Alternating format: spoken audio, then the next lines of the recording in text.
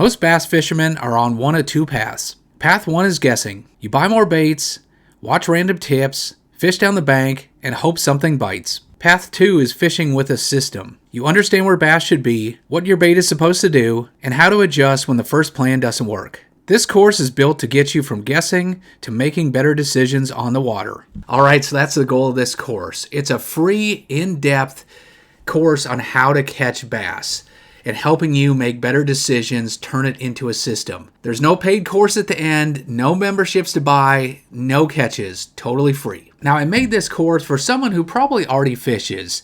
You probably already have a couple rods, some lures. Maybe you have a lot of rods and a lot of lures.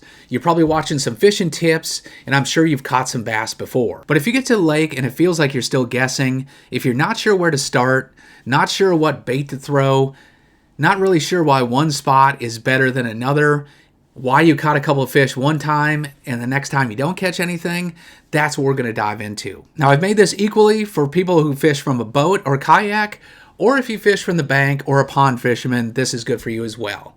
Now, on the flip side, this really isn't for someone, if you're looking for advice on how to cast, if you've never held a fishing rod before, probably not for you. And by the same token, if you're a super hardcore bass fisherman looking for advanced tournament techniques, I cover that in my podcast, some of my higher end stuff.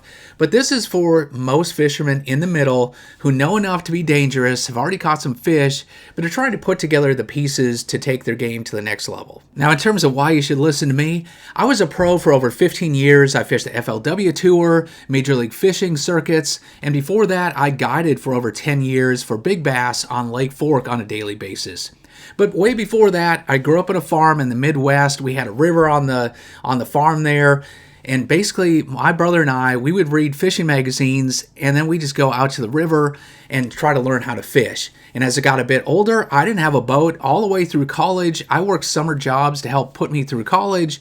And I worked at a resort, though, where I had access to rowboats and small little flat bottoms with like 6 horsepower motors, so I could get out there. I taught myself to fish, and then I was a working weekender and then worked my way into the fishing world. Where you're at right now, trust me, I've been there. I've won big tournaments. I've finished dead last as well. I was a weekender just trying to get on the water, just wanting to catch a few fish. And when I guided, that really gave me insight. When I was out there on a daily basis with a couple customers, many of whom who had never caught fish before, didn't even know how to cast, or people that caught a few but wanted to learn how to catch more, I've seen the struggles that people had. Heck, I've gone through them myself, and I still go through them on a regular basis. The frustration of not being able to catch them, trying to learn new techniques, all the common mistakes we make, catching them in one spot or one day but not being able to do it again. This is the stuff that I learned over the years from seeing guide customers struggle with it, but a lot of it from me struggling myself and trying to help you overcome a lot of the obstacles. And while we're going to talk about lures in part of this video, I know the big thing you need isn't 300 more bait recommendations, another full tackle box of baits. What you need is the decision making of when and where to use them, and that's what we're really going to concentrate on. And one last note before we start diving into it, let's talk about electronics. This is not an electronics video. That's a whole separate course of itself. That would take a couple hours to cover. It's not anti-electronics, but what I want to show you is how to catch fish without having to use electronics. The basic fundamentals, these apply where fish are at, when to switch lures, where to start fishing. If you use electronics, it's going to help with this process, and you can easily add it in. But you need to know where to start, what type tools and what type specific jobs that different lures do, what areas of the lake to start in, when to adjust, when to change color, when to change bait, when to change location. So we're not going to cover electronics, but it's something that once you understand these principles, you can add them, and it's going to help take what you learned in this video to the next level. All right, enough of the introduction. Time to dive into it and catch more fish. So these are the segments. I'm going to have chapters here where you can skip around if there's some parts you want to skip, but hopefully these build from one segment to the next where you learn the basic elements, and then we're going to put it all together.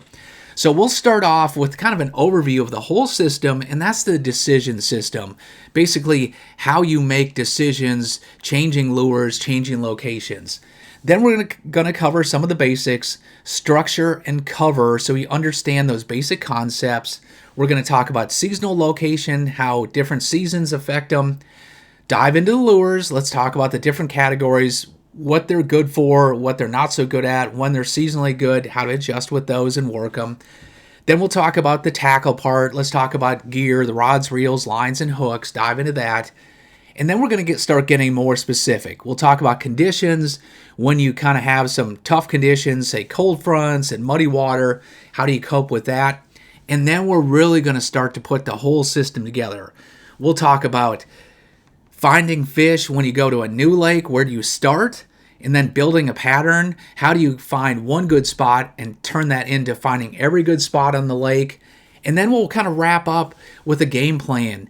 What you should do on your upcoming trips. Let's talk about the next 5 trips that you do in your future trips, how you can start the learning process, put this into action, and start making better decisions on the water immediately. So hopefully you're already picking up on the first key point here, and you might want to make a note of it. But basically, bass fishing success starts with decision making and location, not lure collecting. There's no magic lure. It's deciding where to fish, how to fish a bait, picking the right tool for the job. That's going to determine your success. So here we go. Section number 1 is the bass fishing decision system. And where most anglers struggle is they start at the end instead of the beginning. They start with, what lure should I throw? And you need to back up. That's the last part of the decision. The first part is, where are the bass? What are they doing? What's on their mind? What are they chasing? And then once you figure out where the bass are, what they're doing, that leads you into what lure is going to work best, what tool is best for the job. If you have a flat tire, a screwdriver might be your favorite tool. But if you need to take that tire off your car when it's flat, well, you're probably going to need a wrench or something that actually fits the lug nuts. Starting with the screwdriver and say, I'm going to fix my car, when you have a flat tire, you're working backwards. So let's start with addressing the problem first, where they're at in that decision making. And basically, we're going to look at a number of different factors. Season is the number one thing. We'll talk about that quite a bit, because what season, if it's a spring, if it's a winter, that's going to impact what their motivation is, what they're chasing, where they're at. Location comes along with that. We're going to cover that. Structure and cover, whether they're on drop-offs, whether they're on points, grass or wood or boat docks and stuff. Then the baits themselves, it's not magic lures, but it's the job that it's doing. Are you trying to penetrate into cover? Or are you trying to draw them out of the cover? Are they roaming out in the middle? Are they really high in the water? Are they really down towards the bottom? So again, like a screwdriver or a wrench, they're tools. They have specific jobs. Then your presentation matters a lot. You can throw the right lure, but how you present it, what you make it look like, that matters a ton. And then you're getting feedback and adjustments the whole time, where this is building a pattern, deciding when it's time to slow down in an area, catch a couple on a chatterbait, and slow down to maybe a jig. Or if it tells you, I caught 2 here, but those are the only 2 here, let's not waste any more time slowing down, let's go to another similar spot. So by the end of this course, hopefully you have enough understanding of these to help make educated guesses. Basically, the season is going to help narrow down the lake on the general areas of the lake that you need to fish. Then the structure and the cover is going to help you narrow down in that area where you need to cast. The conditions themselves, whether it's rainy or sunny, whether it's muddy or clear water, that's going to help narrow down the bait, which ones to choose. And then finally, the fish themselves, they're going to tell you if you guessed right or not. If you got it wrong, you work your way back up that ladder, try different areas, try whatever the conditions are saying. Maybe you need to change your bait or different structure, fish it differently, and then ask the fish again. But basically, you're making educated guesses based on the conditions versus just randomly saying, I think I'll fish over here, I'm going to try this bait and just see what happens, and then make random changes from there. Well, congrats, you already made it through section 1, and hopefully you have a little insight into what top anglers and pros, how they have a decision tree of where to start, when to adjust, how to adapt on the water when they're not catching them, or if they're catching them, catch more. And let's start with section number 2 now, and we'll talk about structure and cover. These are some basic elements in bass fishing. You need to understand these basic concepts. Once you understand them, it'll help you decide where you want to fish pretty quickly. So structure and cover, it's a couple words that people a lot of times use interchangeably. They kind of switch back and forth. But the true definitions of them are, structure is actually something that changes in the lake bottom itself, whereas cover is something that's placed there or in addition to the bottom that fish can get around. So good examples of structure would be like points, flats, river channels or creek channels, channel switches, humps, ditches, ledges, drop-offs, spawning pockets, bluffs, anything where the bottom all of a sudden goes from this to this, or it comes up, where the bottom changes. Cover is different. That's like weeds or boat docks or a lay-down tree or standing timber, anything that's in the water. A big boulder is not part of the bottom. That's a separate rock sitting on the bottom. That's cover. Whereas a rocky bottom itself that's kind of jagged, well, that's more structure. A separate boulder or a tree laying on the bottom, that's cover. And these really matter because the bottom changes.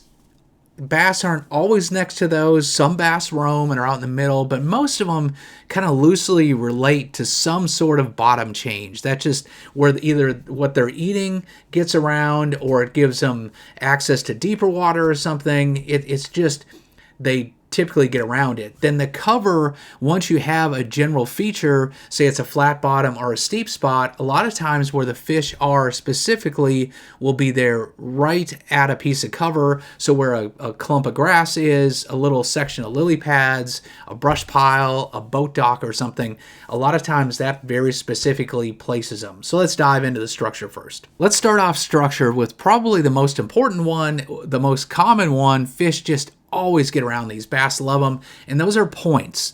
And the name would imply it's kind of a sharp area, but really it's more of a rounded, kind of a oval, elongated sort of structure. And the best way, in simple terms, to think of this, it's kind of like shoes. And if you think this is the shore over here, and this is underwater, a point is just like a shoe that's on the edge of the shore. It just sticks out into the lake. And this one's kind of a flatter loafer, so it comes out very gradually. Other ones are like maybe a hiking boot where it drops off quickly and then gets flat again. You think of like women's high heel shoes, they come straight down. There's baby shoes. You know, this is a adult. This is actually my shoe. A baby shoe, some points are short. Or you think a shack shoe, it might be really long. So They come in all shapes and sizes, and then width as well. You get ones that are medium, you get ones that are really broad, some are really narrow, but it's anywhere where the shore, where underwater, shallow water comes out into the lake. And sometimes it's rounded on the shore and it drops out very quickly and you can see it looking at the shore. Other times the shore may look flat, but then under the water, here's that shoe sticking out and it sticks out there. So like I said, a lot you can visually see. A lot of them though, you have to, under the water, you can see where they come out and they stand out pretty obvious. Now I'm going to put up a map here from Google Earth, and you can see on this, you can actually see the shoreline where the water's down a bit. In Google Earth, and if you use the historical imagery, this is a great spot to find on any lake, any pond. If the water ever gets low, you can literally see where a lot of the points come out. And if the water is fairly clear, even if it doesn't change much, you can see where some of these points are. You can pick it out. But it's a great spot to see how a lake is if it draws down. And there's two types of points. There are main lake points, which every cove or creek is going to have points on both sides of it. You're going to see those are the main lake points. Then within it, you can have a number of what are called secondary points. It's not the first one in there, but all these other little points in there, some small, some big. Like I said, shack shoes, could be baby shoes, anything in between. And that's what we're looking at here. So let's look at this cove right here. Pretty typical cove or creek on a lake. And I'll put up a couple circles here. These blue circles, each creek is going to have 2 points. Those are the main lake points. And those are very productive spots year-round. Fish just, for whatever reason, with that shallow water closer to deep water, it's just a place, if you know nothing else, if you get nothing else from this course, look for points and start fishing those. I promise you, if you learn nothing else, you'll catch more fish just by fishing points. The main lake points are these couple ones at the very entrance.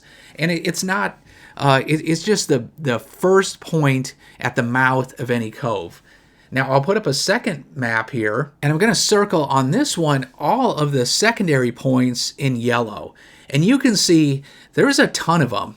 This is a pretty good spawning pocket that I've fished over the years, but you can see there's some bigger points, some sharper ones, more rounded ones, and some are right next to the main lake point itself, out towards the main lake. Other of these are all the way in the back of this pocket, and some are really subtle. If you notice a couple of those, it's barely a corner there, but it does make just a little point, a little bend, a little change where it's a small point. And that's where a lot of people get into, they miss this, make the mistake. Everybody knows where the big main lake points are. Those are obvious. A lot of times they run way out into the lake. Everybody will fish those. A number of times, though, where guys say, oh, I had this hot little point, or I found the secondary point where they were staging, and we're thinking, man, it has to be something that's this classic point and it runs 30 feet out into the lake, when a lot of times it only comes out 5 or 8 feet into the water. It's a small, subtle little thing. And if you're fishing like city parks and small ponds, a lot of times these subtle little ones, you're not sure why. I walked around this whole pond and, I just caught them on these 2 little areas. If you looked at the Google Earth, I bet you a lot of times it's going to be something subtle like this. Maybe it's a little drop off, maybe it's a point or something, but a lot of times these little points are where the fish get. So don't overlook the subtle ones. Pretty much all of them, until you fish them, all points can be awfully good. Now, a few things about points. When they're good, like I said, they're good year-round. It depends if the fish are back in the creeks or out in the main lake. A lot of times this summer and the winter, those fish are relating more to the main lake points out towards the mouth. During the spawn in the spring when they're moving shallow, or again in the fall if fish are up in the creeks, and those secondary points, a lot of times those be important. But part of the thing we're going to talk about is figuring out exactly which of these points are good. Is it the last one? Is it the first one? Is it ones closer to deep water? Is it the rocky points, the grassy points, all that type stuff. So we'll get into some of that. But just know that points are something you need to pay attention to. Now, in terms of how to fish them, a lot of times the windy side of a point is going to be important. You'll also find, we're going to talk about cover in a moment, the point itself is good, but if there's a single stump at the end of it, if there's a rock pile somewhere on it, if there's a spot where it drops off the quickest on one side of it, if there's a clump of grass somewhere, if the grass stops growing on it somewhere, the cover itself a lot of times is going to be the spot on the spot, the very specific place where they get. Now, a couple mistakes that I see people make, people do typically one of two things. They either go to the very tip of the point, go all the way out to the end of it, and then, so if we have my shoe, they just go, if this is the shore here, they'll fish the very tip of it, but they won't fish the rest of it. And a lot of times the fish, like I said, if the wind's blowing on it, they'll be on the windy side, or they'll be at where the point actually starts, or the tip, or the windy side at the base of it. They can be in these corners anywhere around it. So a lot of people either fish just the very end of it, or the other thing, people aren't aware of it and they're just going down the bank, and if they're coming down the bank here, coming up to the shoe, they're casting, and they don't go out with the point when there's a point. They just keep going 20 feet or one cast away from the bank the whole way down, and they drive right over the point. They fish right across it, just coming here, instead of when you come to the point itself, you need to kick out, and if the fish are, say, in 8 feet of water and the tip of this is 8 feet, well, you might be catching them up here in 8 feet, but all of a sudden when it comes out here, you need to follow that contour. So the two mistakes I see people make is either only fishing the end of it, or they totally disregard it, and you'll see a lot of people that don't know what they're doing. They just go right over the tip of it when there's a whole bunch of fish right behind them, and if they would have just came out a little bit around the point, there's a huge school that they totally missed. Now the next structure type are creek channels or river channels. And these, obviously it has to be a man-made lake. In natural lakes you're not going to find these, but anything, a pond or lake that's man-made, a reservoir, they're going to have typically an old creek or river that fed it. And when you flood it, that creek still remains there. So it's the old creek there, and then a lot of them wind around. And if you're in the shallow part of a lake, a lot of times it'll be really shallow, but all of a sudden that creek channel is going to be a little bit deeper section. So to those fish, it's the deepest water around. It also a lot of times has old trees or old stumps around it. There'll be a lot of bends and turns and stuff, so it makes a lot of zigzags and interesting features. Creek channels, anytime it's a man-made lake, they're going to be super important. Fish get around them, the bait fish gets around them, and a lot of times the fish won't leave an area. If you get a cold front or something, they're not going to leave. They'll just go to the creek channel, that deep water that's close by. So let's look at a few of these on Google Earth. So this first one here, I'm going to show the back of a creek, a small shallow bay, in two different images at different times. The first one, you can see that channel zigzagging across the flat here, across the shallow pocket, and it has a bunch of lily pads. So you can see it very clearly everywhere where the old creek or the old ditch used to go. And it shows up pretty clearly on that. And I'll show you another version of it as well. And this is when, going back in time when the water was down, and there's actually, it's high and dry, and you can see how this thing snakes around, just zigzags back and forth, back and forth. Like I said, real shallow water here. This is normally only, 4 or 5 feet or less in this. A lot of it's just 2 feet deep. And then that creek itself is about 2 or 3 feet deeper. So when you're talking 2-foot flats and all of a sudden the creek itself is like 5 or 6 feet deep, to those fish, that's deep water. That's the deepest water around, and a lot of times they hang out by it. Also important, you've probably heard a lot of times bigger fish, you catch them around deep water. That doesn't necessarily mean 10,000 feet deep like it does in the ocean. It just means if most of the area is 2 feet deep and the creek channel is like 5 feet deep, a lot of times the big fish are really close to that. So these are important to know where they're at, to find these. And a lot of times in shallower water, either by looking at Google Earth or just by fishing through, you can see where it gets deeper, and keeping track of the creek channels is really important. So in terms of when these are important, again, these are always important. Once you get out to really deep water in the main lake, if the main lake's already, say, 30, 40, 60 feet deep, a lot of times the creek channel itself, maybe then it starts getting like 90 or 100 feet deep, something like that, won't be as important. But anytime, if the surrounding area is, say, 20 or 30 feet deep or less, where the creek channel is often going to be very important. And it's so important, actually, that there are a couple different subsets or like kind of offshoots of this, because different types of creek channels, there's different areas that get really important. And I'm going to show another map here from Google Earth. Let's walk through that, and I'll show you some of these other subsets. So this image here, this is the back half of a big creek, and it has a really clearly defined creek channel. This was taken when the water was down, and you can see how this thing just winds through everywhere in there. And a couple things to look at. You'll see all the bends. Anytime where it just almost doubles back, really makes a zigzag, those bends are key. Those are really good. And then another feature, it's called a channel swing. And that's anywhere, if the creek channel is out there in the middle of the lake, it can be good.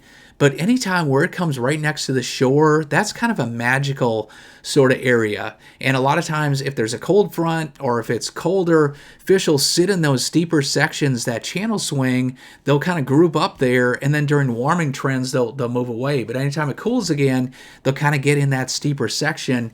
And this may be like the hottest spot in an entire cove. So a channel swing, Let me put up the next picture, and I'll circle right here.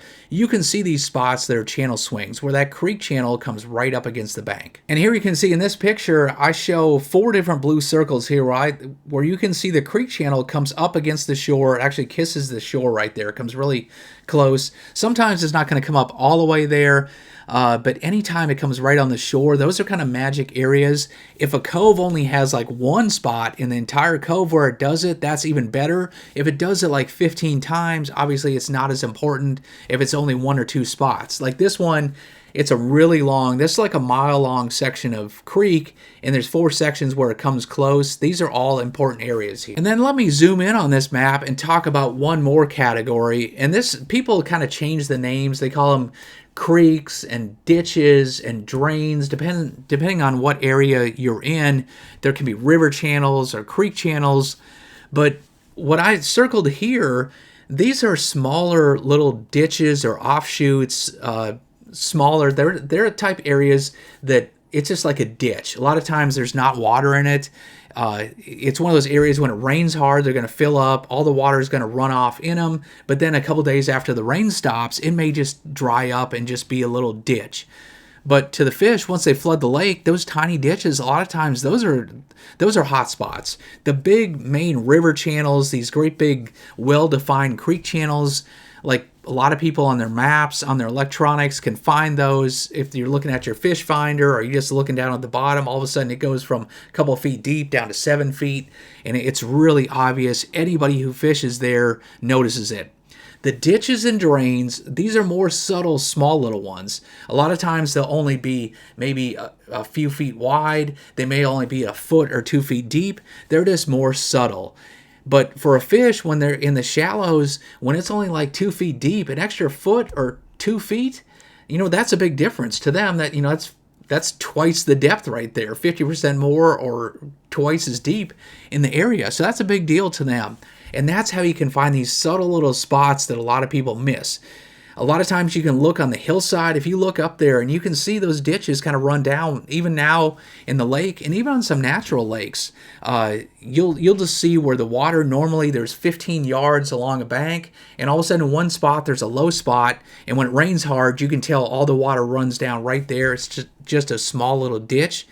Those are subtle little spots that make a big difference in bass fishing. And like these ones that I circled, some are bigger, some are pretty big ones, but a couple of them at the bottom and on the left side, those are more subtle ones that not everybody's going to find. And a lot of times just a subtle ditch, you don't have to look for the main Mississippi River channel out there. You just need a small little ditch, a small little depression. And a lot of times less is more, just like we talked about with points. The ones that not everybody knows about, not everybody fishes, those are the key ones. Now the next category is a flat, and it's just like the name implies, it's flat. It's like the top of a book or something. A lot like if you go in a swimming pool, most swimming pools, they're a waiting one. You can walk out, and maybe it's not always exactly flat. Maybe it's sloped a little bit, but when you first get in the pool, it's 2 or 3 feet deep, and then you can walk out 50 steps and it's still only maybe up to your waist or something. So a flat is not necessarily completely flat. It may be gradual, but we're not talking about a sheer cliff. We're talking about something that's pretty flat. It can go up and down a little bit, but not changing a whole lot. And a lot of times fish will get on these when the conditions are stable, like the spring and the fall. It's where they spawn. It's where they like to get and go eat. And these can be anywhere from like the size of, say, just a small house yard, a very small house yard, up to the size of like a city park or several city blocks. We're talking ones that could be like a mile long. Some flats are, like I said, really big. Some are smaller, and all of them can be in play. What usually ends up happening is the spot on the flats where they get will either be cover, again, if it's a stump, a brush pile, a section of grass where it's rocky all of a sudden, or where it kind of changes. And maybe it's all clay on the bottom and turns to rock. You're going to find somewhere on there where the fish collect. The interesting thing about flats is it's not as obvious. Like a point or something very obvious to people. A creek channel, they can graph around and find it. A flat, by its nature, like I said, if it's 10 city blocks long, if it's a mile long or something, you're going to have to fish around and roam around and find the cover on it, or sometimes you just have to blindly fish and cast and cast. So it's harder. You can't call your shot as much. Like I said, a point, the tip of it or the base of it, something like that's probably where the fish are, or maybe the windy side. The flats, it might take you an hour to fish across there. But once you find that magic little spot on the flat, there can be a big group of fish, and most people aren't going to find them. So it's going to take you more time to figure out where exactly the fish are on the flats, but the upside is once you find them, a lot of times you have them to yourself, and there'll be a whole group there where it's a mile of shore where there's nothing, but all of a sudden you get to that flat spot there, one spot on it, and then the size of like your living room, there might be 5 fish there or 100 fish right in one spot. And then in terms of where the flats are, they can be out in the middle of the lake, in the middle of a pond, or they can be way back in a pocket or a creek or something. It's just anywhere on the lake where it's kind of flat like that. And that brings us to the next structural feature, which is like a drop-off or a ledge. And if you look at the book here, flat on top, and then all of a sudden it very rapidly drops. It's a cliff, it drops straight off. And you can get some places where it just gently slopes down, it just keeps getting deeper, it keeps getting deeper. But going back to a swimming pool, if it's something that has a diving board or the deep end of the swimming pool and they have buoys across there, that's the section of the pool where all of a sudden it goes from 4 feet deep to straight down to maybe it's 9 feet deep there. That sudden drop off, a lot of times that'll focus fish on a drop off or a ledge like that where it instantly goes deeper. Now, a lot of times during the colder or the hotter months, when you're talking winter time and more in the middle of summertime, these drop offs can be really important. But they can, any time of year, the fish can kind of get around these things. And it's an area, if it's gradual, a fish to go from shallow to deep water has to go a long area. If it's a drop off like that, and you get kind of warming trends and cooling trends, and the fish want to be shallower or deeper, and one day it's bright sunny, the next it's cloudy, and they don't want to roam, say, like a mile back and forth. Well, if you get that drop off, they can go up and down on the drop off and be in 5 feet of water or be down in 20 feet of water pretty quickly, and not have to move that far to do it. So that might be part of the reason they like it. I mean, we're just guessing on that, but they definitely like sudden drop-offs like that. So locating those are important, and it's also relative. So like I said, in a swimming pool, we're talking 5 feet going down to like 9 feet. That's a big drop-off. In shallower lakes, say you're fishing a natural lake in Florida or in northern Wisconsin, these more just natural glacial lakes, it may be that same sort of deal where it's like 4 or 5 foot flat, it drops off to 10 feet. You know, that's considered a ledge when the deepest spot maybe on the whole lake is 20 feet. In other lakes, you're talking really clear water, and those lakes might be 80 feet, 100 feet deep or more. In that case, a ledge, something that drops off 5 feet or something, not that much. You're talking then, you're looking for drop-offs where it drops off 30, 40 feet. I mean, it's a big, like kind of a mountain cliffs like that. So keep in mind the drop-off itself, it's how shallow is the water around it. So if the water around it is only 5 feet deep, a 5 foot drop-off is pretty considerable. If the water around it is 20 feet deep, 5 feet's not that much deeper. It's going to take a 40-foot drop going to 60, going to 20 to 60. Now that's a dramatic drop-off. So it's all relative. And then the next type of structure is a bluff. And basically that's like a cliff or something. That's the drop-off, but except instead of being out off the shore, it's the shore itself. It instantly, you wouldn't wait out there. You'd go diving in or jumping in right next to the bank. It's 10, 20, 30 feet deep. That's a bluff. Somewhere where if you got out, if you were trying to shore fish or get out and walk up the shore, you'd have to rock climb it. You can't walk it. It's almost near vertical. And sometimes fish like that really bluffy sort of stuff. And again, that's more around frontal times when you get cold fronts, you get cooling trends, winter time, summer, but that vertical structure where it's a straight up and down, a sheer shoreline, sometimes that's really important. And then the other thing, a lot of times to us it looks straight down, but if you ask a rock climber, they say, well, it's not 100% vertical. There's little spots where I can grab and put my feet and my hands and climb up it. Same with these bluffs. A lot of times it's pretty straight down, but it goes down 5 feet and then jogs out just a little bit. There's a little overhang, and then it goes back in, and there's tiny little stair steps down there that if you were climbing it, you could grab onto. And the fish, a lot of times, that's shade and spots they can kind of hide and lurk in there. So bluffs themselves, normal shores are kind of like they'll be relatively, just gentle sloping, or like a 45-degree bank that comes in falling off faster. And there's steeper ones, but then those bluffy sort of banks, especially if an area of the lake is mostly flatter, and then all of a sudden there's a 100-yard section or a 20-yard section where it's straight up and down. A lot of times that bluff section can be really important. And just a couple more types of structure. Let's talk about high spots or humps. Basically, if you take a bowl, turn it upside down, and it's just basically it's an underwater island. If the water level is here and there's a high spot where the lake comes up and stays, it's that island under the water. Fish definitely get around those. Now, sometimes in the summertime or winter, I may fish something where it's 40 feet deep and the top of the hump is, say, only 25 feet deep, where it's not near the surface. Other times, say like in the spring or the fall, I may want an area where the water itself, it's 8 feet deep, but right around the hump is only about a 2 feet depth under the water. That can be important as well. So it depends on the season.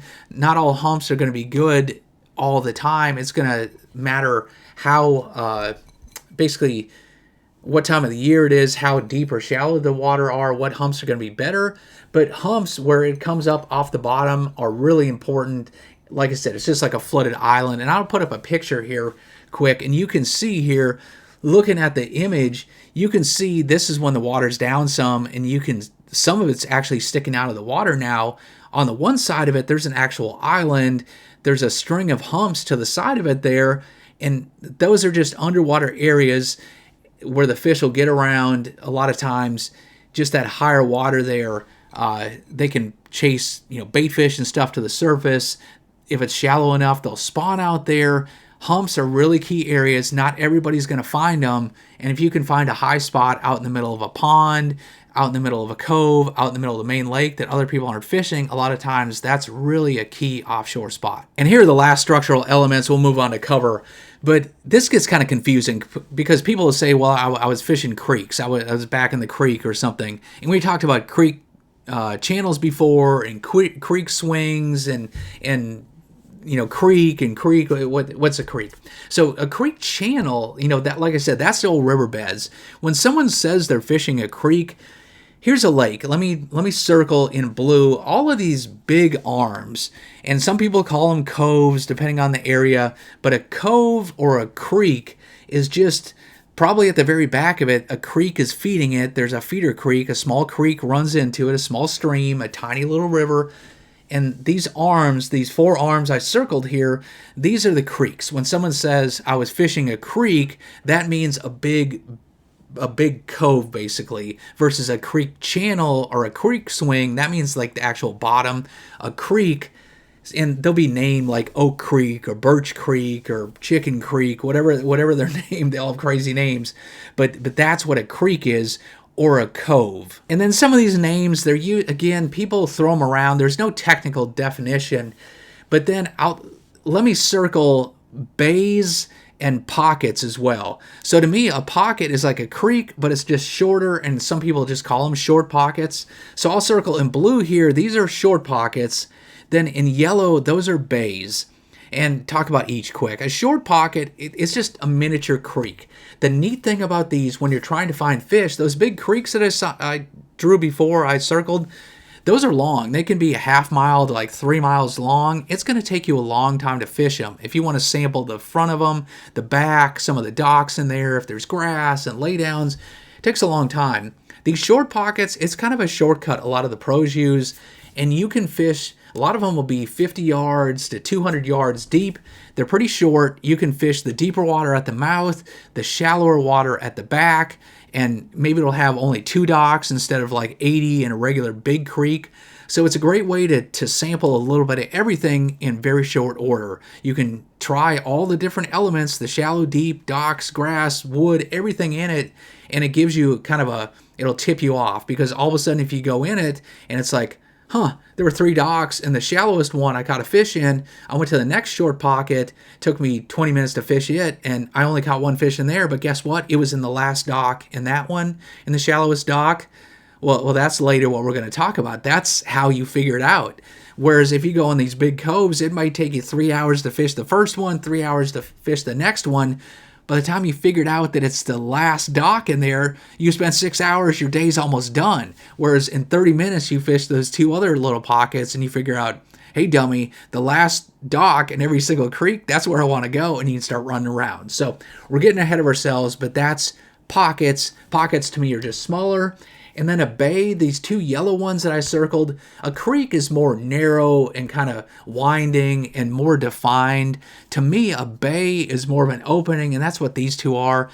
There's some shallow water in the area, and it's not just a straight section of the lake, but it's somewhere where it just kind of, it's a shallow area, but it's still kind of open to the main lake itself.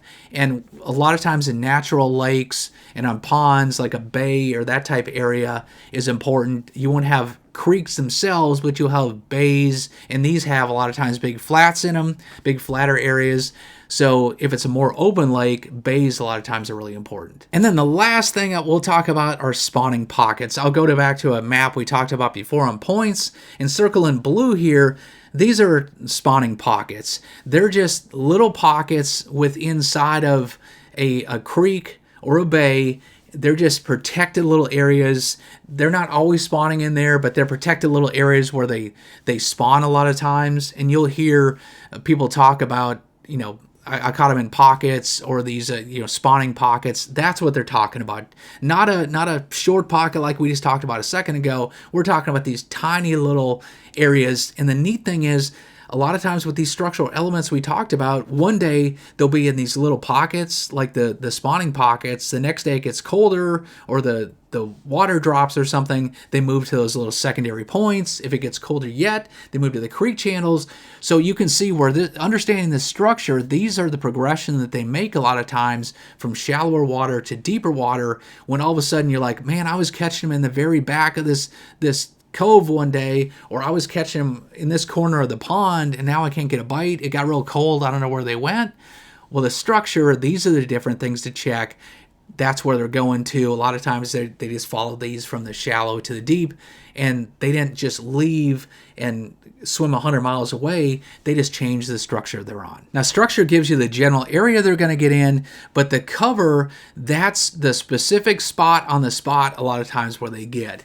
And examples of that, we're talking grass and wood, laydowns, rocks or boulders, brush, riprap, pads or matted grass, standing timber. You get the idea. There's a whole lot of places. The structure tells you where you want to go to.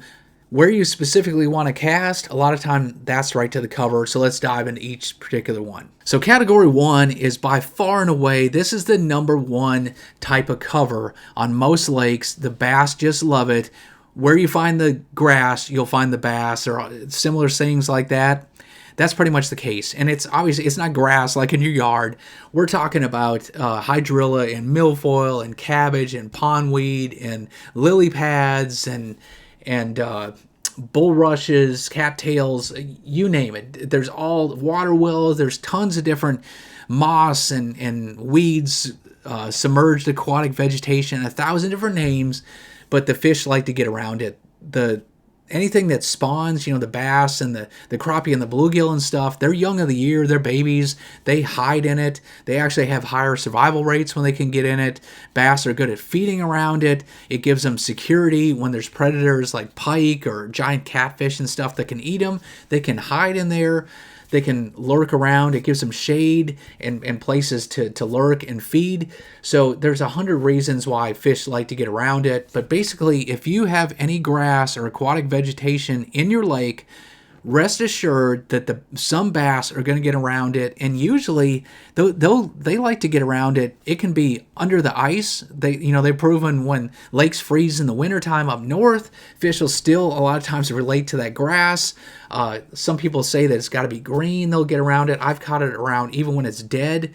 For whatever reason there is between the cover and where the food is, whatever the reasons, having aquatic vegetation, fish are going to get around it. So always check that out. That needs to be probably the first place you check on most lakes if that's an option. And then grass and weeds, it's almost like it kind of has its own little structure within it.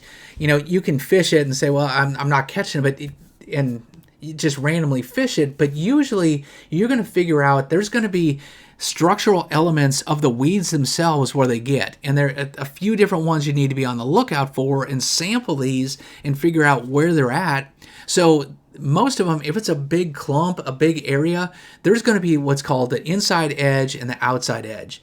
The outside edge is just if the grass grows from 2 feet out to 8 feet deep, the 8 feet where they stop growing, that outside edge. If you ever notice, if you're driving down the road and you see a deer in the morning or evening, or a coyote, something like that, dogs running around, what do they usually follow? It's like a fence or the edge of the woods. There's always an edge, or you kind of that boundary. A lot of times they're not walking in it. They travel right along the edge of it. Fish are the same way. Bass love to feed on it. So that deepest edge, that outside edge is good. Sometimes the grass grows all the way up to the bank. It goes all the way up there. But a lot of times it stops within 5 feet of the shore, within 10 feet of it. There'll be an area that all of a sudden it gets about 2 feet deep, and the weeds, the grass just stops growing. So that's the inside edge. Sometimes, or especially around the spawn or the spring, when they're getting really shallow, a lot of times they'll get on that inside edge. And then you also look for points and drop-offs. If the grass tapers and then goes out and then drops off really quickly, that's kind of like a drop-off. If it makes a little point or a turn or something, that can be important as well. That's kind of a structural element. And then also, sometimes you'll get like clumps, individual ones. So instead of just a football field worth of grass or weeds out there, it may be clumps that are as big around as my desk or as big around as your waist, and just small little clumps there, and isolated ones, the farthest one out, the shallowest one, the closest to the drop, something like that. Isolated clumps can be important. And anytime you just find any irregularities within the weed patch, say it's as big as a football field, you'll find there's areas where all of a sudden it changes maybe from milfoil to coontail, different types. And even if you don't know specifically what the types of grass are, if you look down underwater, in the water, you can see a lot of times it'll be like one type of weed, and all of a sudden it kind of transitions to another one right on those edges. Or you'll see holes in the grass where all of a sudden it's really thick, and then for whatever reason there'll be an area the size of a boat, or a tiny little hole that the size of, it looks like a big lily pad opening. Those little holes, those can be really key. Fish will spawn in there or get in there and eat. So any irregularities like that in the middle of it, a lot of times that's because there's like a stump or a rock or something in there where the grass doesn't grow. Pay attention to all those irregularities, and those can be really good. And then the last thing, the neat thing about weeds, with electronics, you can see fish that are out in the middle if they're by trees and stuff, but live scope, all that, it has trouble seeing fish in thick weeds. They just really hide in there. So that's something that if you're not big on electronics, it's a great place to go fish, because a lot of it, fish can kind of randomly get in there. There might be hundreds of holes in the grass, or just all of it kind of looks the same, but you just need to fish through all of it, and all of a sudden you'll find some magical little area in the middle where they're holding. And people with electronics, they're not going to be able to find that. And even other people that are fishing the area, you just kind of have to stumble on these key areas using the right tools, like we talked about with lures. Certain ones are good at searching them out and finding them, but you want to use those baits to find where that little key area is. And a lot of times, again, like I talked about on flats, a big weed flat where there's weeds all over it, you'll find one little key area in a football field size area where most of the fish are at. So it's a neat place where you can find spots all to yourself and have a little hot spot. One last thing I should say on weeds, a lot of times they'll clump up and get matted, and a lot of people make the mistake thinking, well, it's just too thick, the fish can't get in there. What it's like is if you're walking, say, pretend you're walking through a trail in a forest, you're walking through the woods. If a bird was flying up ahead or a drone's flying over the top, it's looking at the top of those trees. To them, it looks like, man, it's really thick down there. I don't know how anything can move around. But obviously, underneath all the canopy, all the leaves, down underneath through the forest, you can walk between the trees really easily. It's kind of shaded out and it's open. Same thing with the grass. A lot of times, it'll grow up and canopy on the surface and it'll mat up, but underneath there's these hollow kind of trails through there and the fish get in there. So that's where frogs and punching, where you put a lure through and they go into these holes in the grass underneath. So a lot of times what looks like really thick matted grass to us and you could almost walk across it, yeah, it's like that on the surface, but it's wide open underneath, and there's all sorts of trails where the fish get underneath it. And then cover type number 2, I would say is probably the second best one, is wood cover. And essentially, I think that what bass like is stuff that's complex, is pretty thick, not so thick that they can't get through it, but pretty thick where there's a lot of hiding places, a lot of places to get into, and a lot of bait fish gets around it as well, and small bluegill, things like that. So that's why wood and grass, both of these, the thicker they are, a lot of times the better they are. And on the toughest days, that thickest stuff, like I was talking about, that matted grass, that's where they get on those really tough days. So wood cover, there's all sorts of ones. There's stumps where before they built the lake, they cut down trees and it's just a stump that maybe sticks up 6 inches to 3 feet, something like that. There's standing timber in some lakes where they left the trees in there. There's laydown trees in a lot of ponds or shorelines where trees just fall over into the lake. That's a laydown. Those are very good. Some places they cut down trees and they'll drop them there, create habitat. Other times there's brush piles people for crappie and bluegill. People put these very often around their boat docks. They take an old Christmas tree, they sink it with cinder blocks, they drop it right next to a lot of boat docks or around their shoreline. So there's areas for them to hold fish and be able to catch fish around there. And then other people take them in pontoon boats or flat bottoms. They'll take them out to the middle of the lake, cut down small little trees or willows, take a bunch of cedar trees out there, Christmas trees, and drop them. Or sometimes these are great big trees. Some guys drop huge ones out there. Or sometimes you'll just get trees that kind of wash in with a flood or something. They fall down, float out, and drop into the middle of the lake. So woody cover can often be very good. It's going to matter. It's not just, if something's out in 80 feet of water out by itself, it may be too deep. Sometimes if something's really shallow in the heat of the summer, it may be too shallow or something. So it's going to depend on the structure and where it's at, but it's definitely worth checking. And sometime during the year, it's probably holding fish. Now, one rule of thumb, like I said, the thicker is better. And standing timber or anything vertical, you'll get a single fish a lot of times, or two. If it has a lot of branches, they'll get around them, and it may hold a fish or two.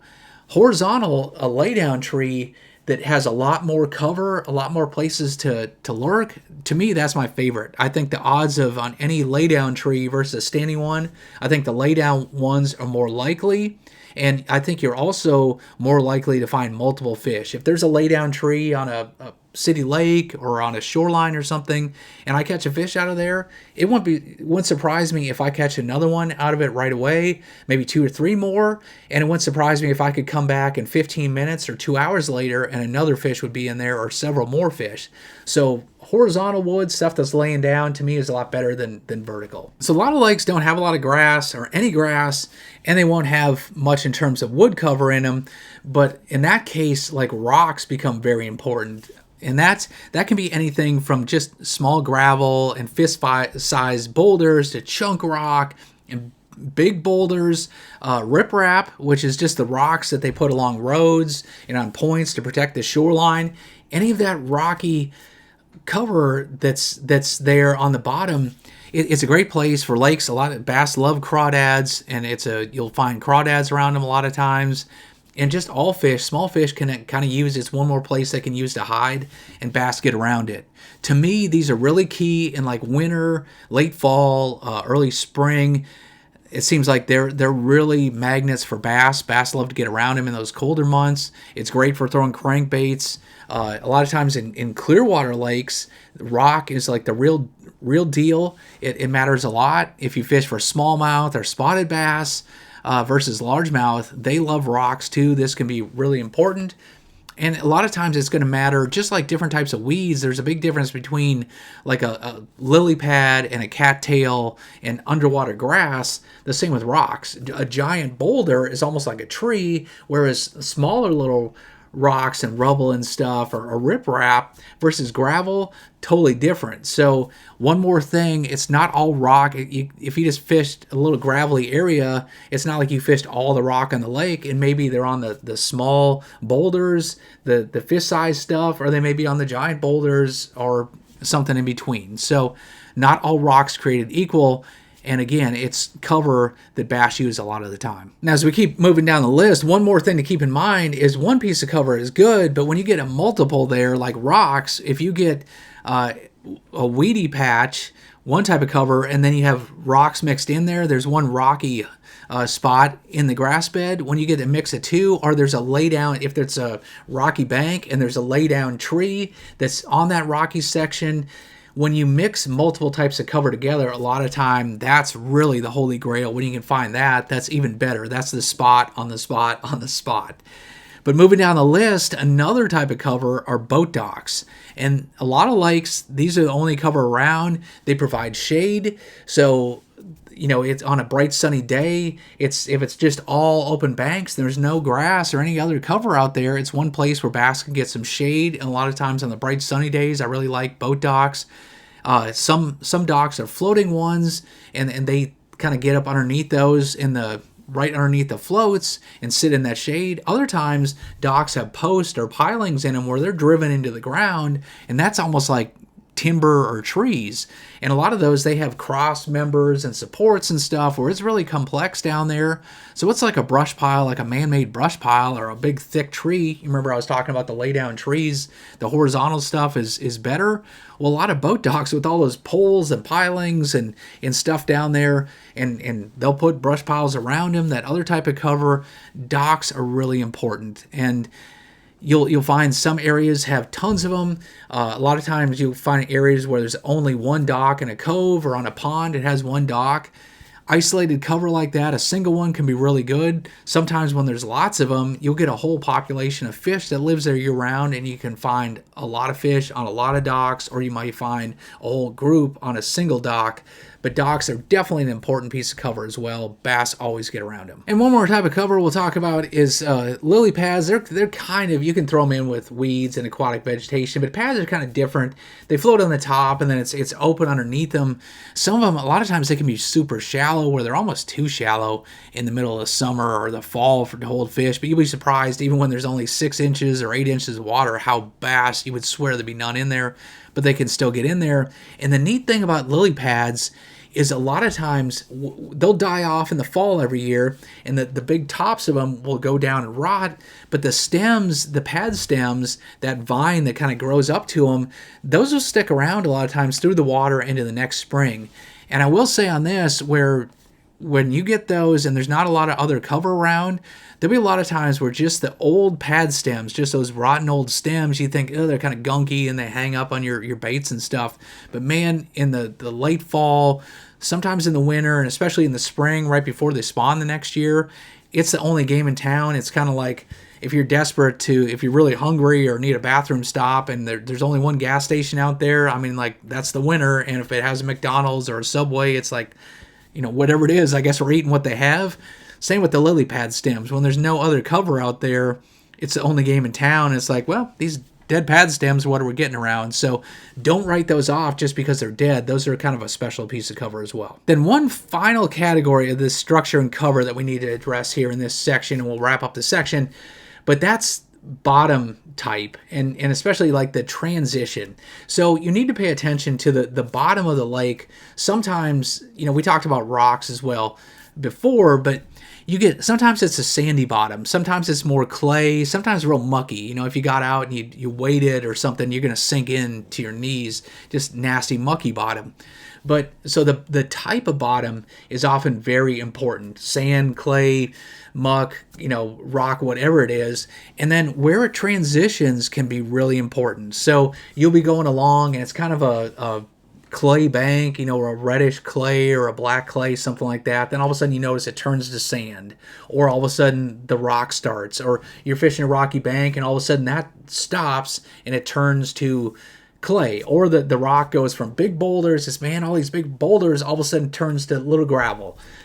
Those transitions, I don't know if it's because of the crawdad, they like a different bottom type, or the depth change. A lot of times not even that. I don't know what it is, but that has always been, you hear people talk about transition banks, and where there's just that transition from the bottom type going from muck to clay to sand to rock, whatever it is, you need to pay attention to that. And a lot of times that's the fine little detail the guys don't pick up on, but all of a sudden you start paying attention to it. And it's like, man, it's like everywhere it goes from that red clay I see on the bank to sand. They're right there where it turns to sand, for whatever reason. So that's something that a lot of people miss, but you definitely need to pay attention to. Moving into section 3, that's seasonal bass location.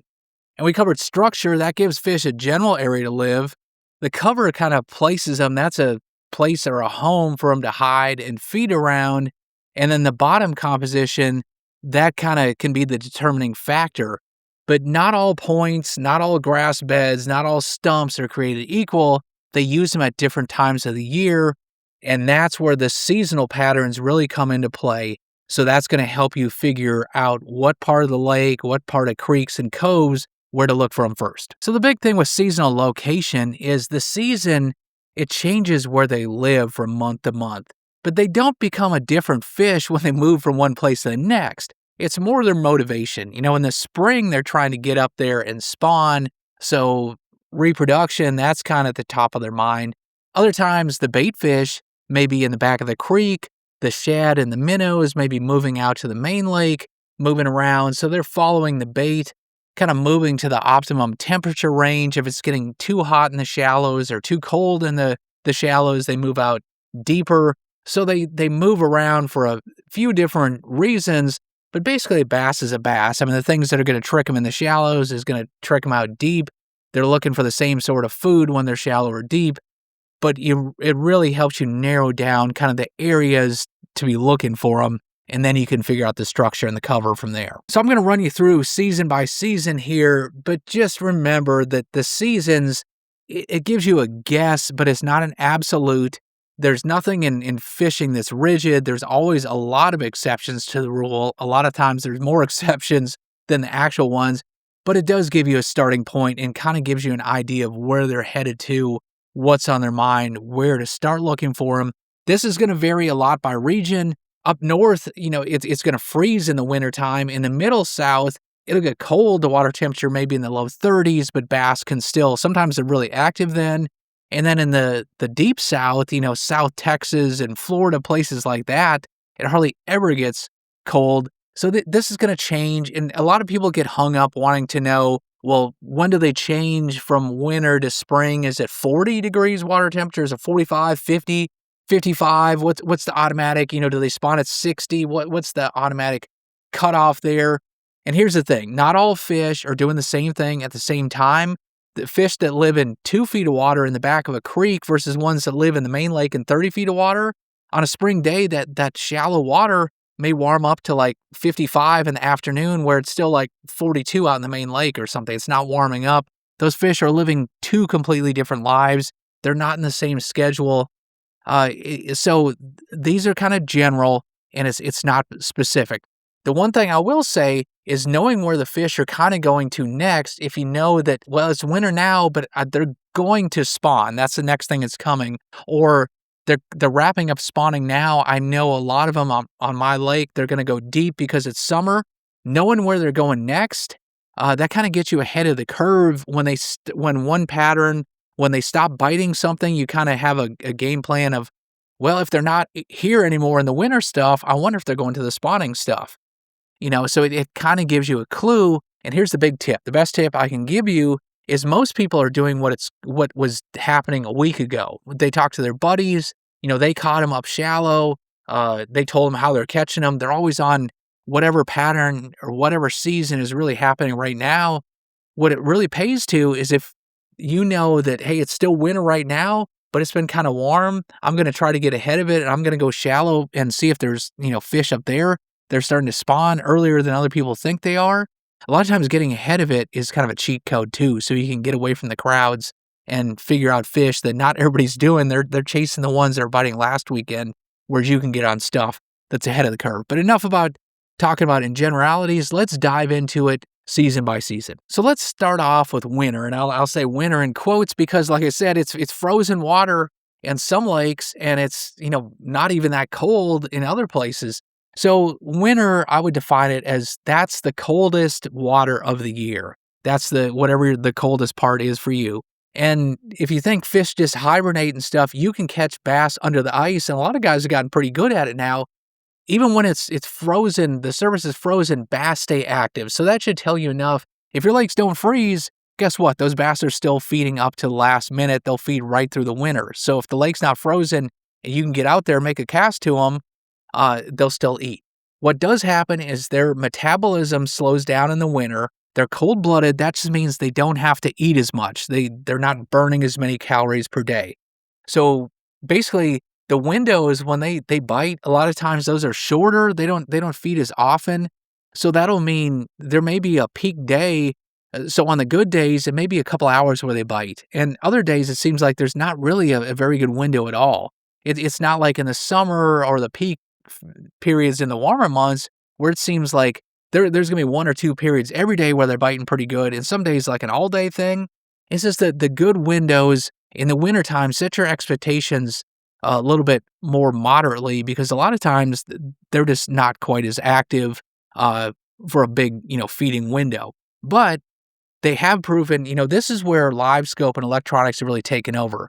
We used to think, fish can't swim that fast and they kind of hibernate and slow down. Not the case at all. A lot of them are just out in the open water. They're chasing minnows around. The minnows and shad are having a tougher time of it when it turns really cold. And they struggle a lot more than bass. It's easy pickings. And the bass are starting to bulk up for the spawn already. So a lot of them, they're taking advantage of it. So it's not like the bass shut down and they're still eating. Offshore gets good. Typically, people think of deeper. And a lot of times on some of these natural lakes, there's only a few spots in the whole lake where fish can really spend the winter, where most of them do. And they really group up and consolidate. So the neat thing about winter is they're often not in as many places, but they are concentrated. So once you do find where there's fish at, there's probably a big group of them. You probably found the mother lode. And here's the other thing we found, that not all fish go deep. They don't all do the same thing. Some fish, they'll stay shallow their entire lives. They stay in the shallow waters on the bank. So that means if you're pond fishing, if you're bank fishing, if you only have access to the back of a creek or something, there are probably some fish that stick around the whole winter and stay back there. Now, maybe a lot of them go out and fish that and get in the deeper water, chase bait fish or get deep, but there'll be some that stay shallow all the time. So not all of them do the same thing, but in general, they tend to get deeper, and that can be over 30, 40 feet of water, and they're kind of out in the middle of the cove or out in the middle of the lake where they're over that deeper water. They may only be 3, 4 feet deep down, but a lot of times they're not on the bank. They're out in the middle more, out in the deep spots. They like a lot of times more vertical type drops, and you can catch them in the shallows, especially if you get December, January, February, you get warming trends. A lot of times you'll catch them in shallow water, but it won't be all the way in the back of a creek. A lot of times it's where there's deep water nearby, like we talked about before, in structure, those bluffs and channel swings and just deep water nearby. They'll get in shallow water, but they also get in shallow water that's pretty close to deep water. So they're still close to the main lake or still close to deep water, but they'll come up and feed for a bit in shallow water, then go back out to that deeper water. And a couple more things to keep in mind here. A lot of times, a lot of those fish won't relate to anything. If they're relating to, instead of structure or cover, the one thing we didn't talk about is bait. And if you have shad or herring and all sorts of like ciscos or something, a lot of times they'll follow the roaming bait out there. And that's what they relate to. It's not that anything in the lake, they're following the bait around, so they can get out in the middle. One thing that does keep them shallow, if your lake has grass, hydrilla and milfoil, any of that submerged vegetation in the lake, they will stay around that. Even if it turns if that stuff goes kind of dormant, which means it turns kind of brown and black in the wintertime, A lot of times those fish stick around that grass and will stay shallow. They're more likely to stay shallow. And the other piece of cover that gets really critical in the wintertime are rocks. It seems like rocky shorelines, and people have said for years that all the rocks hold heat and retain heat. That's why they get around them. I've never like stuck my hand in the water there and found that, man, it's so much warmer here. Maybe it does. I don't know. That's just crazy stuff that people say.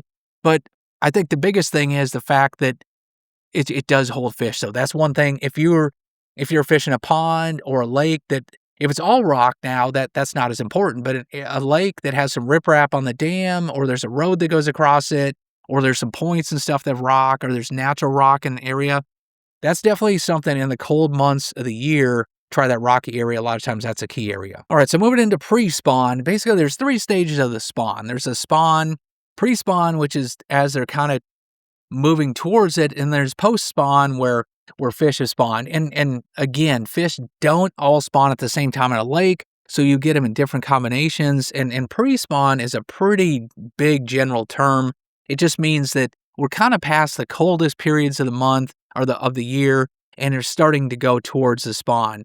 And you will find that some fish on a lake, on a big lake, a lot of times you'll find that the clear section, the lower end of the lake, that's where the water's clearer and deeper, and those fish, they'll be in winter patterns still, where the ones on the upper part of the lake, the water's usually more stained or muddy, and fish in that area, the water warms up quicker. Those fish don't live as deep, and a lot of times they start to pre-spawn, move towards the spawn earlier. So it's not even on the same lake, it's not the same time. It's not a magic water temp or anything. But typically, you can work backwards on, like in the south, like in Texas and in Alabama, places like that. We get a lot of fish start spawning in mid to late February into March into April. So pre-spawn for us, that means like January, February is pre-spawn into March. That's before they're getting ready to spawn. Now in upstate New York or northern Wisconsin and Minnesota, where fish don't spawn until June, then pre-spawn for there is like April and May, because they're in winter up until that point. So it's relative, but basically it's a couple months leading up to it. Another couple things to keep in mind: the biggest fish typically spawn first. That's not always, but a lot of times they do. So the pre-spawn, it'll surprise a lot of people that big fish get caught early, shallow, just because they're some of the first ones. And it's not like they live in 40 feet of water, it gets warm for 3 days in a row, and they just swim 2 miles all the way to the back of a cove and start spawning. You hear talked about staging areas. Fish are staging for the spawn. What does that mean? Well, those spawning pockets we talked about before, those protected areas in the backs of creeks, those small little protected pockets, well, fish move back towards there, and a lot of times they work their way back. When there's a warming trend, you'll find a lot of times they're on those points and secondary points, creek channel swings, humps like that as you get closer to the back of the creek, and they work their way back. So that's staging areas. So basically, you're talking about structure that is close to the spawning area, but they're not all the way back there. And the warmer it gets, a lot of times the farther back they go, they start to progress. And as it cools down, they don't just like all of a sudden there's a cold front and we just leave.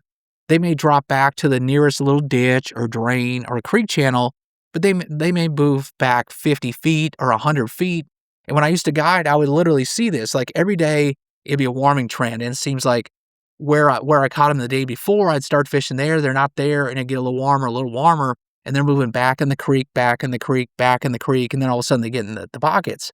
Then it cools down, and they're just kind of moving back a little farther towards the main lake, and it warms up, cools down, warms up, cools down. Eventually gets warm enough, they go back there and spawn. So basically, you'll see a trend there. And when you get a big warming trend, a lot of fish move in shallow. If it's cold and you had a big bitter cold snap, it drives a lot of those fish out of there. So that's the general trend. And one more thing about the pre-spawn, a lot of times when it warms up, what happens is fish spread out more. Those flats we were talking about in the spawning pockets, they'll be all up and down the shores. If you fish a pond or a bank or something, you might start and just walk all the way around the pond, and you'll find them just kind of scattered out all along there. If you're fishing creeks with your boat or something going down there, you just may randomly, it's like every third boat dock seems like I catch a fish, or every third lay down, or I just throw a crankbait and I just keep on kind of randomly pick them up. They just spread out. They're starting to use all the habitat where they're going to spawn, and they're spread out. What happens typically on cooling trends is they consolidate more. They group up more, and instead of finding them in all these areas, there's going to be, like I talked about, there's going to be a channel bend or a creek channel swing or a drop off or the outside weed edge or the deepest clump of grass or, rock pile that's in the deepest part of the shallows, something like that. A lot of times they're going to group up. So they consolidate, which is tough. Again, if you're not getting bit, you're not catching anything. But once you do find them, the good news is that there's usually a group. So even though they're not as active, there's a group of fish. So you can slow down and work that area over really thoroughly. And even though they're not biting that well, if there's a whole group of them and you keep on dragging your lure through it, sooner or later you get bit. So keep that in mind. As it warms, they kind of spread out more.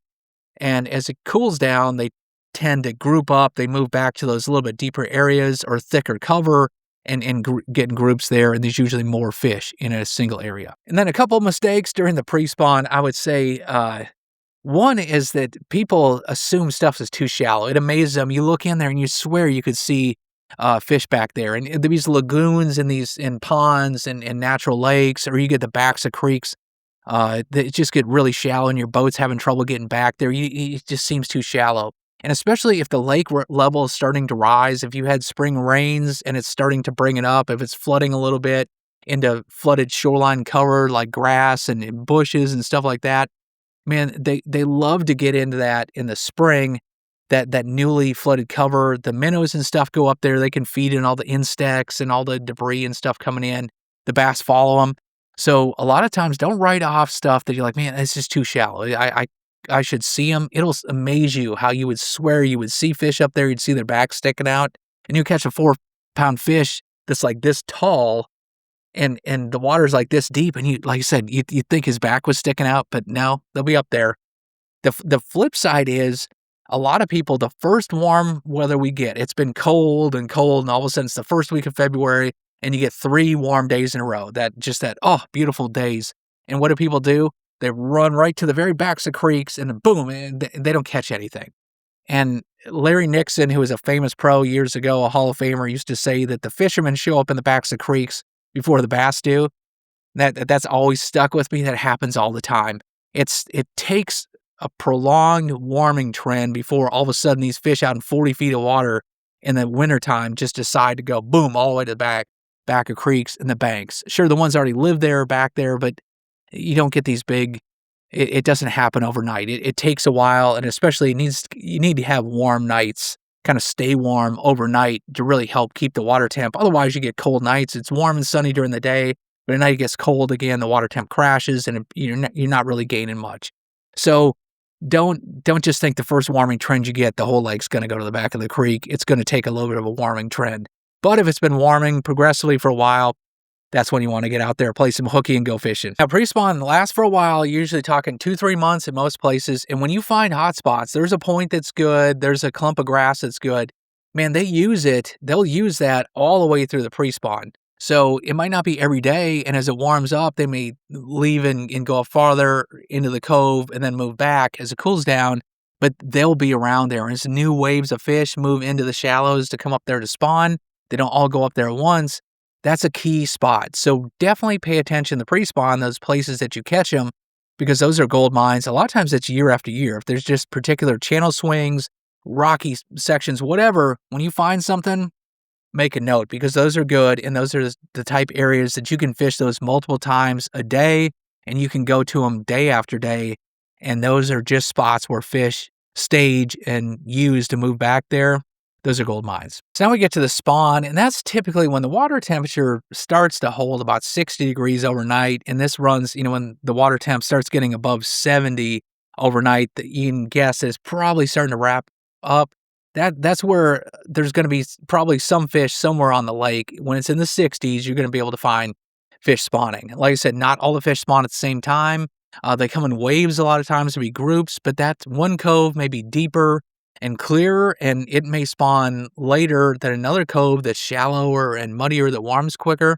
So it's just area by area. If you have a big wide open lake, maybe the side that catches a lot of wind, that stays cooler, where the other side is more protected, that may spawn earlier. But the spawn, when that happens, they're just getting on beds, they're reproducing. You get the males and the females pair up.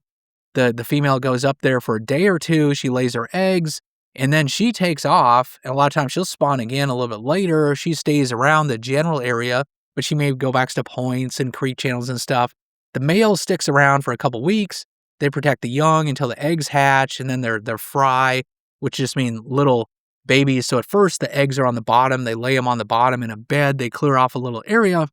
Then the fry hatches, and then it's like a little cloud. It's the size of maybe like your fist or so. Just these tiny, they look like little Rice Krispies or something, swimming around. And the male protects them for about 2-3 weeks, and then that's it. They're on their own, and they move off, and the male goes back to eating as well. So basically, you're looking for protected areas like those spawning pockets. You typically want a harder bottom if you can find it, sand and clay, that type of stuff. They don't like the mucky bottom as much, but if that's all they have, they'll use it. And often they spawn around things. If there's a stump, if there's a tiny twig in the water, if it's the corner of a dock, if there's a laydown, a clump of weeds, a hole in the weeds, just anything. And a lot of times it'll be like a twig that's as big around as your index finger, and maybe it's only like a foot or 3 feet long. It's a small little piece of wood that just kind of a branch that fell in the water. They get around something, so they like to be around that. A lot of times they'll spawn in muddier water from a foot to maybe like 3 feet deep. In clear water, it's nothing for them to spawn. Some will be up really shallow, but a lot of them will be out in 8, maybe even 10 feet deep spawning.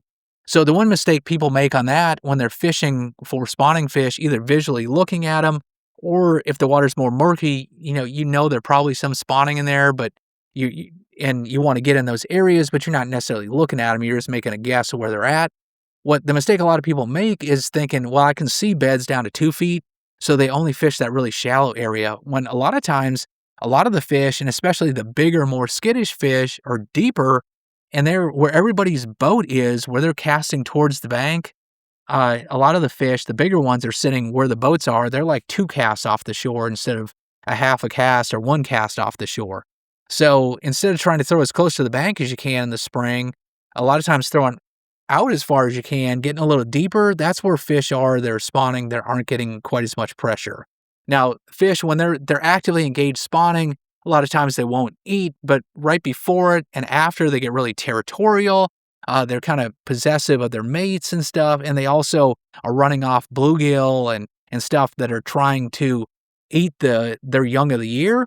So they get pretty territorial. So that's where you can throw in there, and they defend the nest, and those fish are eating, sometimes not for food, but to protect. So you'll throw in there, and a lot of times if you get bit on a spot, you miss him, you throw back in there, and he bites again. Maybe you miss him again, you throw back the third time. If they bite multiple times on a spot, that either tells you there's multiple fish there, they're all kind of competing over it, or in the spring, a lot of times to me, that means it's probably a bedding fish. They're spawning, and that tells you that, yeah, these likely spawning type areas next to cover are really important. Anytime and I said they typically spawn next to cover, so you don't have to be a genius to figure out, yeah, probably every laydown on the bank, every corner of every dock, every clump of weeds, something like that, there's a really good chance that fish get around. And a lot of times they're kind of skittish. They'll spook off at first, and then if something sticks around, they'll attack it. So that's where you hear about wacky worms and flukes, Senkos, all that stuff get really good in the spring, just because fishing really slowly, leaving it in place. A lot of times that works well. Texas rigs, same sort of thing, that's where you start throwing spinnerbait and crankbaits, chatterbaits.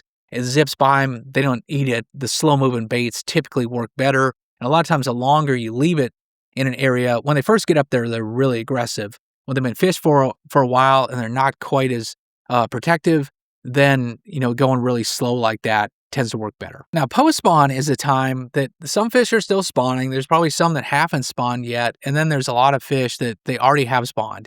And they're starting to recover from the spawn, which by recovering, that doesn't mean taking a nap.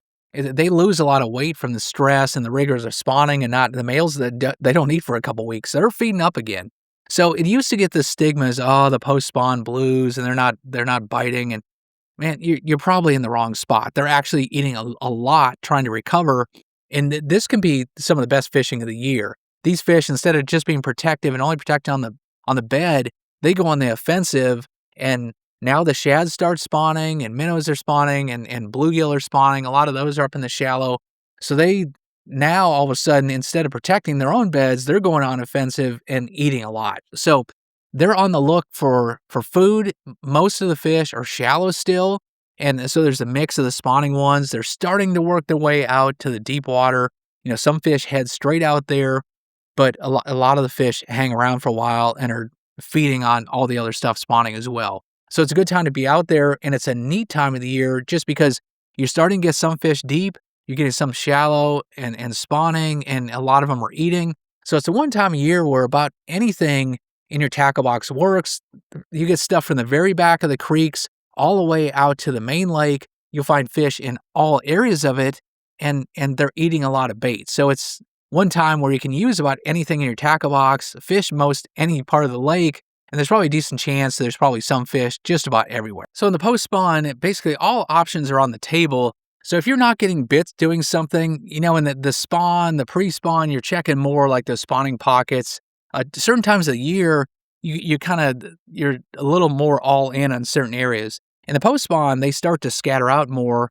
So basically, if you're not getting bit doing something, you probably need to do something else because there are lots of options. Don't go down flames on just one particular pattern. And then a couple other things. The spots where you caught them in the pre-spawn, where they stage going in, those points and kind of channel swings and stuff, a lot of them will be on those on their way back out too. So any of those places you caught them before the spawn, you need to be checking those afterwards. Those could be just as equally good. And like I said before about rising water, at some point during the spring, typically you get big spring rains, you get runoff, a lot of water coming in there. A lot of times it'll raise the level of the lake for a while. Fish get into the shallows and get into that stuff, love getting up there. Flooded bushes, willows, shoreline grass, all that. So if there's newly flooded cover up there, that's going to keep fish shallow, and it's going to pull a lot like way shallow. They're going to get into that stuff. They love getting up there. You definitely need to take that into consideration when those periods hit, whether it's March, April, May, June, whatever that is, those big rains hit for the spring. If it raises the lake level, you need to get up there shallow and check that out. Now, once we get into summer, that's kind of two different periods to me. The first half of summer, most places, that's like June and July, maybe May in some of the really southern states, like Texas here. But they're more shallow and deep mixed on that, up to somewhere like the middle of July. It's kind of wide open. You get the dog days of summer more like the late July through August, early September. When it's really hot, man, they kind of lots to spend, and that's a little bit different deal there. So the first half of the year, depending on how many fish, some places, most fish, it seems like, live offshore. They leave the shallows, they vacate them, everybody goes out to the deeper water. Other lakes, a lot of them stay shallow, and sometimes even more fish stay shallow than go deep. And one of the biggest determining factors is how much cover you have shallow. Again, grass is a huge key. If your lake has a lot of grass, if it's a natural lake where it has a bunch, or it's a reservoir, it has hydrilla and milfoil and stuff, if you have grass, a lot of fish are going to stay shallow in it all the time, or they're going to slow their roll. They're going to go out deep a lot later. They're going to stay in that grass for a long time before they go deep. Or like I said, if the water comes up and there's flooded cover up shallow, bushes and stuff, those fish are going to stay shallow in that stuff a lot of times until that water gets out of it.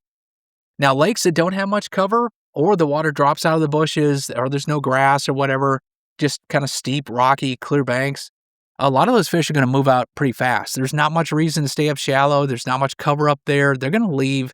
About the time the spawn's over, those fish, most of them are moving out, and they're going out to the deep water like instantly. So rule of thumb, the more cover you have, especially grass or flooded cover, the more fish are going to stay shallow, and the longer they're going to do it. If you have less cover, they're going to move out deep quicker, and more fish are going to move out deep for the summer. Now, one thing, there are some fish all the time that are resident fish that stay shallow. They live on boat docks. They'll live around a couple boat docks their whole life. Or if there's the very backs of creeks, there's lay down trees and some cover back there. Some of those resident fish, that's what they're termed, resident fish. I mean, they just live there. That's their mailbox. They live there year round. Other ones move shallow and deep over the course of a year. but you can always catch some shallow. So if you're a bank fisherman, pond fisherman, and you don't have access to deeper water, take heart. Like I said, year round, even under the ice, a lot of those fish aren't out super deep. And in the summertime, you can catch them really shallow still. Now, in all the lakes, though, in summertime, it's known as structure fishing and deep water fishing. And a lot of fish do go to that cooler water, go out deep, and they live on typically humps and drop-offs and creek channel bends, stuff like that, and brush piles, rock piles, and stuff out on that deeper water. So if there's grass, you're looking at the outside edge, which on the outside edge of grass can be anywhere 6 feet. Some lakes is like 12, 15, out to 20 feet deep in clear water lakes. So that's pretty deep too. They'll get on the outside edge of grass, and natural lakes, that's where they'll spend the whole summers, on that outside edge usually, or up in the flats a little bit, but mostly on that outside edge. If there's not the grass, then they get on that traditional structure, those humps and drop-offs out there. And that's where you hear about, pulling worms and jigs and deep cranking, all that stuff out there in that deep water get really good in the summertime. So there is a big population that gets out there. Like I said, the less cover that you have up shallow, the more they're going to get out there. Now, the first half of the year, it's a better bite on that first half of the summer, I should say. The second half, you get late July into August, a lot of fish suspend. The water starts to stratify, or you get what's called a thermocline, which, without getting too technical on that, basically the water starts to separate, and the stuff that once you get down below 18 to maybe like 30, 35 feet, depending on the lake, there's going to be an area where there's just not enough oxygen in the water anymore. Fish stay shallower than that. So you typically get a lot of suspending fish, and they come up schooling, they get shallower. The one thing that happens, though, is they start to already kind of get in their fall patterns. So if your lake is just dominated, everybody's just killing them out deep, you hear everybody's throwing a worm and a crankbait in June, July, they're doing great, there may be less fish up shallow. As it gets really hot and that thermocline sets up and they start to scatter more, that's when you start to some fish are already starting to push shallower. So a lot of times in August, even it's the hottest time of the year, you would think all the fish would be deep. For whatever reason, I guess because of the thermocline, actually the shallows already start to pick up again in August. And here's the other thing. Nobody's fishing shallow in August. It's hot. Everybody's looking out deep. Hardly anyone's up in those shallows. So that's one time where you can get ahead of the curve and go fish shallow. So if you're stuck to the bank, don't have a boat, you can still catch them. If you fish offshore, it's time to look not on the bottom as much, but either look for shallower structure, stuff above that thermocline, or you're going to have to look for suspended fish. So that's where the stuff we're using live scope or using kind of suspending lures and fishing it higher in the water column, that works better versus the first half of the summer. That's where you find fish on the bottom in sometimes 25, 35, even 40 feet deep out there. And that brings us to fall. And fall is, I would say, the least predictable period. Fish are doing a little bit of everything, and the bait starts to scatter out. And a lot of times they're following bait, so it makes them more nomadic. That can mean 1 day or 2 days they're in the very backs of creeks, a bunch of shads back there, and the bass kind of follow. And then for whatever reason, because of, I don't know, who knows what, it's like a cooling trend or something, that the shad kind of moves out to the middle of the cove or out to the main lake. They follow it, and it's just more random.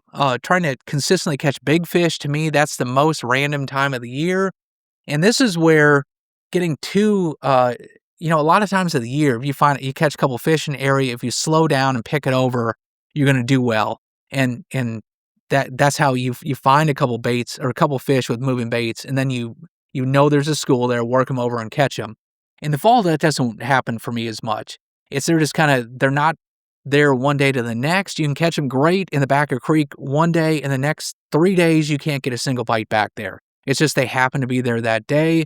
And it's also where I just randomly, instead of slowly picking stuff apart, I just pretty much try to cover as much water as possible. And that doesn't mean always going fast. It may be like there's a fish on like every third laydown, and there's just going to be one there, and you can throw a wacky worm and 6-pound test and finesse them all you want. You're not going to catch more. There's just a few fish, and you just, like, every third laydown, you're going to get a bite. So cover as many as you can instead of trying to really pick them over.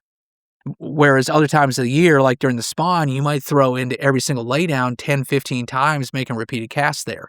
So the fall to me is cover a lot of water. Don't get too married to what happened yesterday or the weekend before.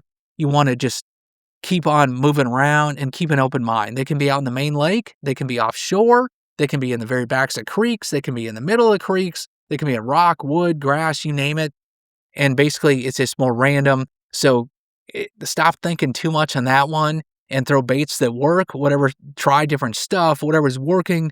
You just want to keep on throwing that bait and covering a lot of water instead of worrying too much about, well, this cove doesn't look, the other one had more clay on the bottom, this one has more rock on the bottom.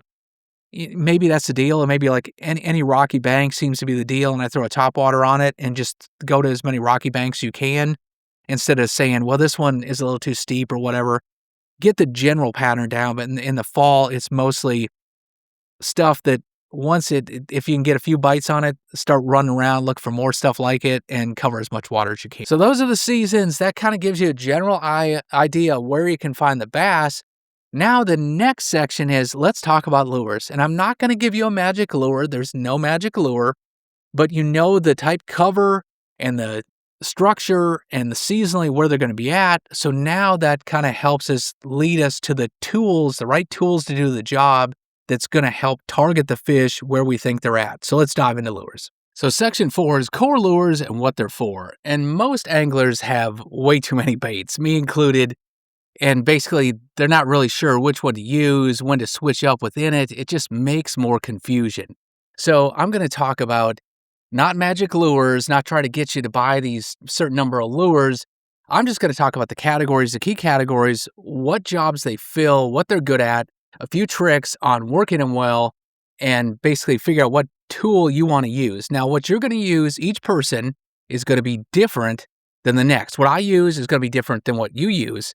If you're fishing clear rocky lakes versus muddy shallow ones versus grass lakes versus wood lakes, it's just different. So you're going to need to find out what works for you. And basically, I'm going to go through 3 categories. There are moving baits, and then there are kind of bottom bouncing baits or dragon baits, and then there are finesse baits. And you're going to basically need 1 or 2 from each category there that fit the need. If they're chasing horizontally, if they want something dropping or on the bottom, and then if the fishing gets tough, what's your go-to? And depending on how you fish, how big your fish are, just all those factors, what's going to work for you is going to be determined by your lake. But I'm going to specify the tools here so you can hopefully get a better idea. Hey, these are the ones I want to use, and dial it in and kind of start with a few of them instead of hedging between 15 of the baits that kind of do the same thing. I'm going to surface level hit these. We're not doing a deep dive. I'll put links in the description below.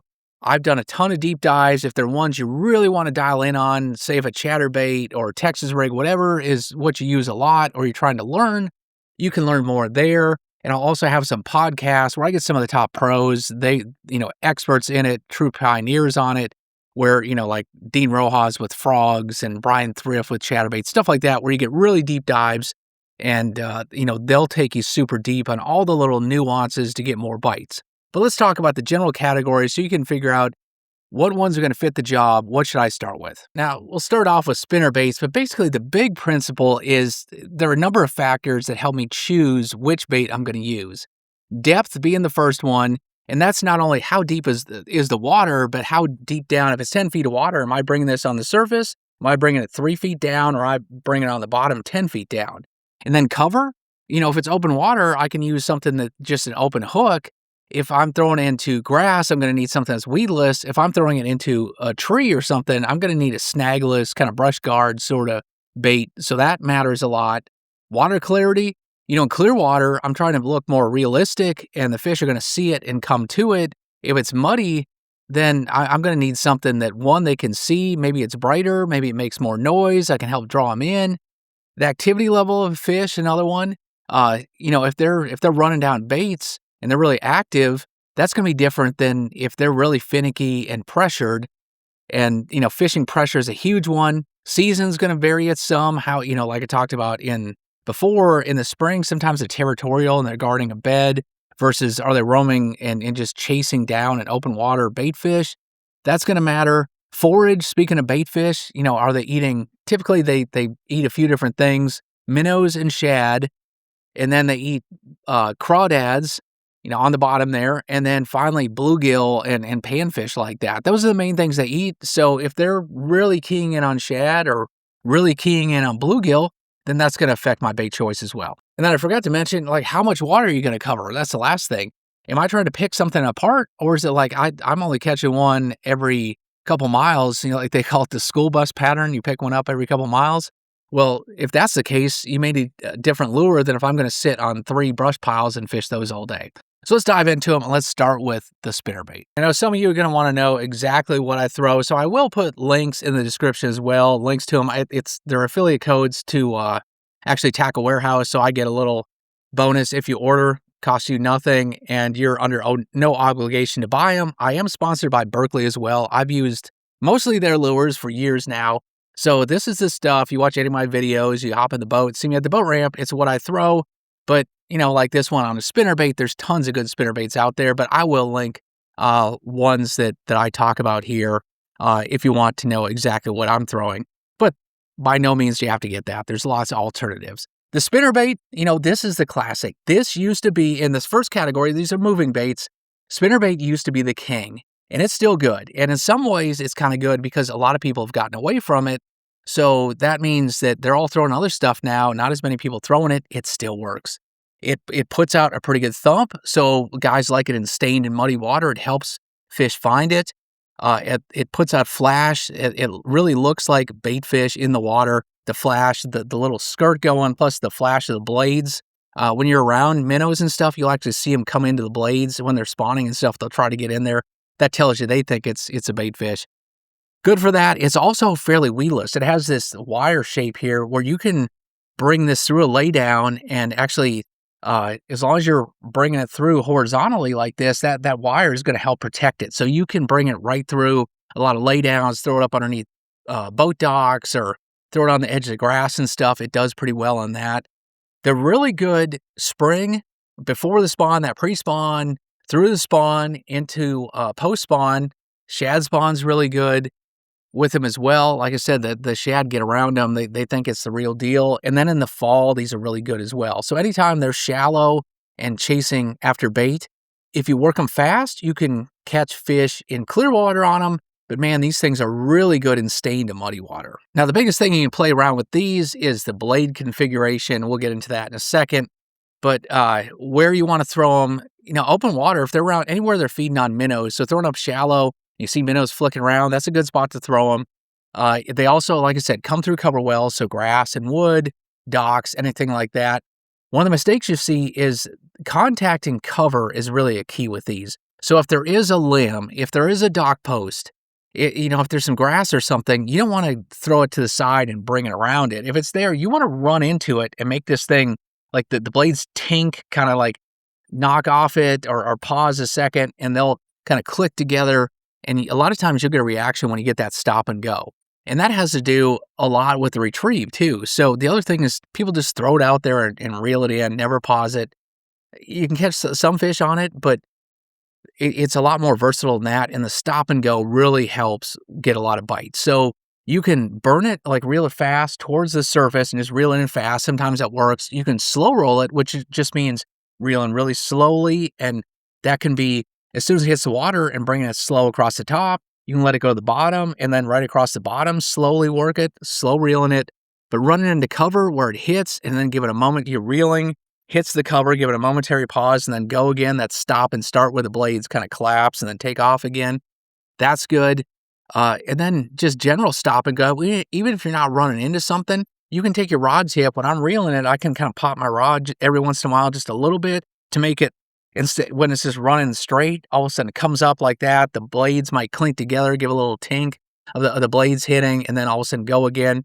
So I don't like to be any of these lures. You're going to see the general theme is stop and go, little pauses and stuff. I always tell this story, told to 1,000 guide customers, but if you're walking down the street and a police car comes up behind you and all of a sudden you take off running, he doesn't know what you did, but I bet he's gonna follow after you. He thinks the guy's got to be guilty of something, right? And if you're in bear country, they always tell you if you encounter a bear, the worst thing to do is take off running. It triggers a predatory strike. or predatory response. Well, this is the same with fish. If something sees them and then takes off, it's like, oh God, he's going to eat me. I'm getting out of here. Well, that's precisely what you're doing. So you reel along with all these baits, you pause them a second, then take off. And that quick burst all of a sudden is trying to flee. A number of times fish are going to see that as something trying to get away, and you can trigger. I mean, you hear the reaction strikes or triggering a bite or something. That's what they're talking about. So stop and go is always a good idea. Now, in terms of the colors and the blades, real quick on that, shad color, I mean, they're always eating minnows and shad. This is what it's replicating. So any of you can go more natural shad looking, more translucent ones. When it's brighter out, when the water's clearer, I want to go with more silver blades and more natural type stuff. If it's say an overcast day or rainy day, a lot of times instead of translucent, I'll go with like bright white, something that's just white like that, and that'll show up better in that clear water. And then if you get muddy water, like whites, orange, chartreuse, something that's bright like that, and even like painted blades, that just makes it brighter, makes it stand out more.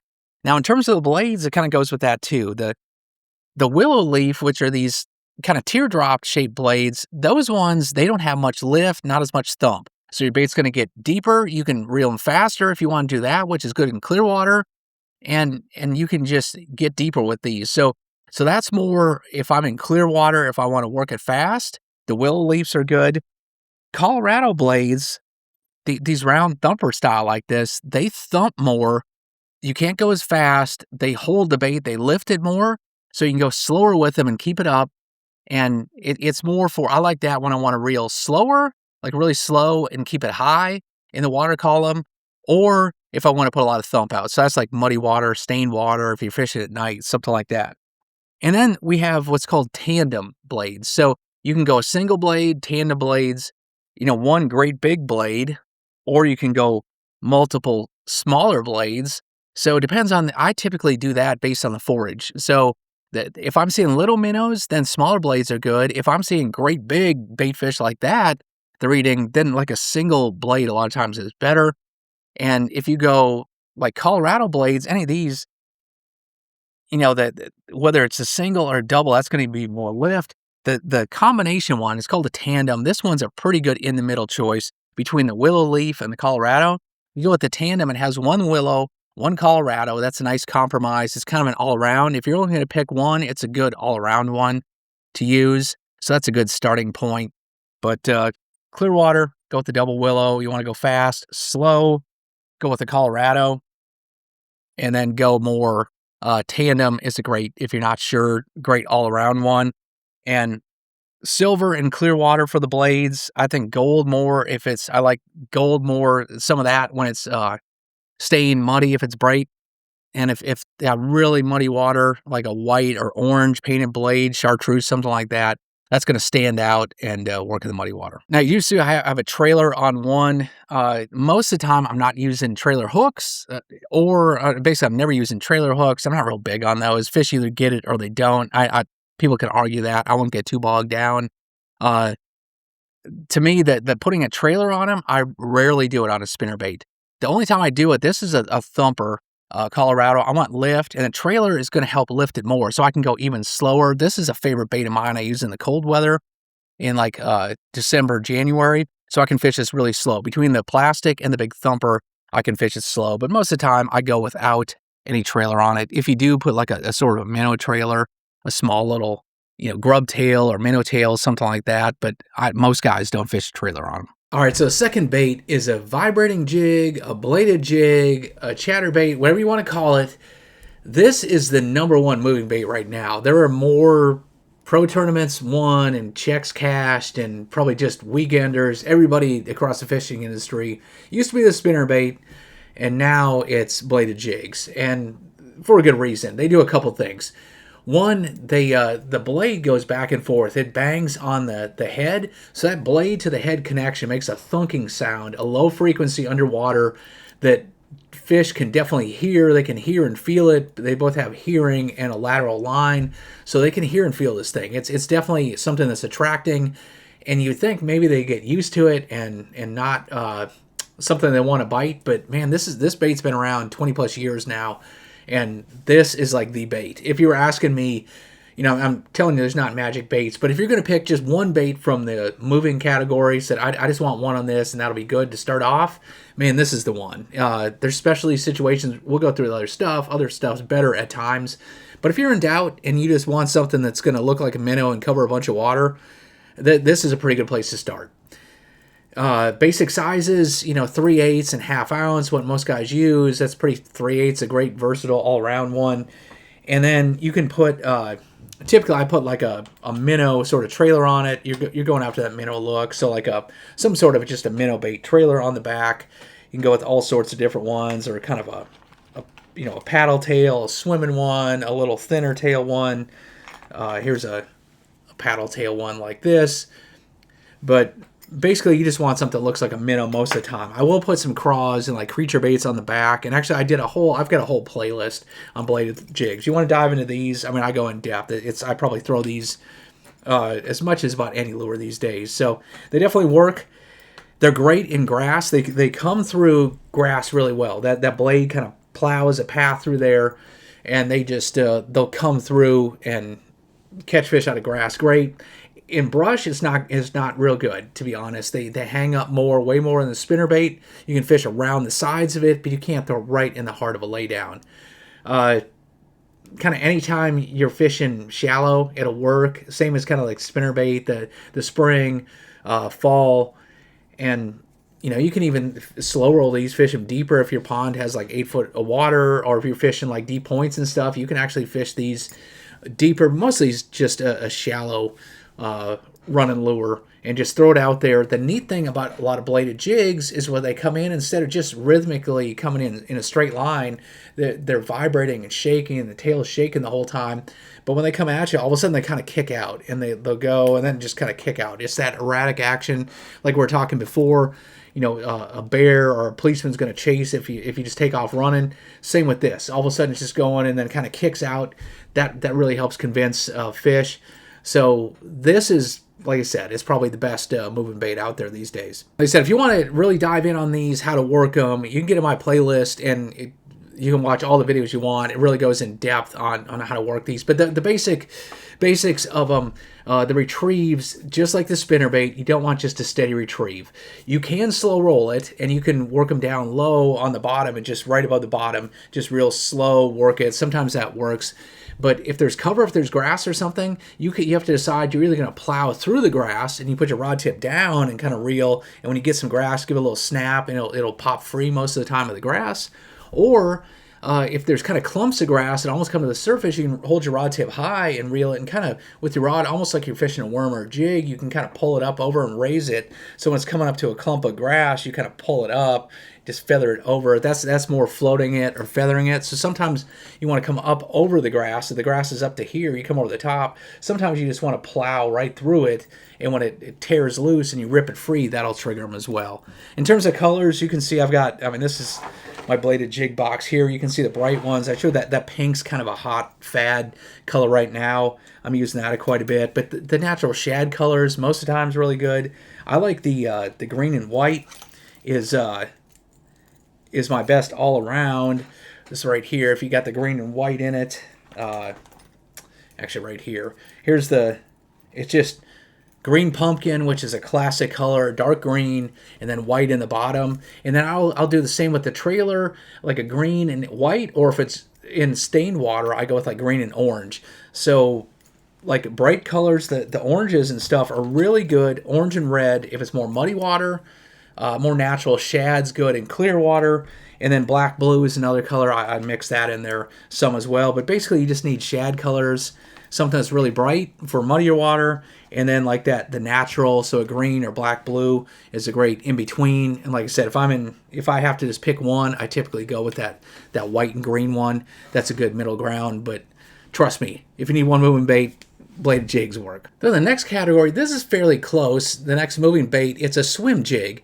And basically this would be a finesse version of a chatterbait. There's no blade on it. It's a jig, but it's made with a light weed guard, so it's easy for them to grab the bait and hook up. And it's really good for grass. If you have grass in your area, both the chatterbait and the swim jig are probably your two best options. but it's also good in open water, and it's just more finessey. Instead of that chatterbait, the whole thing's just shaking, making that thunking noise. If everybody's throwing it, like I said, this is just more subtle, and you put a swimming trailer on the back, you can see how that paddle tail is just kicking there. Any sort of swimming trailer is going to give this thing a real lifelike minnow action.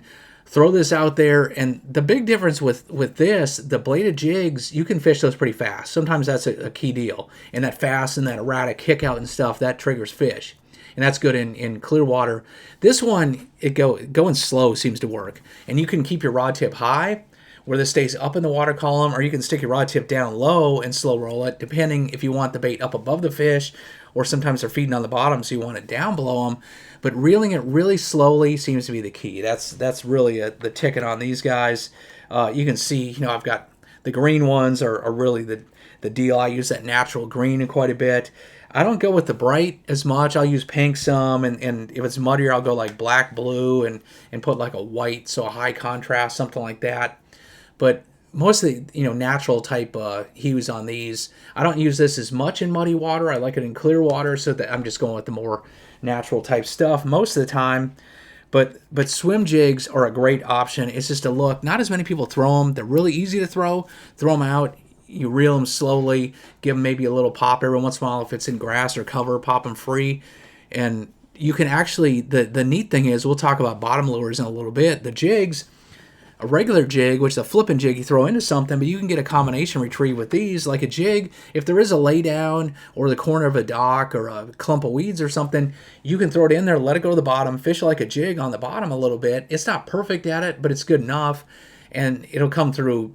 It's got you can throw it right through the heart of a tree or something. It has that weed guard, so you can put it right in the heart of timber, and then once you get out, you can swim it back. So that's a neat way to try. When you're trying to dial it in, you're not sure, well, should I throw a jig or a worm into the middle of the laydown, or should I throw a spinnerbait or a chatterbait over the top?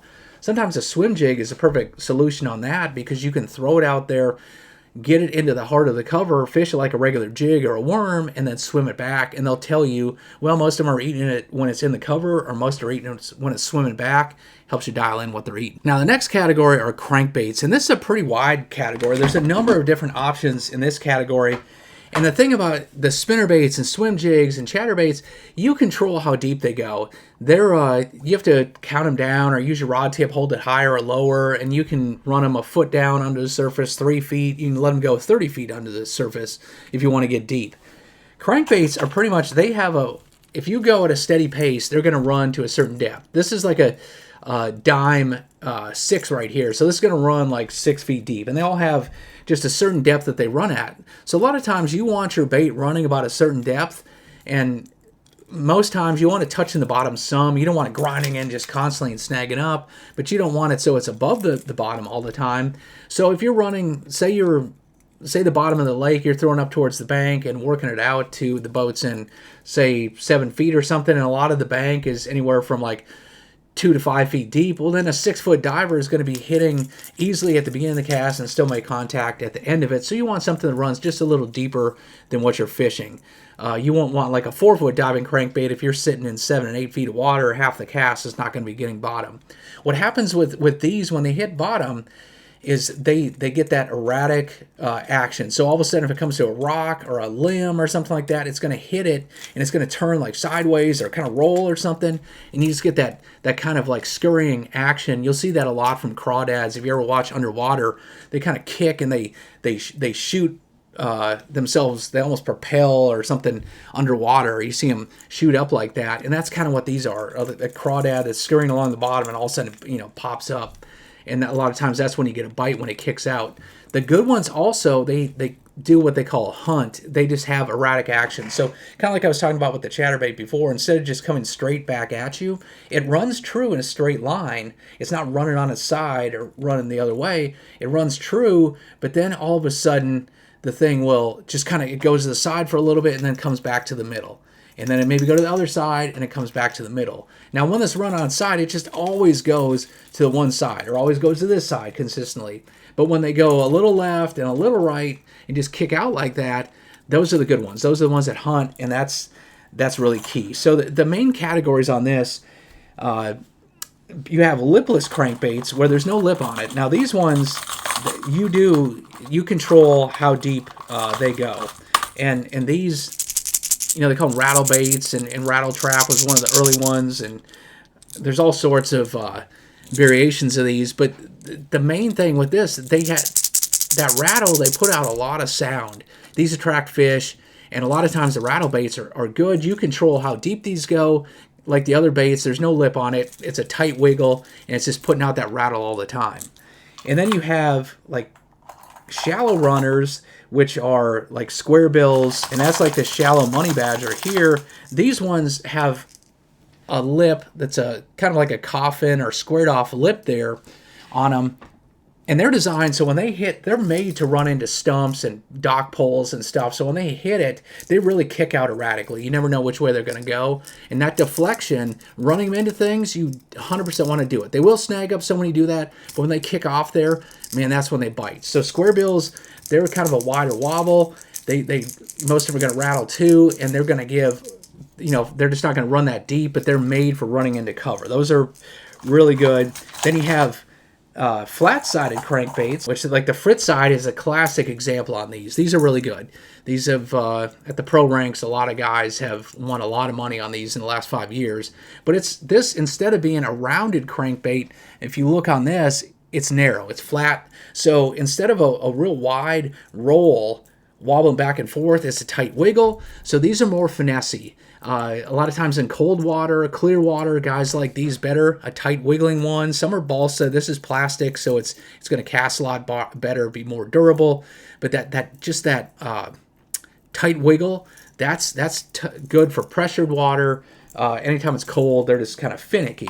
And then you get into medium runners. So to me, that's anything from like a 5-6 foot runner down to like 10, 12 foot runner crankbait, and you get various sizes. Most of these are going to roll kind of more. It's a wider wobble. That's a medium runner. And then you get the deep divers, which once you start getting 12 down to the 25 foot deep ones, it gets to be a bigger crankbait.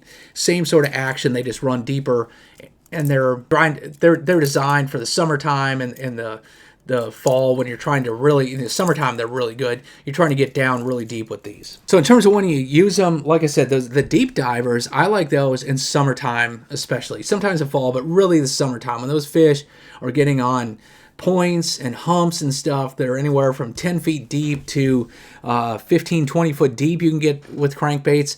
Man, they're really good in the early part of summer. Outside of that, I mostly take them out of my tackle box, use them a little bit in the fall. The medium runners, those ones in the wintertime are really good, like Ozark Lakes and in Tennessee and Kentucky, the Carolinas and stuff. The medium runners, you get rocky shores and just at points and stuff.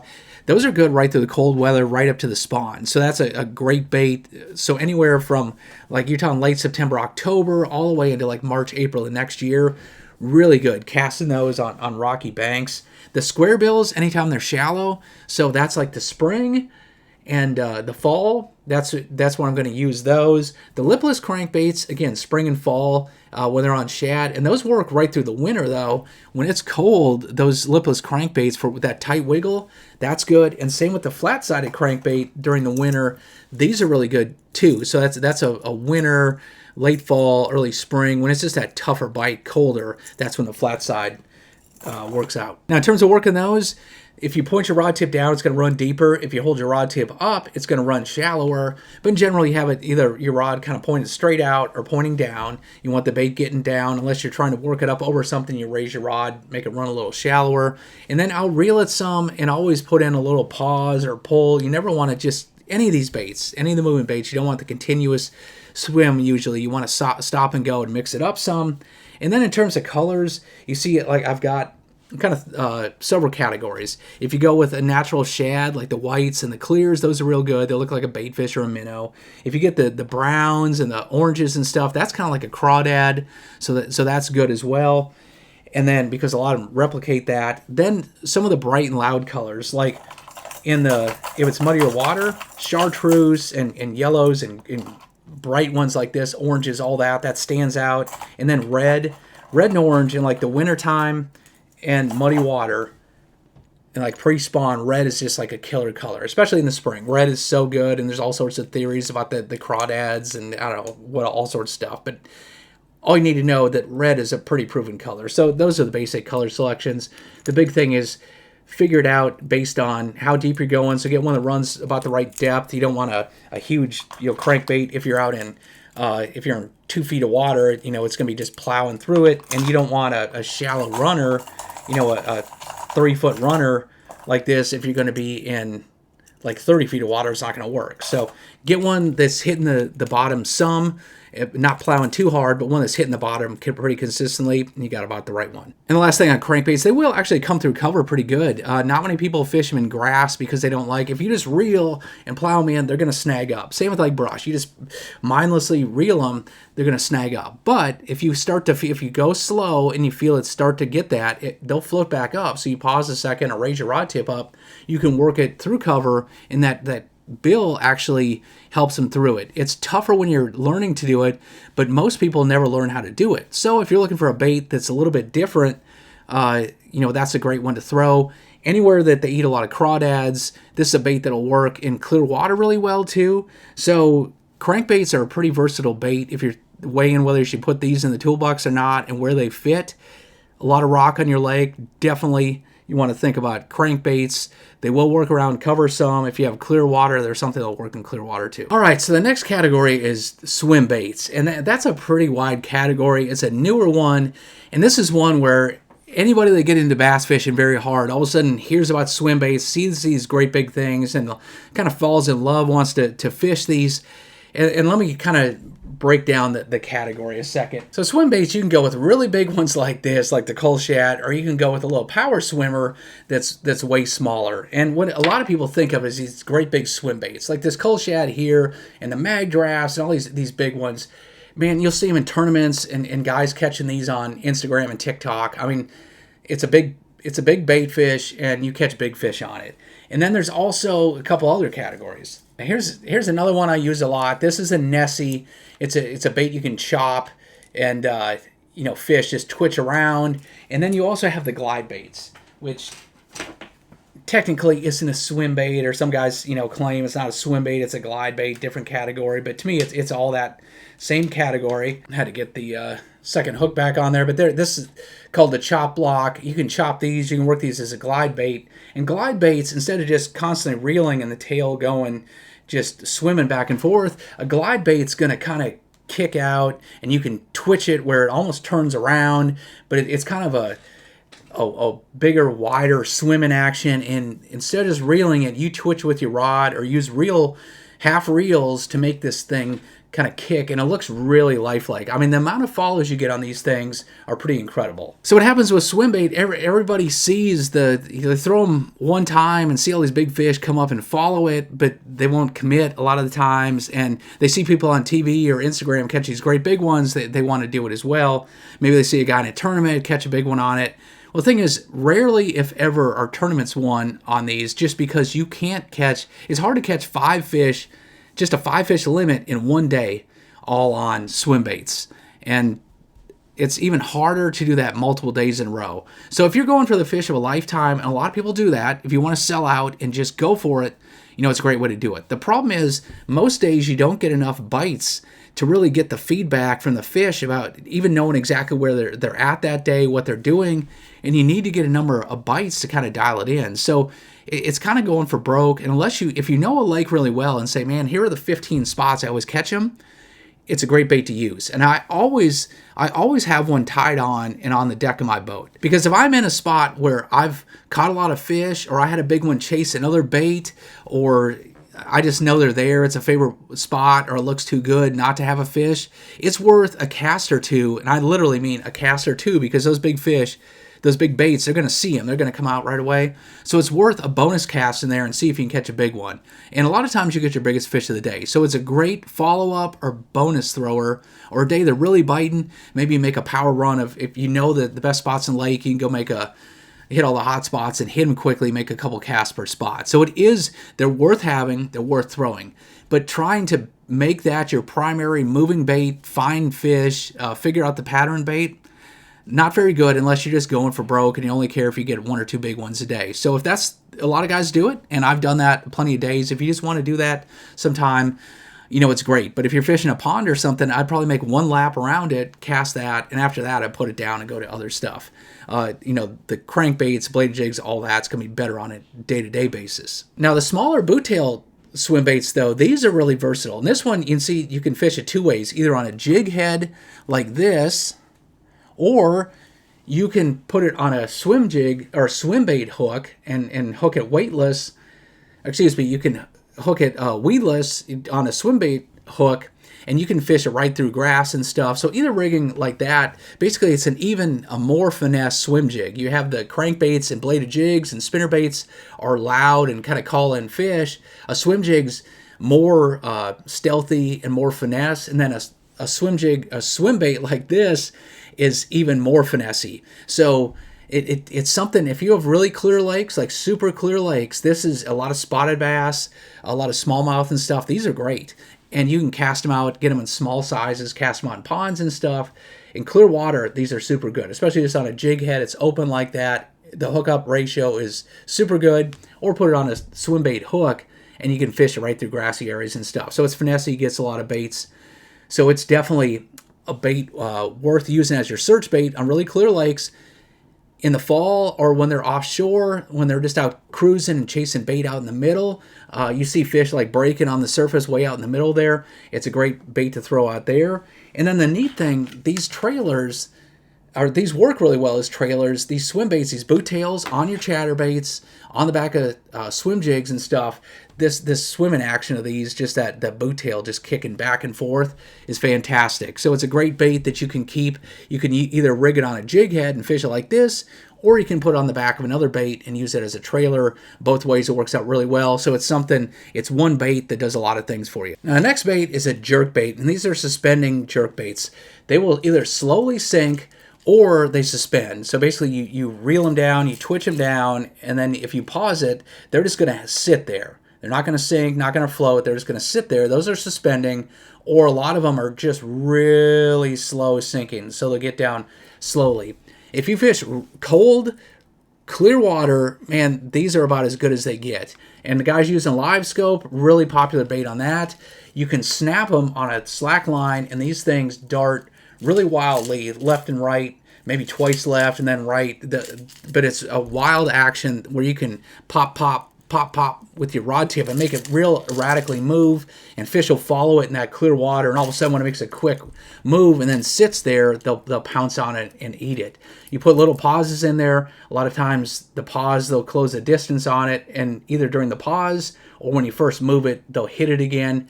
But this is something that if you're fishing deeper, clearer lakes, this is like a proven bait, one of the all-time best baits for that. Now, they make these with, just like crankbaits, different bills, different lengths here, where you can get them down a little bit deeper, and they'll call them like +1s and +2s, where you can make them go deeper. And you can also get like shorter ones, bigger ones, depending on the bait fish. But most of these, you know, this will run 4 to 6 feet deep. This will run like 7, 8 feet deep. The +2s maybe like 10 plus, so they don't get super deep. But the thing is, a lot of times you'll be over 40 feet of water, 60, 80 feet of water. In clear water, fish are feeding up. They're looking up towards the surface, at the brighter surface up there. When they see a bait fish up there, they'll streak to the surface and hit it. So these things have a lot of drawing power in clear water. Again, you need clear water for this. It'll work in stained, fairly shallow, but clear water is where they really shine. Cold, clear water. So mid-fall, through the winter, through the middle of pre-spawn, these are really good in super clear water. And it's a go-to for those situations where, like a chatterbait, spinnerbait out in that open water, they're just running too shallow, and they're not that attracting, and when fish get a good look, they're not that great. This is what you want to throw in those deeper, clear lakes. In terms of colors, this is pretty bright. If you're fishing spotted bass or smallmouth, they love these bright things. And if it's kind of like an overcast rainy day, sometimes brighter is better.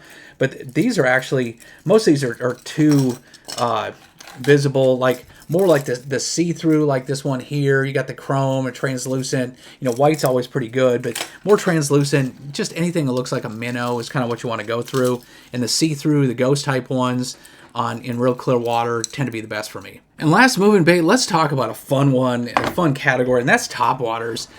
And I use these in a few different situations.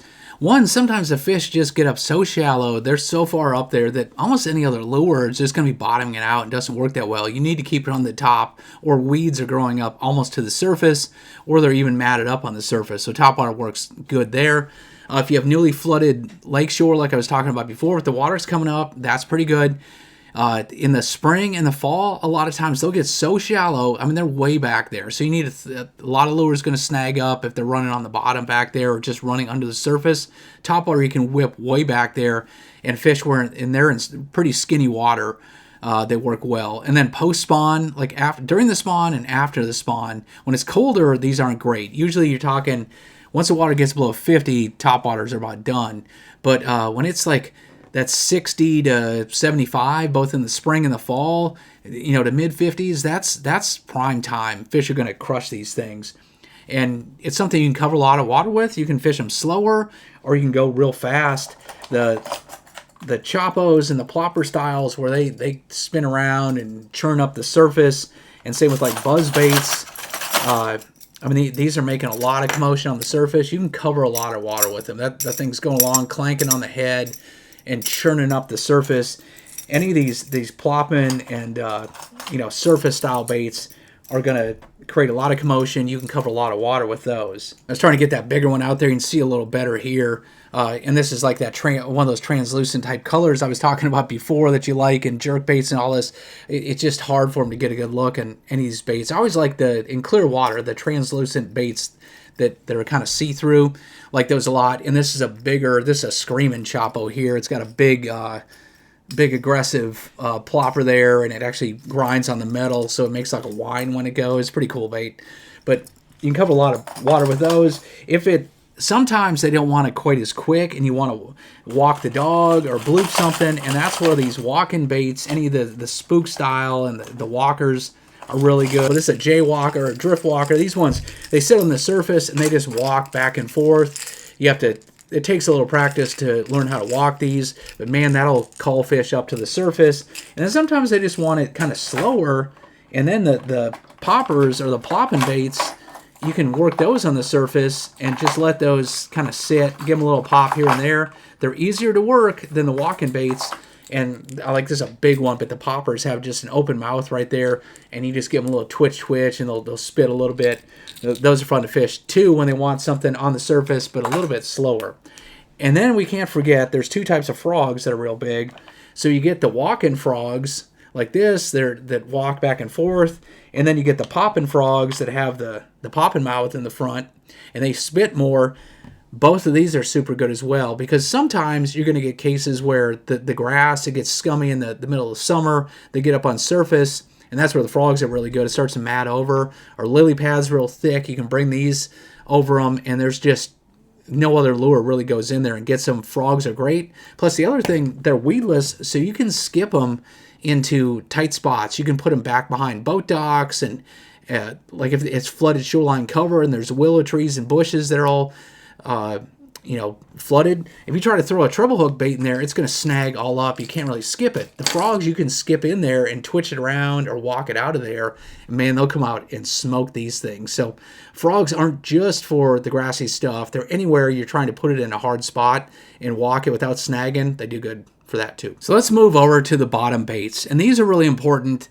A lot of times they're just not chasing. Fish are going to stay put, or they're around an individual target. And let's start off with a Texas rig. You simply take a sinker, one of these bullet sinkers, and you take a hook, you put that in the line, and you can either peg it or let it slide up and down the line. And that's a Texas rig, and it makes it totally weedless. It started off with Texas rig worms were the first big bait. So, this worm you can, in the summertime, is just classic for dragging around. But the neat thing about the Texas rig, when I put the hook through there, then it's totally weedless. The hook point's in there. I can fish it with the sinker. I can fish it through anywhere. Grass, wood, I can put it into anything. And this is probably the easiest bait to fish without snagging.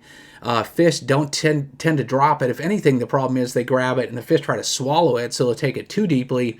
It's if you're trying to fish around cover and you're fairly new to fishing, a Texas rig is really the way to go.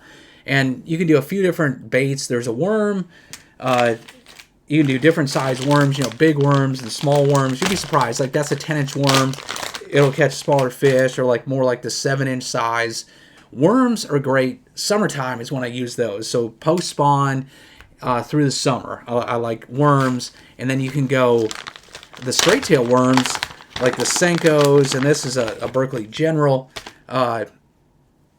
Where these are the straight tail ones, Texas rigging these with a lighter weight, man, these are fantastic around the spawn, or flipping these kind of anytime. That's really become a pro's numbers bait using that. Most people wacky rig them, but Texas rigging is really good.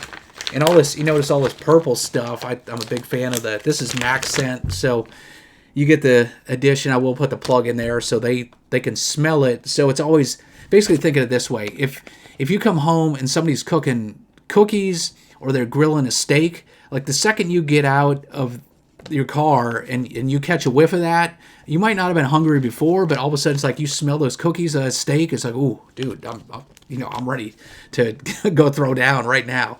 That's what the scent does. It kind of puts them, all of a sudden they smell it, helps attract them, seal the deal when they're looking at it, can't decide. But straight tail worms like that are good. And then creature baits and beaver style baits. This is a creature hog here, but any of those kind of more bulky, they probably look more like a bluegill or something than necessarily a bait fish or a crawdad. Maybe they might look like a crawdad too, but sometimes bulkier trailers like that, or plastics like that, are good.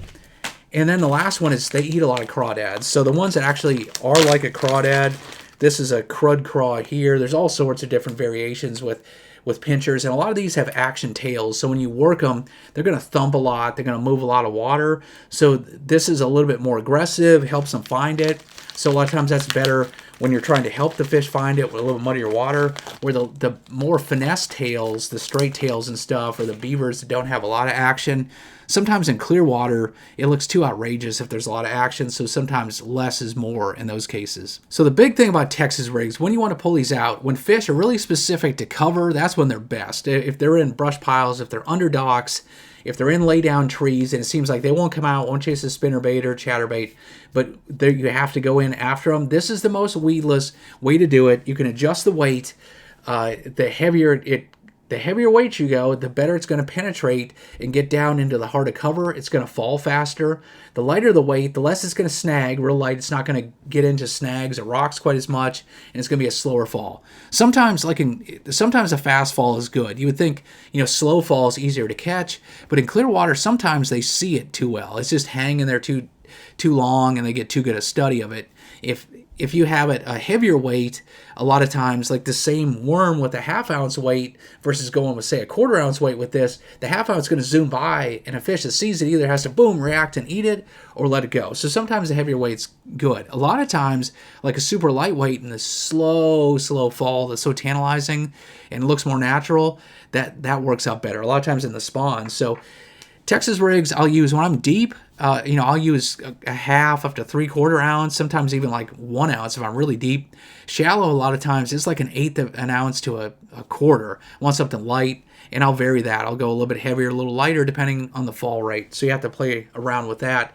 But these are really, to me, they're the best. If they're in cover, specific cover, that's when they're the very best, and it's the easiest to bring through, like I said, or when they're just relating to the bottom. So if they're on the bottom itself, the stuff swimming over they won't eat, that's when a Texas rig on the bottom works well. But typically, if they're relating more to the bottom, that's where I'm going to get into the jig in a minute. I like that a little better. Texas rig is my go-to when I'm trying to really get it underneath that dock, real tight in there, into a brush pile, into thick grass, into thick wood. If I use a 3/8 or a half-ounce sinker and I put that craw behind it, if there's grass and stuff out on a flat, I can pitch it out there, and it'll just like burrow down in there and catch those fish buried in. And that's kind of the specialty application. If it's really thick on top, they call it punching. And that's where the grass is super thick. You can go to a 1 ounce up to a 2 ounce weight, put a craw behind that, and you can force it into the thickest stuff. So that's another thing you can look at, punching, but that's more specialty. Most of the time, I'm going with a 3/16 up to about a 1/4 to 3/8 ounce sinker is my pretty standard one. And pitching that around any sort of cover I can. I can't stress that enough. If they're around cover, my go-to is going to be the Texas rig. It also seems to be a little bit more of a warm weather lure. The jig I like more when it's cold, so it starts getting like low 50s and colder water temperature. Pre-spawn, winter, late fall, that's when more jig. If it's more like warmer, once you start getting upper 50s into 60s all the way through the summer, early fall, so that mid-spring when they're spawning all the way through the fall and the summer, that's when Texas rigs stand out for me a little more. Now, last two things on these. One, the retrieve, and I did a whole video on this, on fine-tuning retrieves and stuff, because it's really how you work it matters a lot. A lot of times it's more than the actual bait itself or the color. So the retrieve is really important, but there's a lot of things you can do. You can drag it on the bottom, you can lift drop it, you can raise it up high, you can raise it up a little bit, you can let it sit in place for a long time. A lot of times that's the key. So varying up your retrieve, the retrieve is the most important part of a Texas rig most of the time. So you want more info on that, I'll put a link down in the description too on my Texas rig retrieves. And then color, you notice a lot of the stuff I was showing, greens, like a green pumpkin, watermelon, anything that's greenish is super good. It's hard to go wrong with. And then if it's muddier water, like the blacks, black blue, black neon, anything like that is good. Or like June bug, which is purple. So purple or black in that muddier water. And then if it's clear water, I just want the natural, like the greens. And if you're in doubt, just go with a dark green, like green pumpkin, something like that. It seems like it's good all the time. Now the next bottom rig, and I debated not even putting this in, it's kind of going out, but it started making a comeback. And there's times where this is really good, and it's the Carolina rig. So the Texas rig, you just let the sinker, sit on top of it. And I didn't cover that, whether you want to peg it or not. To me, if I'm trying to put it into thick cover or skip it under stuff, I will peg the sinker. Other times, it's a little more natural action if you don't have it pegged. People obsess over this. I don't think it matters a ton most of the time. It's just when it's pegged there, for skipping it or putting it into cover, it's going to keep it together and go in better. So I will peg it in those cases, but the rest of the time, I'm not too worried whether it's pegged or not. That's a Texas rig, though. A Carolina rig, instead of just letting it slide, what you do is you have your sinker and you tie to a swivel. And then from the swivel, then you tie the swivel to the hook, and your bait, between the swivel and the sinker, it stays however long you make the leader. Now, most people will go anywhere from like an 18-inch leader up to like a 5-foot leader. It's a long distance behind. A Texas rig with the sinker attached to it, the sinker is going to pull it around. It's going to drag it wherever the sinker goes, it goes. With the Carolina rig, you can pull it up, the worm comes up, the sinker goes down quickly, but then the worm slowly falls back down. And you get a more natural action out of your worm. Sometimes that makes a big difference. And you can also fish it quicker. A lot of guys, there's two situations where I like a Carolina rig, where I think this is a specific tool that works well. If you're fishing deep, summertime, so we're talking, middle of summer, and you're fishing long points or humps or somewhere offshore, and you're not sure exactly where the fish are. Maybe there's a few stumps out there. Maybe it's just kind of random where they're at. You can throw a Carolina rig. You typically use like a 1-ounce sinker on that. So it's heavy. You can throw it a long ways. You drag it along or even reel it slowly with your rod tip down, but you kind of pull it and you can feel along, and you can feel if you're going over rock or hard spots or sand or whatever, and when you come to a log or a clump of grass or something like that, you feel it and you know when to slow down. You feel that cover or something interesting, rough or hard to climb over, it tells you to slow down because that's the cover. Remember, cover is where fish live. It tells you to slow down there. So you can cover water out deep a lot better than you can with a jig or a Texas rig with the Carolina rig. So I like it deep in the summertime for that, trying to figure out when I don't have the fish really pinpointed. If they're pinpointed, I'll take a jig or Texas rig and throw it right there on them. But if it's a long point and I'm not exactly sure where they're at, that's where the Carolina rig, I can boom it out, I can drag it till I find that piece of cover, then slow down in the cover and catch them. The other thing is that natural fall. A lot of times right around the spawn, they're used to seeing all these, so many baits, they all the same. And the other thing, like we'll get into in a minute, the finesse presentations, they're good, but it's a super slow fall and it takes forever to get down if you're fishing very deep. Instead of using a 1-ounce Carolina rig, then I'll use like a 1/4 ounce one, a real lightweight one, and only like a 12-inch leader or 18-inch leader. Put that behind the sinker and the swivel, and what you do then is you can still get to the bottom pretty quickly with your worm, and you can put a Senko or whatever you want behind it, but that gets to the bottom quickly, but then you still get that nice slow fall behind it of your Senko, your fluke, any of those type baits. So around the spawn, it's a weapon most people don't use, and you can get that nice slow fall that you would out of a fluke or a wacky rig, but get that deeper. So that's something during that spawn window, one more tool you can stick in the toolbox. I went through the Carolina rig pretty quickly. If you want more detail on that, I actually had a over hour-long podcast with Mark Davis. He's a Hall of Famer and a hammer with the Carolina rig. He went really deep on it. So look for that in my podcast. It's with Mark Davis, and that covers the Carolina rig in depth. Now, the next category is a jig, and there's a number of these ones. There's football jigs and finesse jigs and flipping jigs, but these have a serious weed guard to them. They're made for fishing heavy cover. You can put them into the heart of grass and wood just like you can a Texas rig, but it's a bulkier, with that skirt on there, it's just a bulkier profile. And maybe it imitates like a bluegill, maybe it imitates a crawfish. I'm not sure which, but they definitely eat it in either situation. And it's just something that's notorious for catching a lot of big fish. It's also notorious for being kind of tough to learn. With a Texas rig, they end up swallowing those a lot of times if you don't set the hook quick enough. On a jig, it has that big weed guard there, and the hook's somewhat exposed. So if you have a bite and you're not sure, what happens with one of these is you're going to put a little pressure. They're going to feel that weed guard in the hook, and they'll spit it out. So you'll feel a real hard thunk. You get a first little tap and you wonder, I don't know if that's a fish or not. Then you put a little pressure on him, and thunk, you feel him a hard tap. That's him spitting it out. You just took it away from him. So there's more of a learning curve, but it's worth mastering. This is, I would say, start off with a Texas rig, but if you want to move up catching big fish, a bulky jig is super good. The action on these is great. When it's colder, like these are really like pre-spawn. These catch a ton of big fish through the winter. You're fishing creek channels, you're fishing brush and outside edge of grass.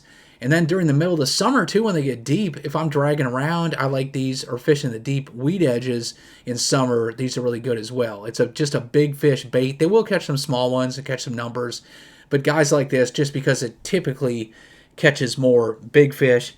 The one thing I like to do is consolidate my trailers. You see that's a creature hog here, or I use like the crud craw on the back. The same ones that I use for Texas rigs, I use them for my jig trailers. I swap those over. You want creature baits or craw baits as your trailers on them. And basically, I don't want something unique that I only have for this that I don't use for the other. Try to consolidate so you're not getting too disorganized in the boat. Now, colors on these, very similar to Texas rigs. I either green, shades of green, or black, blue, purple get mixed in there. And usually, like that jig I have here, I'm mixing all of them. A little bit of like purple and green, or black, blue with green on the back, something like that, giving them just those staple colors, or browns. People fish like peanut butter and jelly, they call it, where it's brown with purple in it. Just natural type colors like that tend to work well. I don't go too exotic typically, even in muddy water. And then types of jigs, the standard flipping jig is a good all around. You can use it in most cases. That's pretty versatile. If you're fishing a lot of rock, a finesse jig, which has a little bit smaller hook and has more of a round ball head jig instead of like this more broad shoulder one. The flipping ones are made to go through brush and grass better. The round ones as ball head are made more for fishing rocks. And then there's football jigs, which the head looks like a football. Those are good for dragging when you're not picking them up and working them, but you're just dragging them. And I like those for summertime when it's kind of like a Carolina rig, a jig version of it. You throw it out there, keep it on the bottom, and just drag it along, That's where the football jigs. Now we'll move into finesse baits, and basically this is when bigger, bulkier stuff, fish are pressured, the water's really clear, or they're just feeding on smaller things, or you're around a lot of times spotted bass or smallmouth. They just don't want bigger baits. So that's where finesse offerings come in, and usually you need a mix of these three. You need a moving bait, you need something in the bottom bouncer or cover penetrating baits that we just went through with the jigs and worms and Texas rigs, and then you need a finesse option, something that you can probably get a few more bites out. So a lot of the times you'll catch one or two with those other baits, but you throw a finesse version in there, and the more finicky ones will bite it once you figured out where they were. And the first couple are kind of like a finesse version of a Texas rig or a jig, and that's the shaky head or a Ned rig. So a shaky head, you just take a ball head jig like this and thread a worm on there. So it's like a Texas rig or a jig almost, but you just thread it on and a straight-tailed worm, and instead of having that sinker separate of it, it's just a small ball head. And this thing, it'll have just a little kink in it when it goes down, and it kind of spirals down to the fish, so it's attracting when it spirals down to them. And it's just a more finessey style of a jig. That's what a shaky head is. And then it got its name where it's on the bottom, and you sit there and you just shake your rod tip just very gently. And the idea is this thing's not really moving forward, but it's just shaking a little bit, and you're just making that worm dance. So you're not really going forward, but you just kind of quiver in place as gently as you can shake the rod as possible. Usually using a spinning rod on this and a light head, like an 1/8 ounce head, something like that. And you're just making it just slowly fall in that spiral, and then just shake it in place, trigger those fish to bite. And then the Ned rig is a small jig head, and this is just an even more finesse version of it. So this is a trick worm or finesse worm you use on the shaky head. This is a Magnum hit worm from Berkeley here, again that max scent. With the Neds, there's all sorts of different baits, but you want a light jig head, and then instead of using, this is a general, which is like a Senko, you'd Wacky rig or Texas rig, you just cut this thing in half, and then it's better if you have scissors, but you see it's just a small worm here. I'm going to thread it up, and this took the fishing world by storm. Maybe it's probably close to 10 years ago now. It's kind of cooled off, but this is a great numbers bait, ponds and pressured fish. You can see here, it's just a simple little bait. And it's just like a tiny little jig or a tiny Texas rig. A Ned rig, on this one you just throw it out and just fish it like you would a Texas rig or a jig. You can drag along the bottom, you can hop it. You're just going to have to experiment with how they want it. But if you have spotted bass or you have smallmouth, man, they love these things. And especially around the spawn, but really anytime. So this is just like a Texas rig or jig. Both of these, just a more finesse version. And when they don't quite want to chase, or you're not getting bites on the other and it's stopped, man, you switch to a shaky head or a Ned, you'd be surprised a lot of times these work out pretty well. Now those baits, those are bottom hoppers. Again, all finesse is in bottom. And the next, this is a huge category, and these are flukes and soft plastic jerk baits. Basically, these baits, you rig them on a weightless Texas rig hook, an extra wide gap hook. I use a 4/0 EWG. I'll put a link in the description of that too. And this is a Berkeley jerk shad. It's just a really slow fall version of it. There's no salt in it, and you get that taste and everything. But anyway, it just, the magic on these is you can twitch them like that jerk bait I showed you before. It's almost like a topwater, darts, and you can twitch it back and forth real crazy. But when it falls, it's going to really super duper slowly fall. And it's just tantalizing when it falls. And the thing is, with the tiny currents or the wind blowing in your line, this thing won't just fall straight down. You can see the tail quivering. Like even when it's sitting there, it's always moving a little bit. But it's going to want to fall and kind of just slowly turn. And then all of a sudden it'll turn the other way.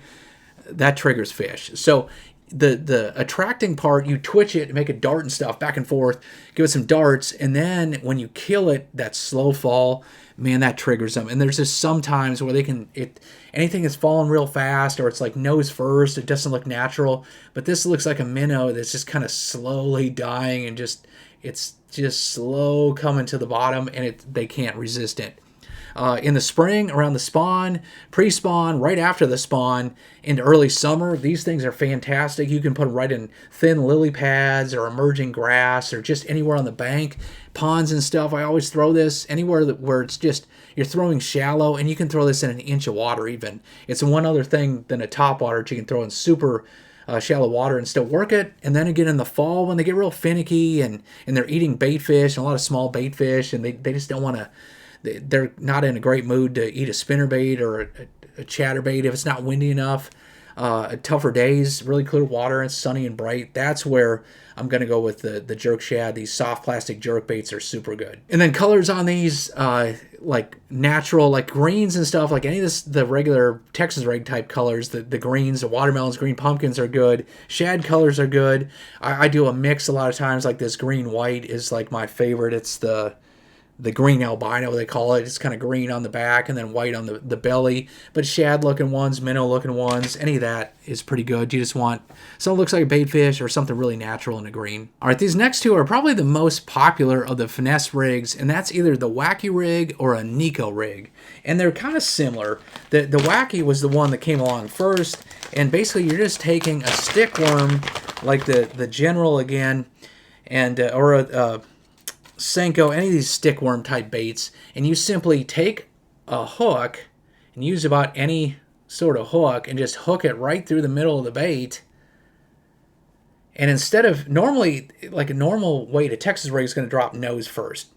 On these, when you hook it in the middle, it's going to fall and it's going to kind of make a like an upside down C shape or something like that, or an upside down U, and it's just kind of wiggle a little bit as it goes down, and you get this wiggling action. It falls really slowly, and both tails are just flapping when it goes down, almost like a bird kind of flapping its wings a little bit, and that slow fall is fantastic at getting them to bite. And then obviously the trick is you take O-rings like this, you get these O-ring tools, and I think everybody knows these tricks, but you know, that's how most people rig them. You just put an O-ring in the middle of the bait, and then you hook that rubber O-ring on there. So then your hook, you see that's on the bait then, the O-ring. And then instead of hooking the bait where it's going to fly off your hook all the time, you take your hook, you put it underneath the O-ring.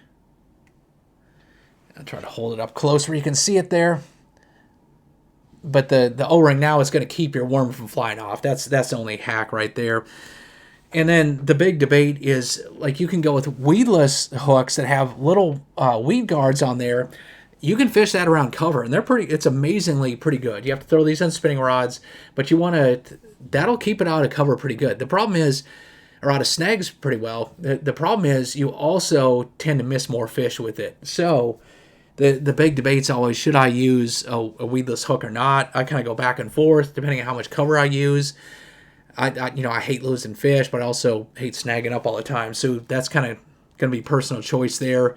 I'm sure in the comments we'll get 80 different comments of whether you should use weedless or not. Like I said, it's kind of a personal choice, so whatever works for you. Now the Wacky rig, the trick on that, what gets the bites on that is the fact when it's that bird flapper and it's falling down, that attracts them. The fall is the key on that. A Neko rig is a little different. So again, you take this hit worm or Magnum hit worm, like I have here, a skinny, just a straight-tailed worm, and you weight these. You put a small little nail weight in them. You buy these at any tackle store, and you just take this nail weight and you put it into the head of the worm. Pretty simple stuff. Just force it in there, and then you're going to have a weighted worm. And this is actually the larger size. You usually want to go, and I'm scrunching it up, messing it up, but you want to put it in there really straight, and you want to, this is the big one, so it's hard to get in there, but you want to force that all the way into your worm. Okay, so you put the nail weight, you see the head just barely sticking out there, and then if you put a drop of super glue, that weight's not going to come out. And then what you're going to do, you're going to put the rubber band on again, the same thing, put the O-ring on here, but you put it about a third of the way, a third to 40% up the worm, not 50%, but about a third to 40% up. And then you take your hook and you point the hook point up the worm. Okay, because otherwise if it's pointing down, it's going to snag. But if it's pointing up like this, then it's going to snag way less. See if we can see it there. But I want it pointing up the hill, up the worm, away from the weight, towards the tail. I want the hook point pointing towards the tail. Now this bait, when it falls, you're going to get like a spiral on this one as well. Sometimes they eat it on that spiral drop. But what this one can do, what the Wacky can't, once it goes to the bottom, that weight's going to pull it down. And you can see it kind of shakes over like this, but you're going to pull from the middle now. So when I'm shaking this bait on the bottom, it's going to kind of break dance down there, and it's going to be standing up like this and kind of move. Instead of whacking straight up and down where it's going like this. Now it's on its side and doing that. So it's going to be kind of flexing, making a reverse C there, and actually, you know, flexing as you're pulling it, and you can just shake it on the bottom in place and make this thing just kind of just make the tail quiver the whole time. And you're not bringing it up off the bottom, you're just holding it on the bottom and you're just shaking it in place. And that tail is just going to be, you know, dancing back and forth when you're doing that. So it's just going to be kind of sticking up more like that, but it's just going to be, the tail is going to be shaking where the head's staying still, but the tail's just going to be dancing there. So that's more for fishing on the bottom and shaking it in front of them on the bottom, where the Wacky rig, if they're looking up, that's going to catch them on the slow fall. The Neko is going to get them if they're more on the bottom. You can shake it.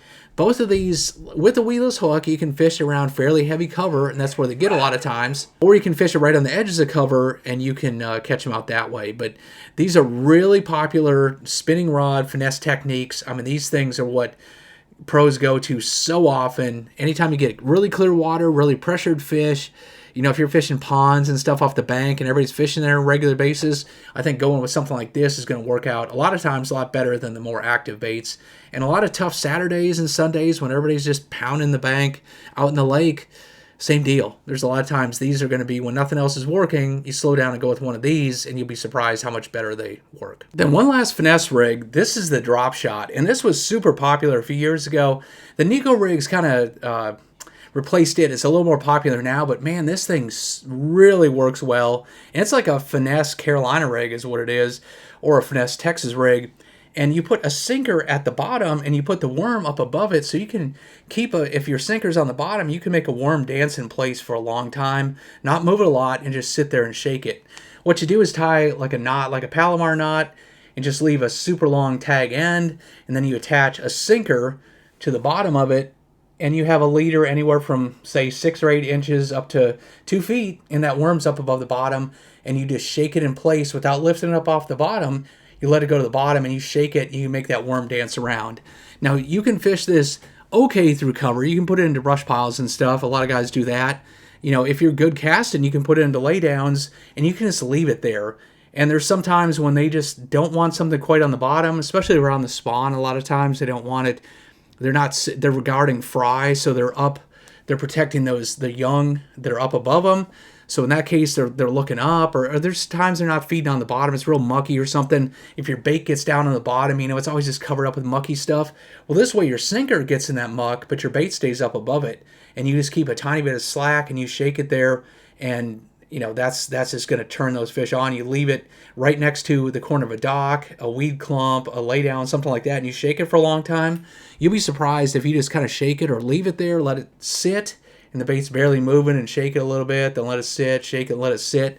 You can a lot of times get fish to bite when you know they're there and they're really in a negative mood, but you can get them to bite. This works really well in the summertime, in the winter when they're really deep, but you can work it up shallow too when one day you go through and you throw a jig or Texas rig into laydowns, you'll catch them, the next day you can't even get a bite. You might be surprised if you throw this back into those same laydowns, how you get them to eat. And you go with a straight tail worm like this, finesse worms, trick worms. You know, the latest, greatest now is Berkeley's Lab series with, these are hand-poured, super soft, and they also have a slime coating, so you get that scent like goes into the water where it diffuses out there. Everything around it's going to smell it and smell the cooking cookies and the grill and steak come to it. So that's kind of my go-to these days. But, man, the drop shot, if you're kind of more of a finesse fisherman, like to fish spinning rods and fish really pressured areas and like to fish around cover, I won't count this one out. And the last couple of things about the drop shot, actually, it's pretty easy to feel bites and get bites on this. You know, the jig and stuff, they'll spit it out. This one's easier. You barely have to set the hook and you'll get them. You can Texas rig it on there. Some people nose hook it, but I like to use a Texas rig hook like you would normally a regular worm hook. So that way it's going to be weedless, and I can fish it right into the heart of cover. If you use if you're in an open area, you can just nose hook it like one of those Wacky rig hooks, and you hardly ever miss one that way, but you also snag up more. And then colors, you notice, like these brights, the pinks and real bright, you know, reds and stuff. A lot of times in summer, that's really good.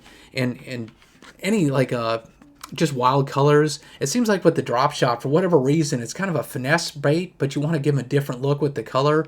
So, you know, pink and all these morning dawns have been really good, but there's all sorts of crazy color schemes that have a mix of color. So that's kind of a fun one to experiment with color on. So at this point, you're probably like, wow, I thought we were going to simplify this, make decision making easier, and you just showed me like 8,000 different lures and told me all these different colors that work. Man, there's different sizes and variations, and I can hop it and do all, you know. Wow, I'm more confused than ever. So let me try to break it down a little bit. And like I said, what you're primarily going to want, most of these situations, you want a moving bait, you want something you can go into cover with, like that bottom bait, and then you want like a finesse bait. If it's tough, you can slow down. So if you have those three bases covered, you're pretty much good anytime. And basically, you can just have one moving bait and then go with either a finesse bait or a bottom bait, one of those, and then between the two of them, that's going to work most of the time. And if you just go to the finesse one instead of the regular bottom one, well, then you kind of cover both things there. But you definitely want a moving bait. Then it's just a matter of you're going to have both the bottom and the finesse bait, or you're just going to go with the finesse bait or bottom one of them and kind of skip the other. But let's kind of break this down by season. I made just a little quick list of probably my favorites by season, and this is the way I fish. So if you have rockier lakes and clearer lakes or something like that versus the ones I'm fishing, it might be different, but this is kind of like the list that I see. And so the winner, to me, a jig, like that flipping jig's good. A drop shot is something, that's kind of a finesse worm that actually works that time of year. Lipless crankbaits are really good. Medium running crankbaits, you know, in those rocky lakes are good. And then a jerkbait is really good if it's clear water and they're suspended out there. In the pre-spawn, that's where a chatterbait gets really good. I think, I don't care what lake, that's going to work there. Spinnerbaits, you know, you could go chatterbait if you like spinnerbait better, coming through more cover. A jig's really good. Then a shallow crankbait like a square bill, that flat side, the finesse ones, or the lipless crankbait's going to be good. And then a jerkbait, you know, if you're in clear water, a lot of times they're not on the bottom. That's where the jerkbait's going to be good. Spawn, I'm going to put my hit list. I'm going to say like a fluke, those soft plastic jerkbaits like that jerk shad. So that's one of them. A Wacky or a Neko, either one of those you prefer, that's going to be good. A frog starts to get good if there's high water and you start to get cover. A Texas rig, a lot of times they spawn around bushes and laydowns. That's really good. And then a light Carolina rig, like I said, that can be good where you can fish a little deeper than most people. So if you like to change it up and go kind of finesse then, or you can go with like a Shaky head's pretty good at that time of year too, where you can drag that around. Now we get to post spawn. That's when the fluke's still really good because they're up shallow. Any of that shallow cover and their shad spawn, all that. Again, Wacky and Neko rig, you know, a lot of those fish get more pressured and it's going to take that to get them to bite. Topwater start coming on. You get the shad spawn and bluegill spawn. So now I'm starting to throw the spinnerbait or the chatterbait quite a bit. Shallow running crankbaits start to be really good again. A Texas rig still hanging on because I can put that in cover, especially if there's flooded shallow cover or there's grass starting to grow. And then that light Carolina rig still plays then. Once you get more to summer, that's a Carolina rig, the big heavy one, or a Texas rig, or a football jig, taking those out deep are going to be good. And that's where a deep running crankbait's going to get good as well. That's all kind of deeper type stuff. If they're staying shallow, then that post spawn, those mix of baits, I'm going to stick with that post spawn mix up there. If I'm fishing offshore, that's the list I just gave you. And then the fall, they're chasing shad more, so that changes up a little bit. A shallow or a medium running crankbait, depending if it's rockier and clear, I'll go medium. If it's a little darker, dingier water, I'll go with the shallow running crankbaits. Lipless crankbaits get good too. Jerkbaits, as it starts to cool off in the water, if it's clear and they're suspended out there chasing bait, that's good. Up shallow, you can cover water with the spinnerbait or the chatterbait, whichever one you prefer. The fluke, they get on that fluke again if they're up chasing bait fish really shallow, working really fast. A fluke, soft plastic jerkbaits is real good. And then the jig starts to come on as well. If you get in rocky areas, the jig bite as you head into winter starts to turn on. And just remember with the lures, what you're trying to do is you're trying to find the tool that best helps you do the job you want to do. If that means getting into cover, that's like a jig or a Texas rig or maybe the drop shot. If you're trying to really cover shallow water, that may be the jerk shad and fluke type baits, or maybe a topwater. If you're trying to really go down a bank quickly and replicate a shad up high, maybe that's a spinnerbait or the chatterbait. If you're trying to look like a crawdad on steeper banks, go down those quickly, well, that's probably more like a crankbait. These are different tools that let you try different avenues, try different things, replicate shad and crawdads and bluegill. Remember, you don't have to have all of them. It's trying to pick out one that is the tool that's best going to work for you in the conditions that you have. There's no right or wrong lure. It's just different approaches. And basically, you ask the fish. When they start biting, they let you know what they want. Now, we'll go into section 5 here, and that's rods, reels, and line. And I think that's where we need to simplify. The lures, there's a number of them, and it's going to depend on the avenues. But I think for starting out, on rods and reels, people really go way too deep on this, over obsess, worry about the right one and the exact one, get way too specialized.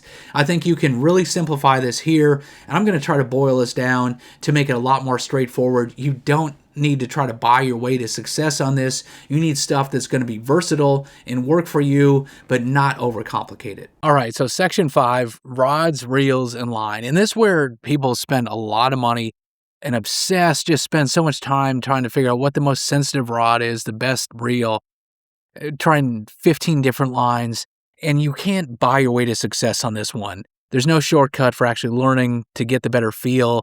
Until you fish it quite a bit, you're going to find that no matter what rod you use, you're not going to feel as well as what you can with a bad rod once you've done it for like a year or two.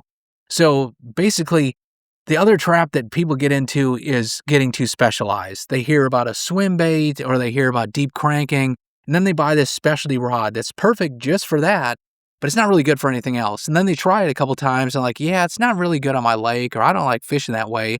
And then you have a rod and a reel that's set up for one specific bait, a 3-ounce swim bait or a crankbait that goes 20 feet deep, and you decide, I'm not going to use it, and you just waste your money.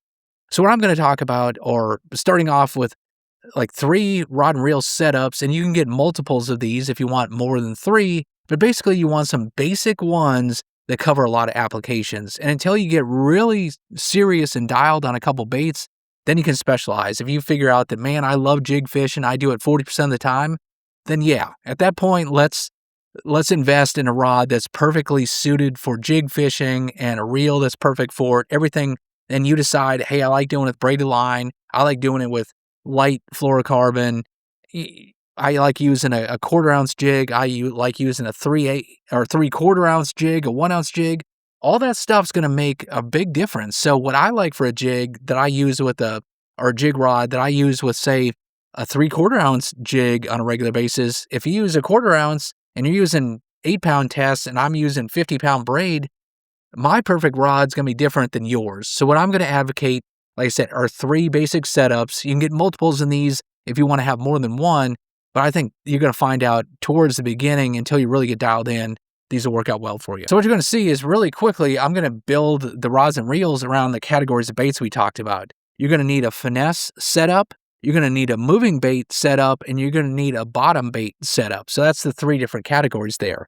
Now, in terms of spinning versus bait caster, you can do everything with a spinning rod. You can do most everything with a bait caster, but there's a lot of things where one is just better than the other. You can still do it, but you're going to be fighting it. So finesse type tactics, really light lures, light line. Spinning is it's easier to cast light baits, especially cast them very far. And with light line, the drag is just lighter and smoother. So with that light line, you can break it off really easy with a bait caster, even if you can cast it well. But with the spinning rod, that precision drag, light lures, light line, I think you want spinning rods. Now, if it's a heavy bait and it's something that pulls very hard, yeah, you can they make ocean spinning reels and all this stuff. But really, for practical applications for bass fishermen, for heavier baits, when I start talking like much more than a 1/4 and 3/8 and get above there, when I'm going with heavier line, you can use braid with a leader, but it's bait casting is going to handle all of that better when you're trying to just fight big fish out of cover. Not that you can't do it. Like I said, there's saltwater ones. Guys are going to argue. But to me, Spinning's better for that light stuff. You need to learn bait casters, and it's way easier if you're intimidated by them. I'll go through a couple things on that. That's changed a lot too with these digital braking systems and stuff. And just the reels are better. They're easier to dial in. If you fish very much, I took a lot of guide customers that were pretty new to it, only through spinning. And with a little coaching, within a day's time, they were throwing it pretty good. So let's start off just a couple things so we can talk about this intelligently. The first being rods. And everything's going to say like medium, heavy, fast, or extra fast, or heavy, stuff like that. And people kind of confuse the two. The one is the rod power, the other is the action. And the power is rated anywhere from like most bass rods, medium light, down to, you could see light, up to heavy and extra heavy. That just means how powerful. Like how big of a lure, how heavy of a lure can you put on there, fighting fish, just how strong and powerful is the rod. And that's something that for most applications, like a medium or medium heavy on a bait caster is going to be really versatile. Like medium heavy is pretty ideal. And on a spinning rod, like medium to maybe medium light is a pretty versatile setup there. You can cast most baits with it. So from light stuff up to fairly heavy, that's typically what I like to go with. So on bait caster, I'm going to say both these setups, I'm going to say medium heavy. Now in terms of the action of the rod, how quick that it bends, that just means how deeply at the tip here is all, when you load a rod, when you start fighting a fish, does it only start to bend at the very tip? Or does it bend like way down into the midsection of the rod? This is a fast rod, so it wants to bend up at the tip. Now, if it's more of like a crankbait rod or a jerkbait rod or spinnerbait, it's going to be bending like way down into here. That the quicker tip, when it's fast or extra fast, when you have a bite and you're trying to pick up slack and set the hook right away, it's going to pick that up better. You're going to get a quicker reaction. You're going to be able to feel your bait better because you're not wasting all the energy of a bite on bending the rod. It's going to load up really quickly, and right away you're going to feel you have a bite. So fast and extra fast, I like those for if I'm fishing baits I'm trying to feel. Bottom baits, worms, jigs, Carolina rigs, shaky heads, all that type of stuff. That's where I want fast or extra fast action. Or something where I'm trying to keep the fish hooked up and let them get it a little better. If I have treble hooks where I need to let them grab the bait, take it a little more, and then not rip it out of them, that's where I want something like more of a moderate or mod fast. Mod fast just means moderate fast. That's going to bend deeper. That keeps fish hooked up a lot better. So on my any crankbait, chatterbait, spinnerbait, topwaters, any of those moving type baits, I want something that's probably mod fast. Just more of a tip, it bends deeper into the rod. So let's start off with your bottom baits and just like your cover type lures. So your jigs, Texas rigs, Carolina rigs, all those type things. I'm going to fish that on a bait caster. I'm going to go with a rod that's about 7'3", 7'3" up to about 7'6". A little bit longer there helps me pitch. I like that for a little bit better. I also get I can move more line. So if a fish grabs it, starts moving towards me, I like a little bit longer rod. Some guys like 7-footers. I wouldn't go less than 7, but like a 7'3" is a great all around. If you like casting out a little farther, 7'6" will help you get it out there better, give you a little more control of the fish. But 7'3" to 7'6", I want medium heavy. That's going to be able to fish like a 1/2 ounce Texas rig, a 1/2 ounce jig, but I can also throw like a lighter one that's about like this is like an 1/8 ounce on a 7-inch worm. I can still throw that. So that's pretty versatile. Most baits that you're going to throw, you could even throw like a drop shot on it if you need to, but that's probably better on spinning. But anyway, it's a pretty versatile all around, and you want fast or extra fast. So those are the rods I'm going to look for. The reel, the big thing I'm going to look for here is I want a fairly fast gear ratio, a 7 or 8 to 1 or higher. That the big thing is I'm not fighting in a fish as much. I'm not hard cranking in baits like a spinnerbait or a crankbait. I need more leverage to reel them in.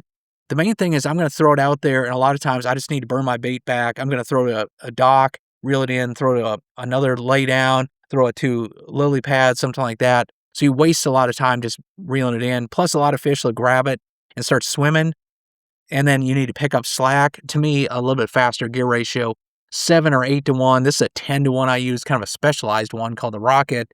I use that on my dedicated like pitching and flipping rods, but just a faster gear ratio I think is going to work out better. Now for moving baits, so this is your crankbaits, spinnerbaits, chatterbaits, swim jigs, all that stuff. What I want now is that slower rod action. I want that mod fast. So I want it to bend deeper, and I still want to be able to cast it out pretty far, get control of the fish. So and the range of these lures are usually a 1/4 ounce up to about a 1/2 ounce. Those are the key categories there. So to me, a medium heavy 7 foot to 7'3", somewhere in there. This is like a 7'2". Any of those in that range are pretty good. They're still short enough. A lot of times I'm throwing these around docks or up underneath trees, overhanging branches. I want to be kind of accurate there and, skipping the lure or something. So that 7 foot to 7'3" is really good. Medium heavy, mod fast. That's my all around. It'll work on pretty much any of these baits. The only one, if a jerkbait where you're snapping it down, some guys like 7 foot and shorter, but anywhere in that 7 to 7'3" to me is about the right combination where I can throw it out pretty far, still get good control of the fish, but I can also be accurate with it. Speed, you're going to have to crank a little bit more here, so you can go anywhere from you don't want much slower than a 6-to-1, and you can go up to an 8-to-1. The one thing is you can always slow down your retrieve. If something's hard pulling or it's you just want to slow it down, you can crank your reel slower, but sometimes when you want to work something fast, those slow ones like a 6-to-1, a 5-to-1, you have to crank so fast to bring it very fast. That's tiring. So I typically, and in fighting fish, a lot of times that, like I said, they're moving fast. I want to pick up slack. I like a little bit faster gear ratio. It's like 7 or 8's where I'm at on most of mine, but keep it above 6. And then for a spinning rod, I'm going to want this for my finesse applications. So my Neko and Wacky rig and drop shot, all that stuff, shaky head, Ned rig. Basically a spinning reel on here. You don't have to get super ultra fast on it, although this is a rocket. I like that too, where I can reel in and cast quickly. That's more for live scope than regular fishing. But a rod that's like 6'10", 6 foot 10 inches up to about 7'3", just depending, like a 7-footer up to 7'3" is generally where I go on these. Some people like a little bit shorter. I'm usually about 7 foot to that 7'3". Medium or medium light, depending on the rod manufacturer. Some medium lights are too light, but a medium light really makes it easy to whip really light stuff out there. If you really like the lighter stuff, a medium light's going to work out well. If you're going a little bit heavier, and on spinning rod, heavier means like 1/4 up to 3/8. If you're using more like a lot of 1/16 ounce and weightless, that Wacky, medium light on that, it's just going to cast it out. Anything like a 1/4 and less, especially like an 1/8 and less, that's where a medium light's going to do better. So medium light, medium, depending on your style, how finesse you're going to go. Either one of those work out well. And then you want something that's like a fast, because most of this is more like a worm rod, so you can go up to ultra extra fast, but basically like a fast action. You want a pretty quick tip because you're more worm fishing with this. You're not using, treble hook type, moving type baits. It's more contact baits. Now, a little tip on rods versus reels. I've used both for a long time, and rods have improved so much. And you can only spend, like, if you have an unlimited budget, get the top of line stuff. There's some really nice stuff out there in both departments. But to me, on rods have improved so much that you don't have to break the bank. To me, there's more of a better return. You get a lot more bang for your buck on reels than you do for rods. So basically what I'm saying, you can get like $100 rod and it's still going to be pretty good. I fish a lot of the Fenwicks, their Eagle series, which runs around $99. It's a pretty good rod. That's way nicer than the rods I used like 10 years ago. It's just the graphite, it's improved. It's gotten so much better. What you typically get, you get a little more sensitivity, but that's something you're not really going to appreciate until you fish for a long time. And even so, you get more sensitivity by changing your line or going with a heavier weight than you do the rod. And to me, I think the biggest advantage, you get a little bit lighter rod. And as I get older, I fish for a long time, my elbows and shoulders and wrist all start to hurt.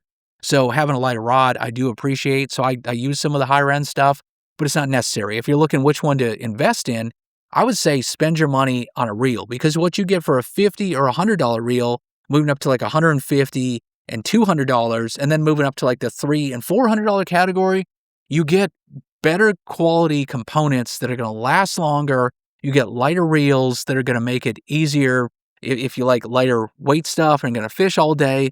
I just think you get more of a return, a true difference on the reels than you do the rod. Like I said, if you have unlimited money, get the top of line. I mean, it's really nice. I'm not saying if you, I have a lot of it, and it's super nice. But if you're looking to invest in one or the other and keep it for a while, to me, spend some money on reels and you're going to like what you can get out of those. One area you can invest, if you're having trouble throwing bait casters, the digital braking systems, the DCs, and this, the Abu Garcia, the Voltic, the new one they have. I did a whole video testing these. It amazed me. I thought it really, for somebody who's a hardcore fisherman and throwing like these fuzzy dice baits out here that catch so much wind, I can't believe how easy it makes casting these in the wind, where you can literally take your thumb off and I'll hand it to somebody who doesn't fish at all. So if you're struggling with that, spending an extra $50 to $75, you can literally take backlashes out. So you're not fighting that. You're worrying about how to work your bait and stuff. That's one way to invest. Going with the digital braking system, I would definitely say if that's what's holding you back in fishing, to me, get the entry level rod, pay for that digital chip on the reel, and I think that's going to make your life a lot easier. And then the last thing, you can really save a lot of weight in these reels. Now they start to get expensive. You know, this is the Xenon X. This is well over $300. But I mean, once you start using these, you're going to be hard pressed to use others. I've started to get arthritis in my thumbs and like I said, my shoulders and back, everything just starts to hurt fishing so many years. So I've switched in the last year or so to these lighter weight reels, and man, it makes a big difference. It just makes it more enjoyable when I'm fishing all day. It just makes it so I can do a little bit better. So that's one other thing that I've noticed a difference. If that's holding you back and you're starting to, stuff just hurts by the end of the day, nice rods weigh a little bit less, but man, the reels, it's like all of a sudden the ones you used to fish that you thought were fine, they feel like a brick when you go to the lighter ones. So I do enjoy the lighter reels. I've just found as I've aged, that's made fishing a lot more enjoyable for me as well. Plus it lightens up the whole outfit. So I think it helps with sensitivity a little bit, just because the lighter it is, you can feel every movement versus something that's heavy. It's just not as apparent. When you get those lighter rigs, you can feel those bites a little bit easier. But that's not the main reason I would do it. I would do it if you need the weight savings. If you're young and strong and fit, don't worry about it. It'll be 25 years till you have a problem. Then come back, talk to me then, and that's when you want the lighter reel. Now let's talk line a second, and then we're about done with the fundamentals. What we're going to start doing after this, we have all the ground level, the fundamentals. We're going to talk about actually taking this, putting it into practice, and really doing the decision making for when you head to the lake, when you go to a new lake, when you're struggling during the day, how do you adjust? We'll get into that soon. But let me wrap up with line. A lot of questions on mono versus braid versus fluorocarbon. All of them will work. They all have their applications. It used to be years ago, mono was the big thing. I don't use it much. You can, and we used it for years for everything. So can you use it for just about everything? Yeah. Is it the best choice anymore? Outside of like topwaters, it works out great for that. But outside of that, I don't use it for much. It floats, so that helps with topwaters. And it has a lot of stretch, so it's hard to break. So if you're getting started, if you're just going out to the pond and you just want something that's durable and you're getting a lot of backlashes and stuff, it's very forgiving on that. It's really cheap. So mono is a good option in that case. But I think there are a lot better options. And what I'm using 80% of the time on my reels is fluorocarbon. If you get smooth handling stuff like the Gin Clear, that's designed so there's not a lot of loops. It used to be fluorocarbon had a lot of memory. It was kind of a bear to handle, but it's gotten a lot better with the easier handling fluorocarbons now. So I use that, like I said, 80% of the time. Most of my baits, it's clear underwater, so the fish don't see it as well. It feels like you can use a little bit bigger size. So that's one of the first reason guys went to it. It's denser than mono, so it transmits the bites better. You can actually feel bites, so it makes a big difference. Instead of upgrading rods, you can simply change from mono to fluorocarbon. You're going to be able to feel your bait a lot better with fluorocarbon. So that's another advantage. It sinks, so in top waters, that's not good. For the rest of your baits, when you're trying to get it down, instead of sitting on the surface, a worm, or even like a chatterbait or spinnerbait, if I'm trying to get it down, a crankbait, that line sinks, so it's going to help get your bait down. So that's preferred a lot of times. The downside is if you get backlashes, if you get a kink in there, you kind of burn the line, it'll make it fragile and it'll break. So if you backlash a ton, you're not going to like this line. You're going to say, man, this stuff breaks all the time. I don't like it. So if you're a big backlasher, not good for you. Mono is probably better, or switch to a reel that helps eliminate it. But otherwise, fluorocarbon's my go-to. And then braided line, I use that on bait casters in really specific situations. If I'm frogging, fishing really thick cover when I'm punching or something, I mean, we're talking using those 2-ounce weights and going through really dense vegetation, really thick weeds like down in Florida or fishing the Mississippi River or something, I'll go a straight braid. But where this really excels is on spinning rods. And using, big line on a spinning reel does not work out well. Memory on a spinning reel, that coiliness, does not work out well. Braid is super limp. It's very small diameter, so it is fantastic on a spinning reel. You put on the spool first, you put a little bit of mono or fluorocarbon, then you put 100 yards, 150 yards or so of braid on top of it. It handles beautifully. It casts lures out so well. And then you put a leader, tie a leader to it that's anywhere from 2 feet up to like 10 feet. And that fluorocarbon, so you get the invisibility and, just the thin diameter of the fluorocarbon there, and, just so they can't see it as well. But then the braid back behind it, that gives you the braid, there's no stretch to it. It transmits all the bites. So if something grabs something, you feel it instantly. You can really feel what you're doing with braid.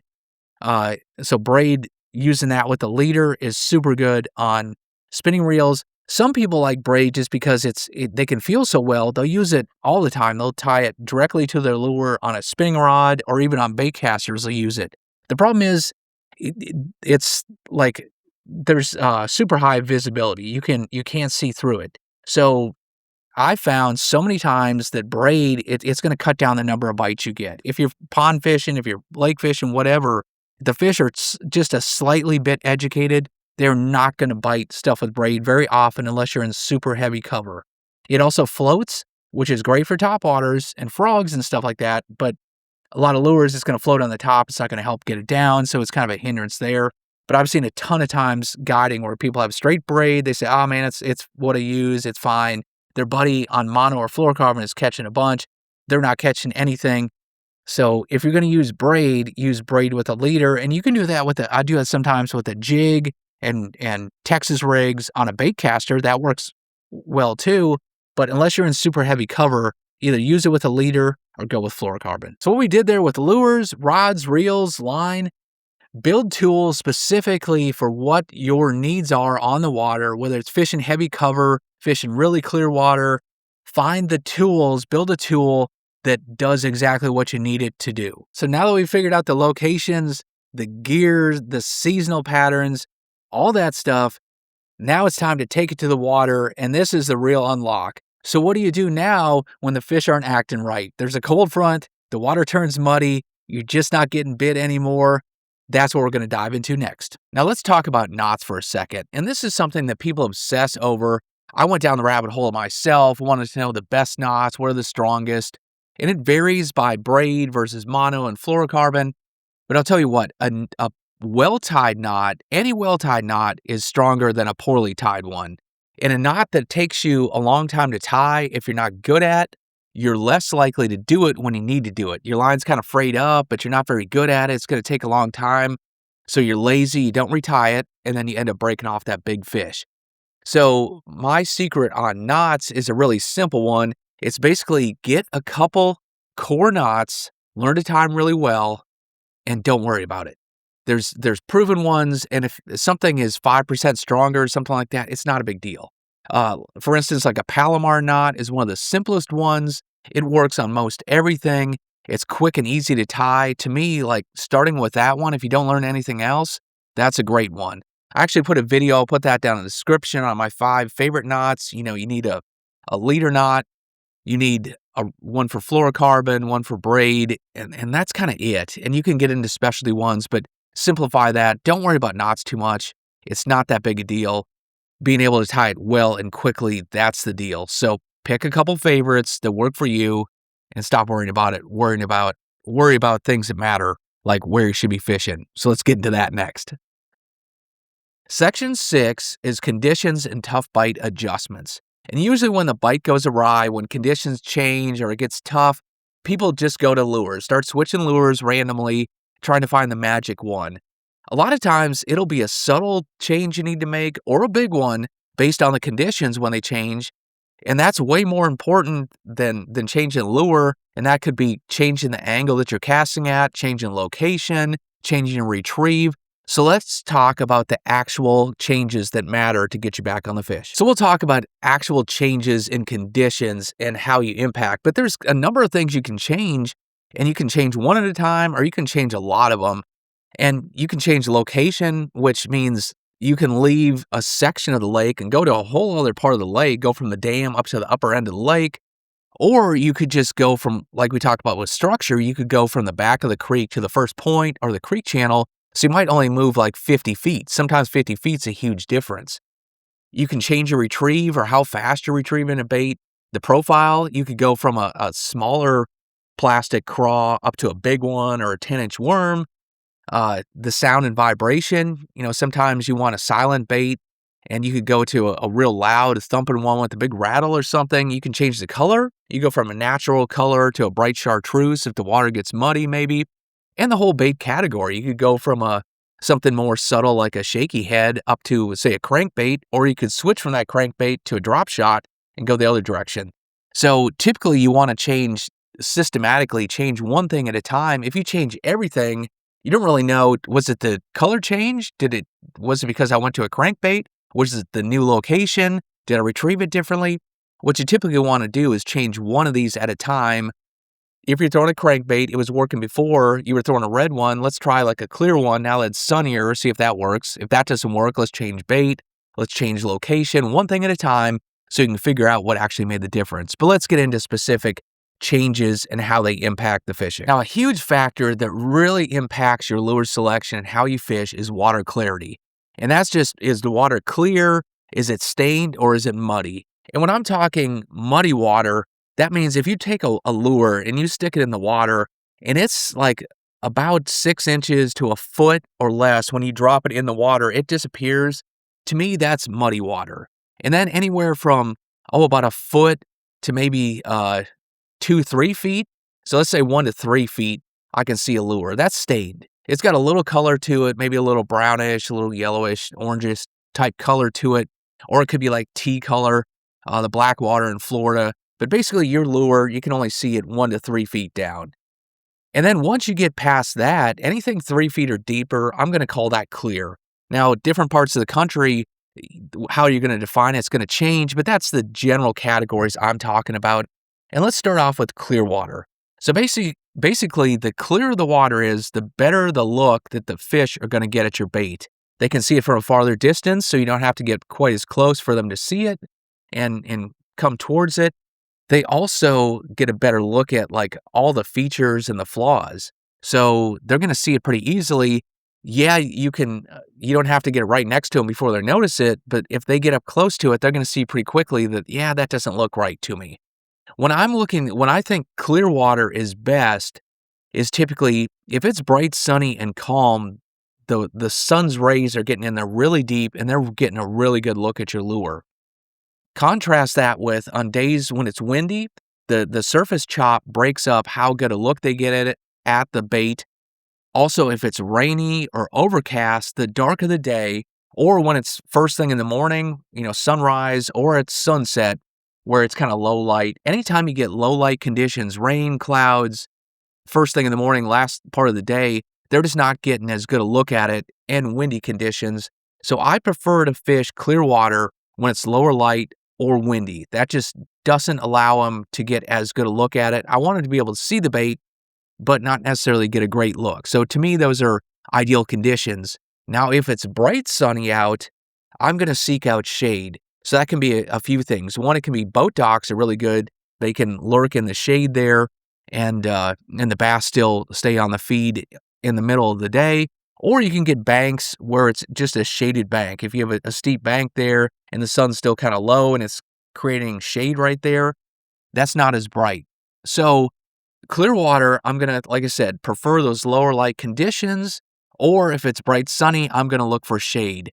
Basically, if they're getting a great look at your bait, the only time that I really want that is in deep water. So if I start fishing 10, 15, 20, 30 feet deep, then I'm not worried about it being sunny. A lot of times then I want the brighter days. They can see better down there, and that's going to drive them down deeper.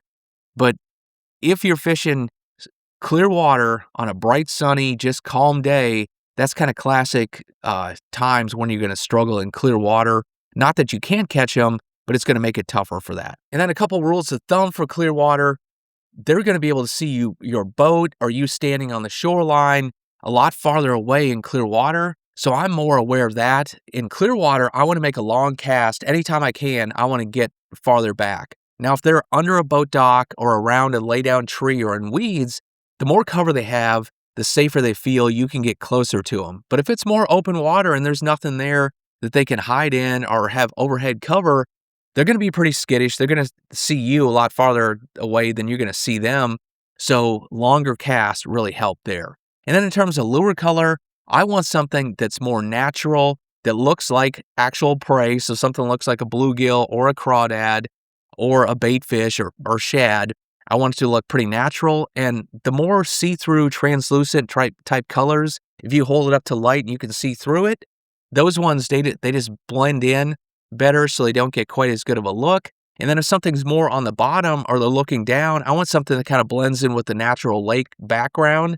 So greens and browns, something that's just a natural color, then looks like actual like crawdads or the bottom. Again, they don't get as good a look at it. So natural is a good color to go as well. Now let's go to the opposite end of the spectrum, muddy water.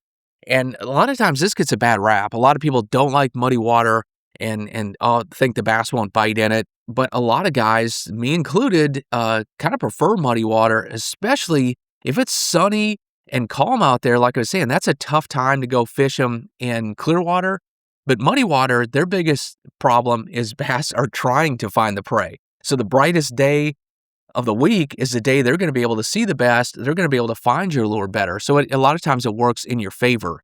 And again, we're talking a foot or less of visibility. And a lot of times you only see your lure down 3-4 inches, something like that. It disappears pretty quickly. Now, a couple more things that mud do. It really narrows down where the fish are. Not that there are no fish offshore, but most of them stay pretty close to cover and pretty close to the bank. So if there's a shallow rock pile or a brush pile or something, they may be in that offshore, but they're going to stay a lot shallower. In clear water, it's nothing to find fish in 30, 40, 50 feet of water in some of the western reservoirs. Whereas muddier water, most of those fish are like 10 feet or less. A lot of them are 5 feet or less. So if you're a bank fisherman or a pond fisherman, muddy water ponds, you don't have to worry about throwing out in the middle. Or when you're fishing in a boat, you don't have to worry about the middle of the lake most of the time. They're going to be close to the bank. So that narrows down the places they can hide in general. The other thing is they get pretty close to cover usually. So that means cover, again, weed clumps and lay down logs and trees and boat docks. Usually they're not roaming out in the middle. They're pretty tight to it or tight to the bank. So again, that narrows down where you have to look for those fish. They're going to be tighter to the cover. You also want to help these fish find your bait. So bright colors, so the chartreuse, the bright yellow, oranges, reds, June bug, which is that purple, black, something like that. The black really silhouettes against the background, so that shows up well. Those type colors help them find your bait. So go with something that they can find. Pink is another one, hot pink. Just something that's really bright or shows up against the background. And then sound, stuff like chatterbaits, bladed jigs, where it's thunking on the head of the bait, or a crankbait that has a loud rattle in it. Anything like that helps the fish find it, or a big profile. In clear water, smaller baits, the bigger ones are going to stand out. They're going to see a lot of flaws. A lot of times we go to really small baits, so they're more natural and they just don't have as many flaws. In muddy water, a lot of times going bigger, something that's going to push a lot of water that they can feel and the bass can sense it, then that's going to help you. So bigger baits, bright color baits, ones that push a lot of water, that make a lot of noise, help them find your bait is kind of the key there. Now, a lot of lakes have a combination of muddy water and clear water, somewhere in between. So what you can do is the upper ends of lakes where the feeder creeks or the river kind of feeds it, a lot of times that or the very backs of big major creek arms, those will have muddier water. So what I typically do is I seek out those areas. Like I said, if it's bright and sunny and calm, that's where I want to get in that muddier water. When it's overcast, rainy, really windy days, that's better for clear water bites in general. So that's when I'm going to go to the clear section. Or if I'm fishing deep water, then I'm fine with that sunny and slick condition, like I said. But if I'm fishing shallow, I'm fishing for the bank, or I'm just going down the bank, casting in a boat, that's where I'm going to seek out clear water on those windy, overcast, low light, rainy kind of days. And that leaves stained water, which is in the middle.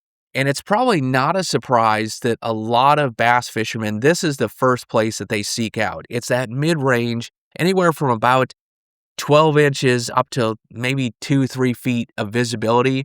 It's clear enough where fish can find your bait pretty well, but it's also not so clear that they see all the flaws and you can still get bit when it's sunny and slick. It's not so clear that they're seeing everything. This is kind of the Goldilocks zone.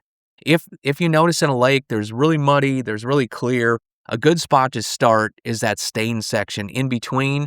Or if your lake has it, that really opens up. You can fish just about anything. Small finesse baits, they're still going to be able to see them. Or in muddy water, those little finesse ones, they're hardly going to be able to see it. You can use natural colors, bright colors.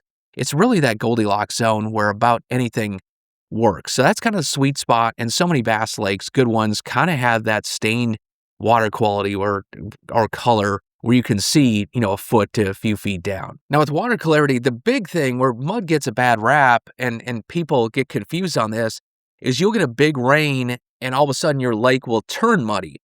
And when the lake suddenly turns muddy in a big area, that's not good. Fresh mud like that is not good. It's like gritty. It looks like if you're mixing up Kool-Aid or something and you put it in a glass, you stir it up and there's all that grit and you need to keep stirring it. That's freshly muddy water. If you can see like the particles and grit, almost looks like sand in there, that's not good. Freshly muddy water, unless it's the very back of a creek or a small little ditch that runs into the side. If it's a small little area, like the size of your kitchen or something, that's fine. Those little muddy areas, bass they love to get around fresh runoff.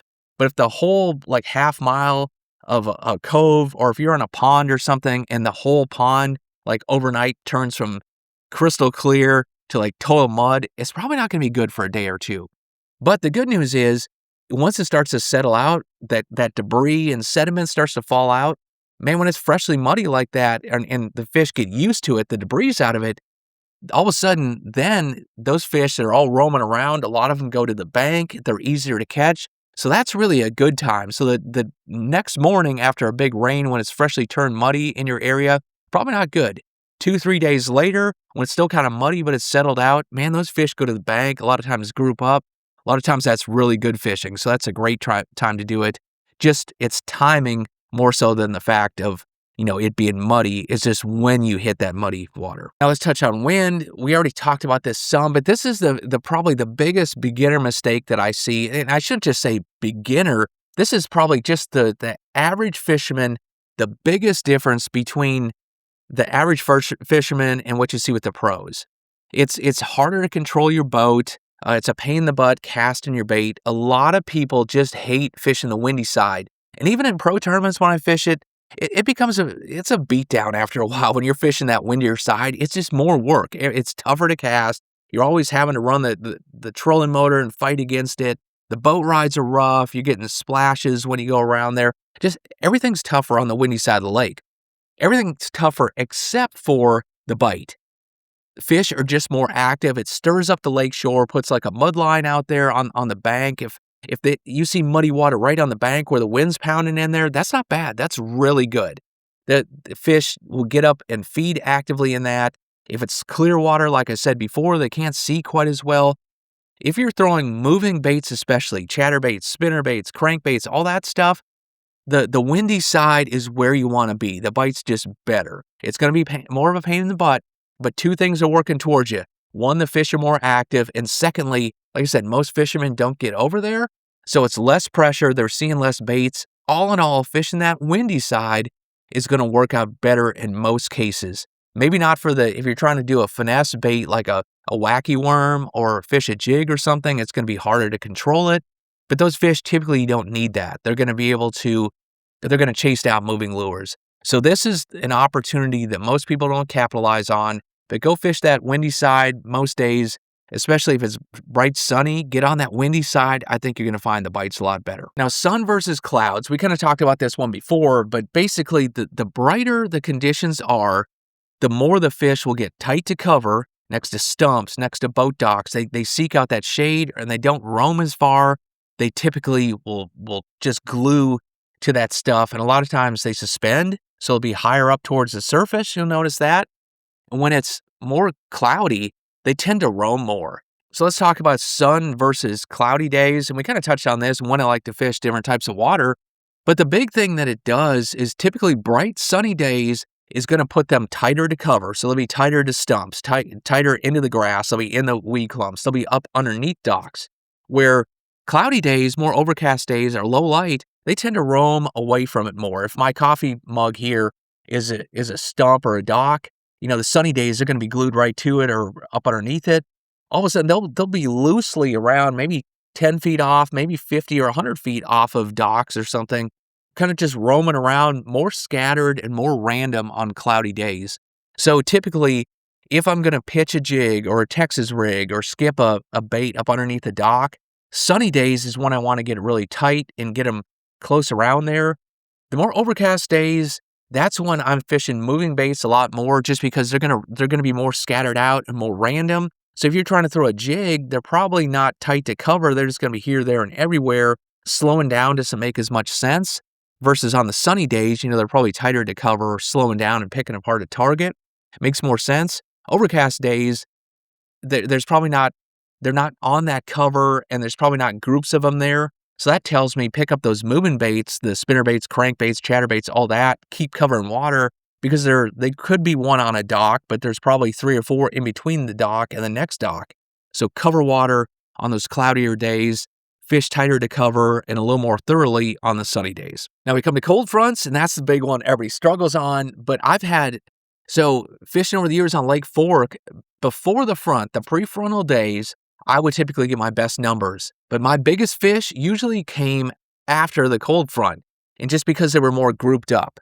And here's the thing, with cold fronts, when they hit, it doesn't instantly, it turns on the fishing pretty quickly, but most people think the front hits, the bite's over. Actually, the day after the front, a lot of time the bite is still really good. And here's what happens. You have a warming trend for 3 to 5 days. It's nice out there. You get that nice stable weather. All of a sudden the storms come, the wind come with the cold front, and you get a window. That's probably the best day of the week to go fishing. When you know the cold front's coming on a Saturday afternoon, be on the lake, be on the pond, they bite really good right before the front comes. But then most people, the rain comes, everybody goes home and like, oh, well, the front came and, here's cold front. It's going to stink for a week. Not really.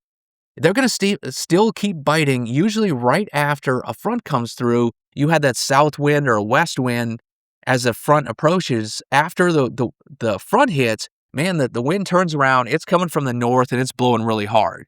Well, remember I talked about windy days, they bite good. I tell you what, that north wind, those are really good bite days, and it's miserable. And a lot of times it's like cold and drizzly, but as long as if the clouds stick around, or the wind especially, even though it's a north wind, it's pounding, man, they bite. And it's like the fish feel the urgency that it's going to be cold and slow down. Like, I need to put on the feed bag now. So a lot of times it's not, you get a big burst right before the front, but that day after, and you look at any tournaments, if you don't believe me, don't take my word, look at those. The tournament results the day after the front, guys smash them. They catch them, and it's miserable. Rough boat rides, and like I said, in the spring or the fall, your hands will be numb. It's just tough days to be out there condition-wise, but man, they bite. And what happens typically is, say the water temperature is 60 degrees. A cold front comes through, and all of a sudden, boom, the air temperature goes from a beautiful 75-degree day before the front, all of a sudden it drops down into the 40s. Well, the water temperature is at 60. It's going to take like a day or so before that water temperature really crashes. And normally it's like that first night after the front, or the second night, that's when it turns really cold. So it's going to take about 24 hours for the fish really to feel it. They can feel the barometer, the pressure has changed, but the water temperature really hasn't cooled down yet. So in that 24-hour window after the front, they're still biting. Now you take it to 24 hours to 48 hours after the front, the wind starts to calm down, the clouds typically go away. You get those bluebird days where it gets bright, sunny, and calm. So that kind of works. It's not necessarily even the temperature. It's the fact that those conditions just aren't really good biting conditions. So that's when it gets tougher. What happens is fish are often more spread out. They're aggressive. They're all over the flats. They're all up and down the banks. When the cold front hits, this is where that steeper structure like bluffs and channel swings and creek channels, they typically go from roaming all over the place to consolidate, and they'll all pull together on one spot.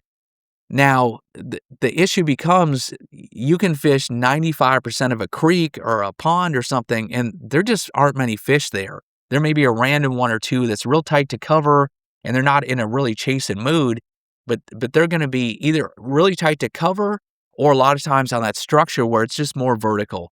But once you do find them, there's a group of fish, and there's nothing that leads to big fish getting caught more so than being around a group of them.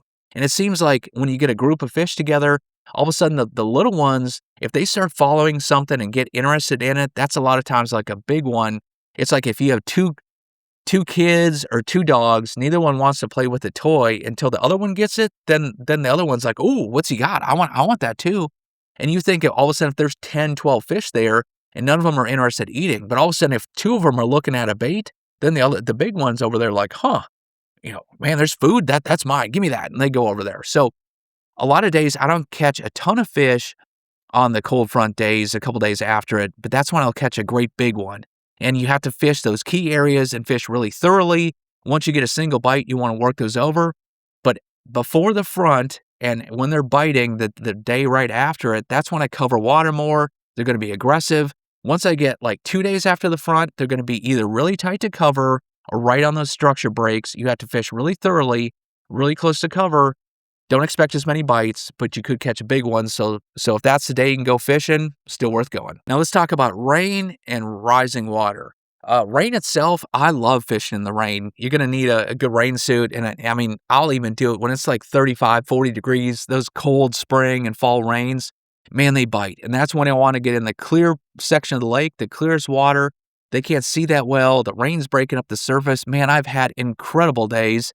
And it's usually a moving bait bite. So that's a spinnerbait, chatterbait, sometimes topwaters, just covering a lot of water. But man, they bite. Go with something bright white that stands out or chartreuse.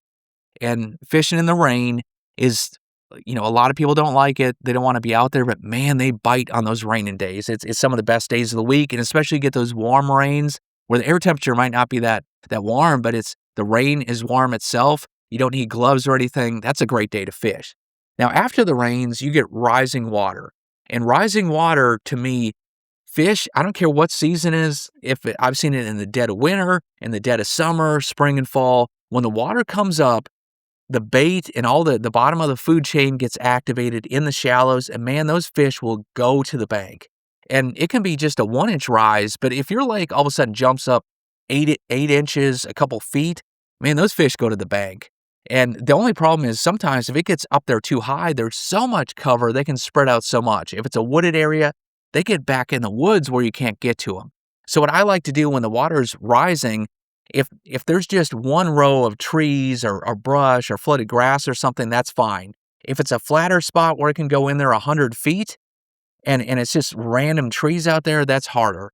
So basically, I want something where I can get to the actual bank. If you can't cast all the way back to the bank itself, the hard shoreline, they're just too spread out. But if I can still get to the bank, so that means something's a little bit steeper. And I mean just where the new bank line is, where the new shoreline is, that's the type area I'm looking to get to. So single flooded trees and willows, bushes, and grass, that's good. Hundreds of trees, not so good. So find areas where it makes kind of a single row. So that's where if the water's really come up, go to something really steep because the water's not going as far back in. It's just rising up. But definitely fish that flooded cover. Now, the flip side is once that water gets high or in the fall, when the water starts dropping, that can be good as well. It tends to consolidate fish. All of a sudden, they'll roam and be all spread out when the water's high. When it starts dropping, those spread out fish, it's kind of like the cold front scenario. Those fish are spread all over. They all pull back. A lot of times it's just structure. So they all pull back to the closest point to the closest creek channel, to the closest drop-off or bluff or, ledge, anything like that, it's going to consolidate the fish. So rising water, get to the bank. Don't spend too much in one time because it's going to spread out. When the water starts dropping, look for the key structural feature in the area. They'll fall back to that and expect once you find the fish, they're probably grouped up there. Now, fishing pressure. This is one we all struggle with, and it just makes it tougher. And I don't care if you're on a big lake or a city park, it's just fishing pressure is going to happen, especially in the springtime, holiday weekends, any weekends. And sometimes it'll move the fish, but usually what happens are just fish are going to be more on their guard. So a couple things. Wind, that's going to reduce the crowds there, plus make the fish typically more active. So that's one way to get it to deal with fishing pressure. Go to areas that are on the windier side of the lake. Probably there's going to be less boats there, less pressure. The fish are going to be more active. But a lot of times you can't get away from it. And it's just the fish get smarter and smarter as more people get in there. So a couple of ways you can deal with that. I don't think the fish typically leave. They're just going to be less aggressive. So that means fishing more slowly. If you're throwing a wacky worm or a drop shot, Texas rig, something like that, just leaving it, letting it sit for longer. Most people are fishing pretty quickly, go through an area quickly. The key areas, the key pieces of cover, making repeated casts to it, just working your bait slower, going to a smaller bait, downsizing often works, a slower fall, a lighter weight, and then trying to throw something different. Go to colors that maybe if everybody's throwing something natural green, go with a bright orange or bright pink. Go with a bait. If everybody look around, everybody's throwing a chatterbait, well, throw a swim jig, throw a worm, throw something different, try to change it up. Doing erratic retrieves too, that kind of, you can trigger fish into biting. That's where if you just throw it out there and a steady retrieve coming back, you don't really trigger fish to bite. Baits that dart left and right, jerk baits and like fluke style baits, your chatterbaits and spinnerbaits, if you do a stop and go, flick your rod just a little bit. Crankbaits that hit a stump and bounce off there. You need to change up your retrieves and do something erratic, do stop and goes, put pauses in there. That's a way that basically you have to outfish the crowd and show them something different, give them a reason to bite your bait versus just doing the same as everybody else. And then the last thing to do on pressured waters is look around and where's everybody fishing? Is everybody back in the very back in the shallowest area and nobody's fishing deeper? Is everybody fishing deeper and nobody's fishing really shallow because it's summer or winter and there shouldn't be any fish there, quote unquote? That get away from the crowd. That's one of the better things you can do. There may be more fish out deep in the winter and the summer, but if nobody's fishing shallow, well, at least those fish are more likely to bite and vice versa. If everybody's up shallow, it's a spring, every fish should be up there. Well, maybe there's not as many out deep, but the ones you can find aren't getting pressured. If there's only, if everybody's fishing boat docks, and that seems to be what everybody's doing, if everybody's fishing grass, go try wood or something different. So definitely getting away from the crowds or just fishing things that other people aren't, that's a great way to beat fishing pressure as well. And then here's a big one that people get hung up on, and to me, it's way overstated, and that's water temp. Everybody's like, oh man, what was the water temp? What's the water temp? Oh, it's, and they think if it's 60, they should be spawning, and at 55, they stop eating at topwater, and at 50, that just means, oh, the bite's done. And to me, the temperature, the actual temperature, 51, 83, whatever it is, that's not as important to me as the trend. Where was it a few days ago, and where is it now?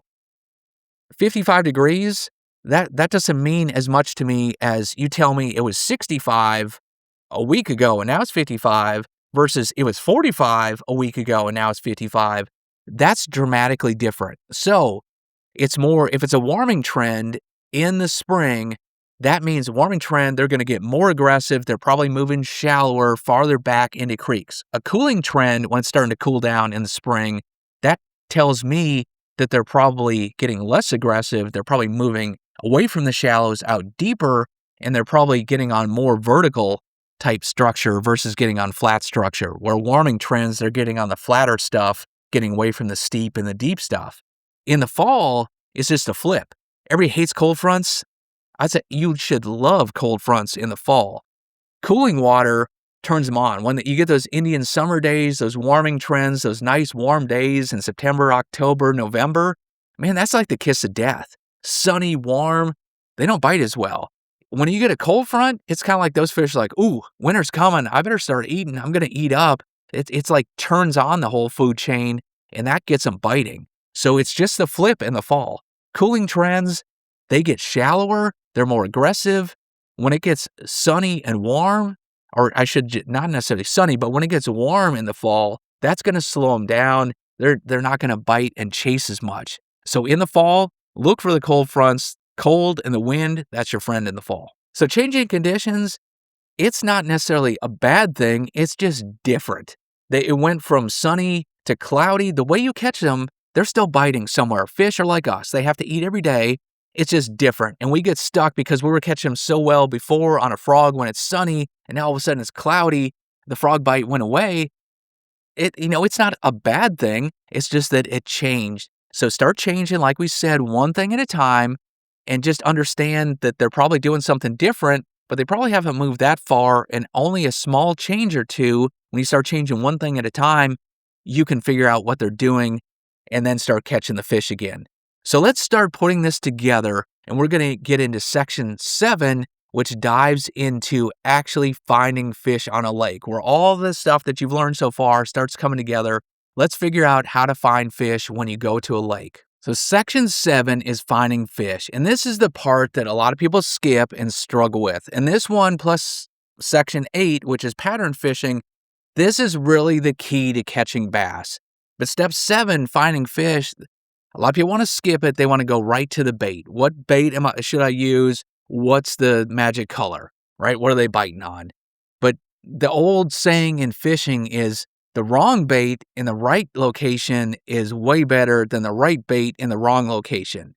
Basically meaning that if there's no fish around, I don't care if you have the hottest bait in the world. If there's nothing there, you're not catching anything. Whereas if you get around biting fish, I'll promise you that most any bait or color is probably going to work if there's enough active ones there. You'll be surprised. And if you don't believe me on this, go look at any tournament and look at the top 10. They'll show like the baits that the pros use. And some guy, it just swears by, dude, it was the green worm that had a straight tail, and this was the deal. And somebody else he'll be using a black blue worm with like an action tail. And somebody else will be using a chatterbait that's white. And then somebody else will make the top 10 using a chatterbait that's orange. And it just shows you that these pros are so convinced, myself included, all of us, we catch them on one bait or one color and we think, dude, I figured out the deal, right? It's a deal. And it may be for the situation you're fishing, but man, there are a lot of different baits they'll catch them on, general categories. So figuring out how to find the fish, that's really the key. And that's what we're going to get into now. So the first part of this, it's all the stuff we've been covering. Look at the seasonal pattern and the conditions, and that should guide you as an educated guess where to start. But the thing is, don't get too married to that.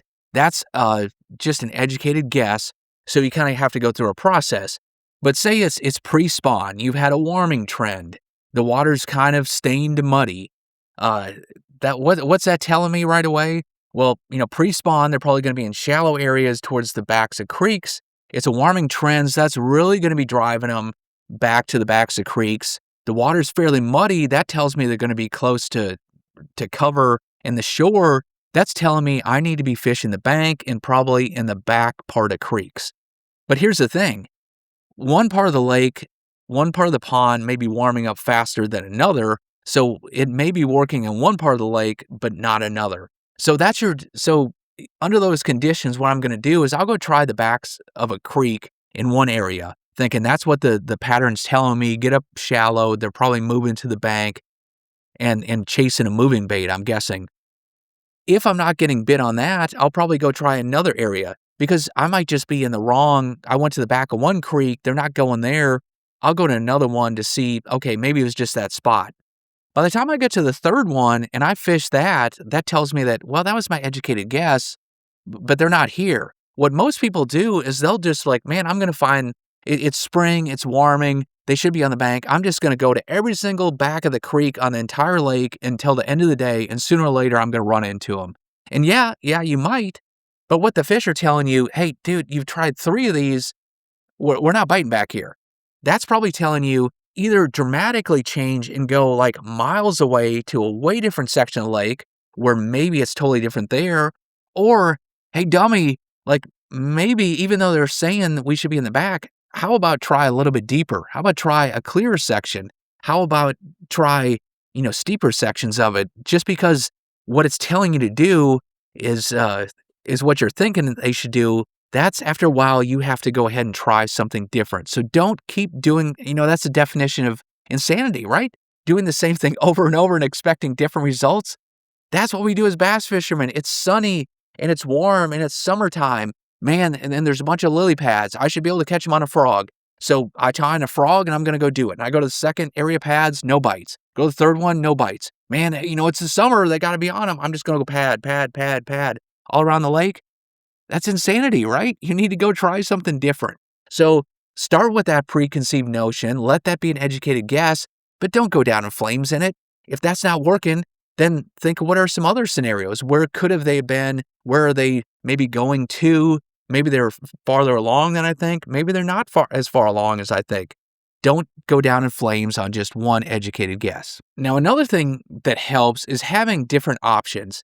When let's talk about pre-spawn and you're going towards the back of a creek, if you just go one that's all just the same in the back of it and just go to the very back and fish, say you just go back there and fish laydowns only. I'm going to go fish all the laydowns in the back. I think they're going to be around laydowns. That's somewhere they spawn around. Well, there's not a ton of options there. But if you go to the back of a creek and you also fish a couple points, there's some secondary points back there. There's 3 boat docks. There's one weedy section. Maybe there's a creek channel swing or something right by it. The more different options you can sample, the better. And remember, if we went back to locations and different types of creeks, that's where I said before that short pockets, ones that are shorter, maybe a couple hundred yards long versus a 1 mile long creek, you just can sample a few different things. So it'll take you a couple hours on that mile-long creek to go fish all the way around there, and you don't get to see a lot of options. Whereas if it's a shorter pocket, like I said, you can try the boat docks, you can try a creek channel swing, you could try a main lake point, a secondary point. Having more different options, that's going to help you uncover where the fish are a lot quicker than just fishing laydown after laydown after laydown, or like 5 miles of lily pads in a row, just making cast after cast after cast in it.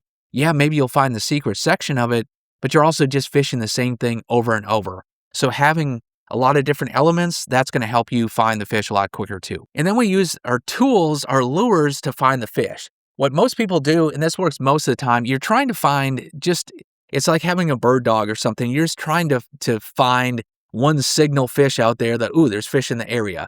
Get that first bite that tells you, maybe they're around here. Because a lot of times on a lake, there'll be tons of dead water. Then you all of a sudden get to a zone in a creek or a particular creek that just the fish, for whatever reason, the bait's in there, they're more active, the water's warmer, it's colder, it's the right water clarity, whatever it is, conditions are right.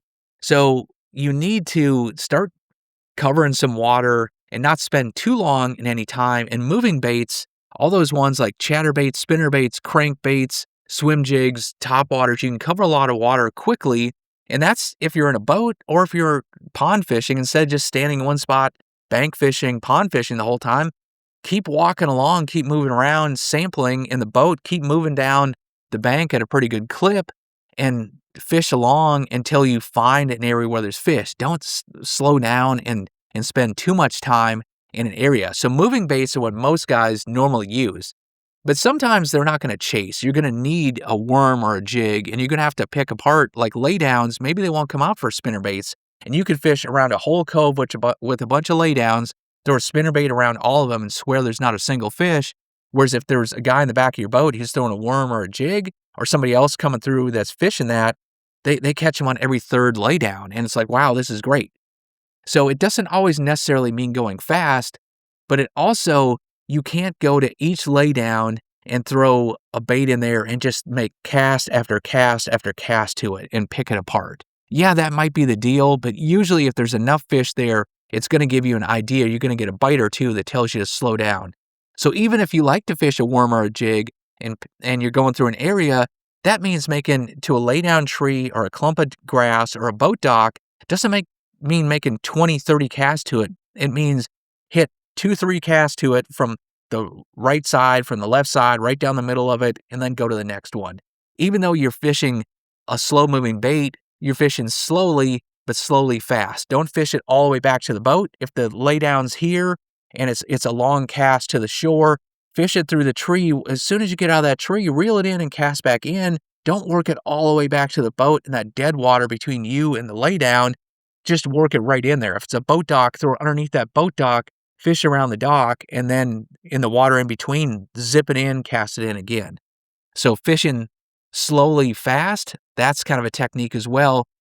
Don't go down in flames by just throwing to the same spot over and over and over. Now, when you're fishing and trying to find the fish, you're also fishing for clues as well. And you need to pay attention to a whole lot of things. Short list of them: bites or misses or follows. You get a fish that tried to get your bait, one that maybe you spooked off, one that chased the bait, one that struck and you didn't get. That's giving you good information. If they're bait fish in the area, noticing that, all of a sudden haven't seen any bait fish. How many bait fish am I seeing? Are there bluegill popping on the surface? Birds in the area like herons and egrets, cranes, all those type birds, they're probably telling you there's bait in the area. Shade lines, how shady, baits, a dock or something like that. A fish, when you're catching them, is it on the shady side of it? Is it on the sunny side of it? Same with like any lay down trees or something.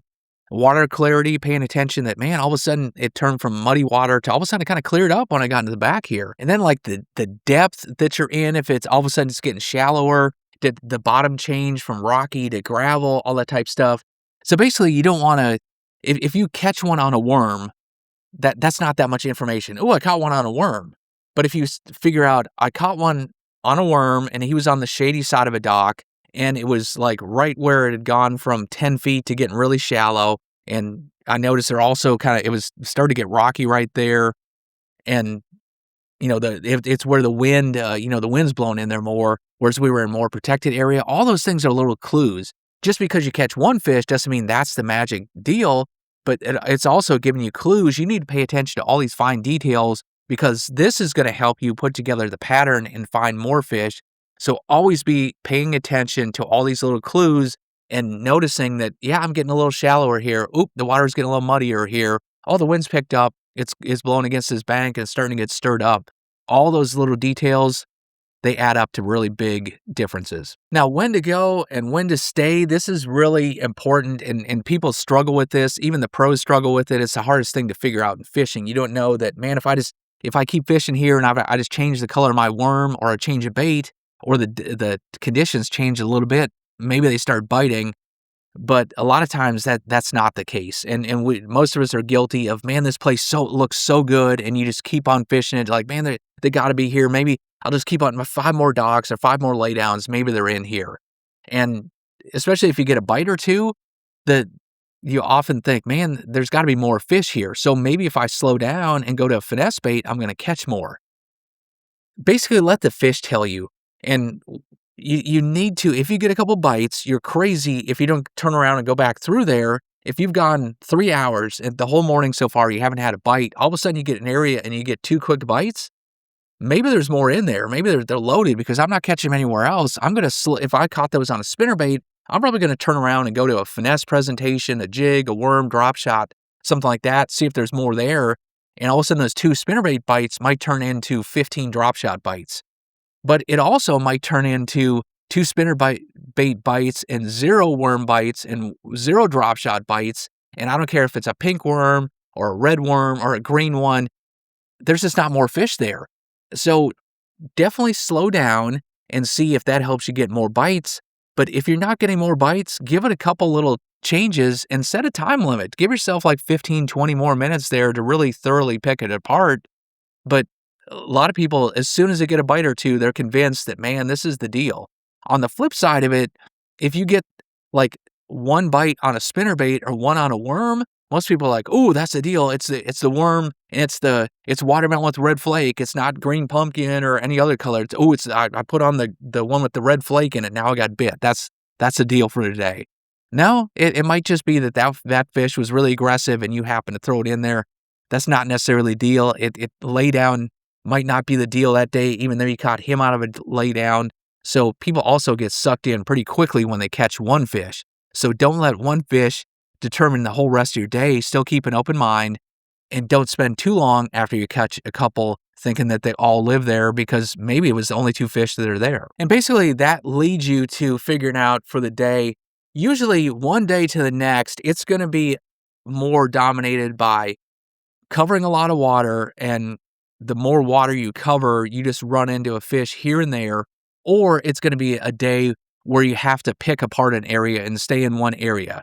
So the covering water is like I said, they're just not in groups. So anytime you slow down, you're just wasting time. Basically, the first, whoever casts first up to a boat dock, they're gonna run out and bite the spinnerbait, and you just catch them. The more docks you cover during the course of a day, the more fish you're gonna catch. Slowing down, making cast 3 through 300, the active one just bites right away.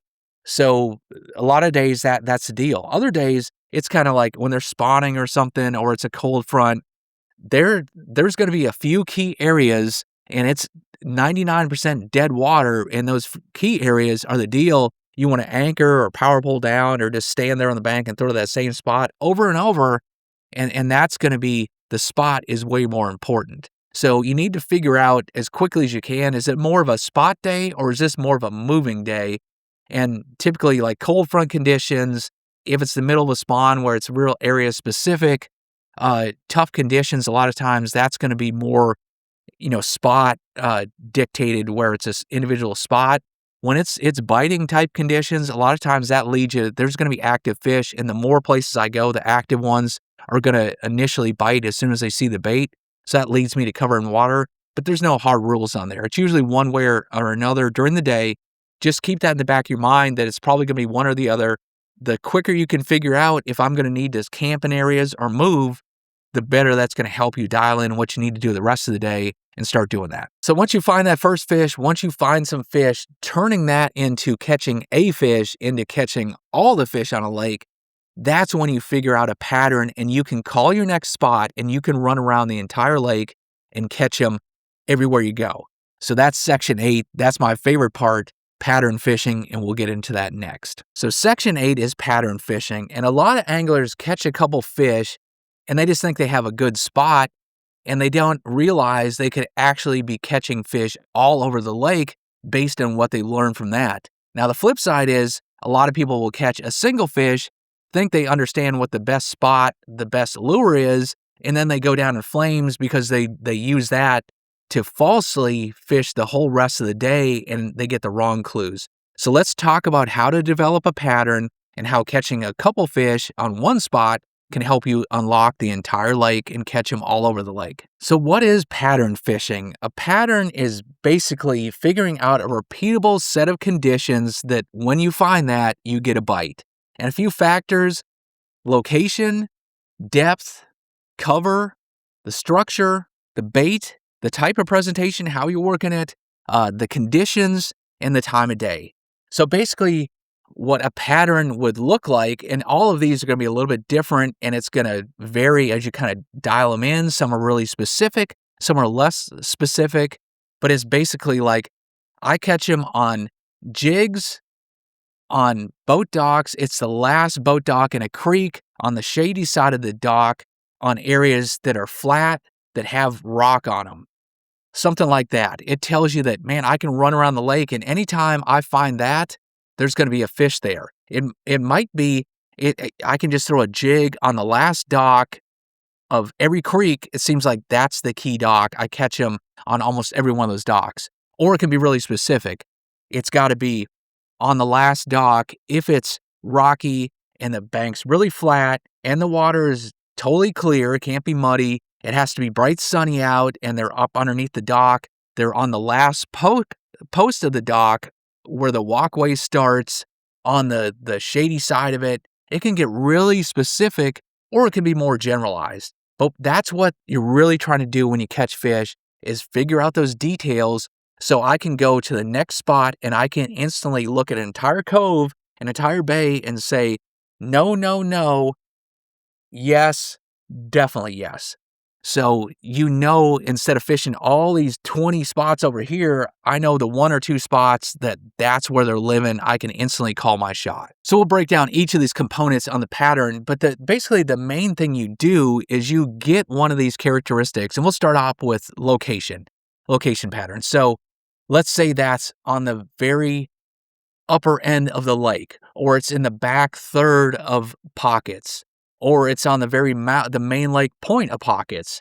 If it's say it's pre-spawn and it's at the points at the mouth of big pockets on the lower end of the lake, if I catch one on a point like that and I go to the next point that's similar and catch one off that, and then go to another one, maybe don't catch one, but then go to another point and catch one again, that's how you figure out if it's a pattern. If I catch one off a main lake point on one part of the lake, and then I go to the next 5 points, don't get another fish, well, that pattern, it's not really a pattern. It might have been, it wasn't because it's the point, it was because there was grass on that particular point, or it was the brush pile that was on the point, or that had rock. It's not because it was a point, it's the fish was on there because of the rock. And some things are patterns. They're real specific to a very particular section of the lake. There may be one creek that has no docks on it when all the rest of the lake has docks. So the pattern there on the place without docks might be different than the ones with docks. But basically, you're looking for the characteristics, and then you start testing that as you move to other parts of the pond or lake and see if it starts to be the same thing there. And then you look at all the different components and which ones. Is it important how deep? Yes. Is it important the watercolor? Yes. Is it important the type of bottom? Maybe no. Is it important the color of the lure I'm using or how fast I reel it? Maybe no. But is it how deep the bait's running? Yeah, that's important. So you're trying to figure out what's important, what's not important, so you can dial it in more and more and get really specific so you know, instead of, yeah, that probably is going to be a fish spot over there, to going, yeah, there's definitely one over here. So back to location, that part of the pattern, that's just where in the lake. Is it the upper part of the lake, the lower part in creeks? Is it the mouth of a creek, halfway back, 3/4 of the way back, all the way back? Is it what type of structure? Is it points? Is it creek channel swings? Is it drop-offs? That's the location part of it. Then we get into depth. That's 2 different things there. How deep is it? Is it the bottom 8 feet deep? Is it 25 feet deep? And then also, how deep is your lure running? Is it, I'm in 8 feet of water, but they're right towards the surface, or it's 8 feet of water and, your bait's running about 7, 8 feet down. And then cover is another big one. You need to figure out not only the type of cover, is it grass? Is it wood? Is it boat docks? But then again, if it's grass, is it on the outside edge of the grass? Is it on the inside edge? Is it a hole in the grass? Is it a point in the grass? Is it an isolated clump of grass? If it's a lay down, is it a big bushy one? Is it a thinner one? Is it a lay down that's more horizontal, or is actual standing timber? The boat docks, again, you tie that into location. Is it one in the back? Is it a boat dock that's a great big one with like 3 boat slips in it? Or is it the ones like the little casting piers, the small ones? Is it boat docks that come all the way out from shore, that come way into the lake, that go into deep water? Is it a really short one? Is it the walkway of the boat docks, or is it the very end of the boat dock? Is it the side? Is it the ones up underneath the slips, the floats there? So you're trying to figure out the cover, exactly what, not just, oh, they're on grass, oh, they're on the lily pads, but it's the deepest lily pads, the shallowest lily pads, the farthest out ones, the holes in the lily pads. The more specific you can get, the more you can dial it in, the better you're going to be able to call your shot and run around the lake and catch them in more spots. Structure pattern, we kind of touched on that. That goes into the location. Again, it's points or drop-offs. The bait pattern, you're going to start figuring out that it's a heavier chatterbait, it's a lighter one, and it ties into presentation as well. It's like they're on stumps, but I reel it up to the stump and I kill it next to the stump, or it's on boat docks and it's on the last pole. I reel it to there and I run it into the boat dock, the chatterbait towards the surface or way down low. Then I pause it, or I skip it way up underneath the boat dock and just reel it out. That's the type bait pattern. You figure out exactly the bait that works there, or I'm flipping a jig to the last post on a walkway, to the laydowns. I have to pitch my jig all the way to the shore. I throw it to the very end of the tree, trying to get as many details again on the bait. What type of bait Is it a slow fall one? It's like, no, you need a really fast falling jig that gets down there, or you let it go to the bottom and you shake it.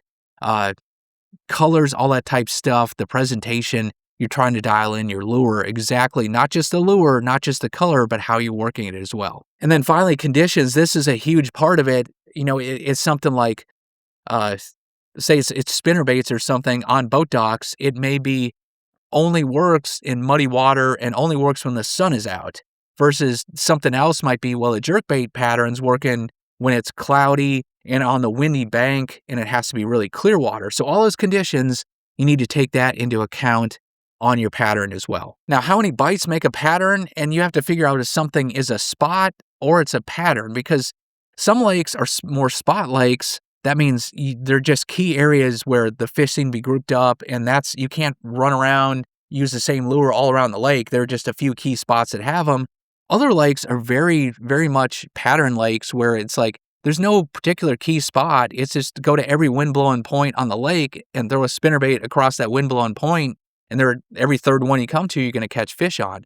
So one fish, definitely not a pattern. That's a clue. Two fish, that's like a coincidence. You're starting to wonder what's going on. To me, if you're able to do something like 3 times or more, that's starting to tell me it's a pattern. It might only be for a very small section of the lake, or it may be the entire lake, or only the clear section of the lake, or only the muddy part of the lake.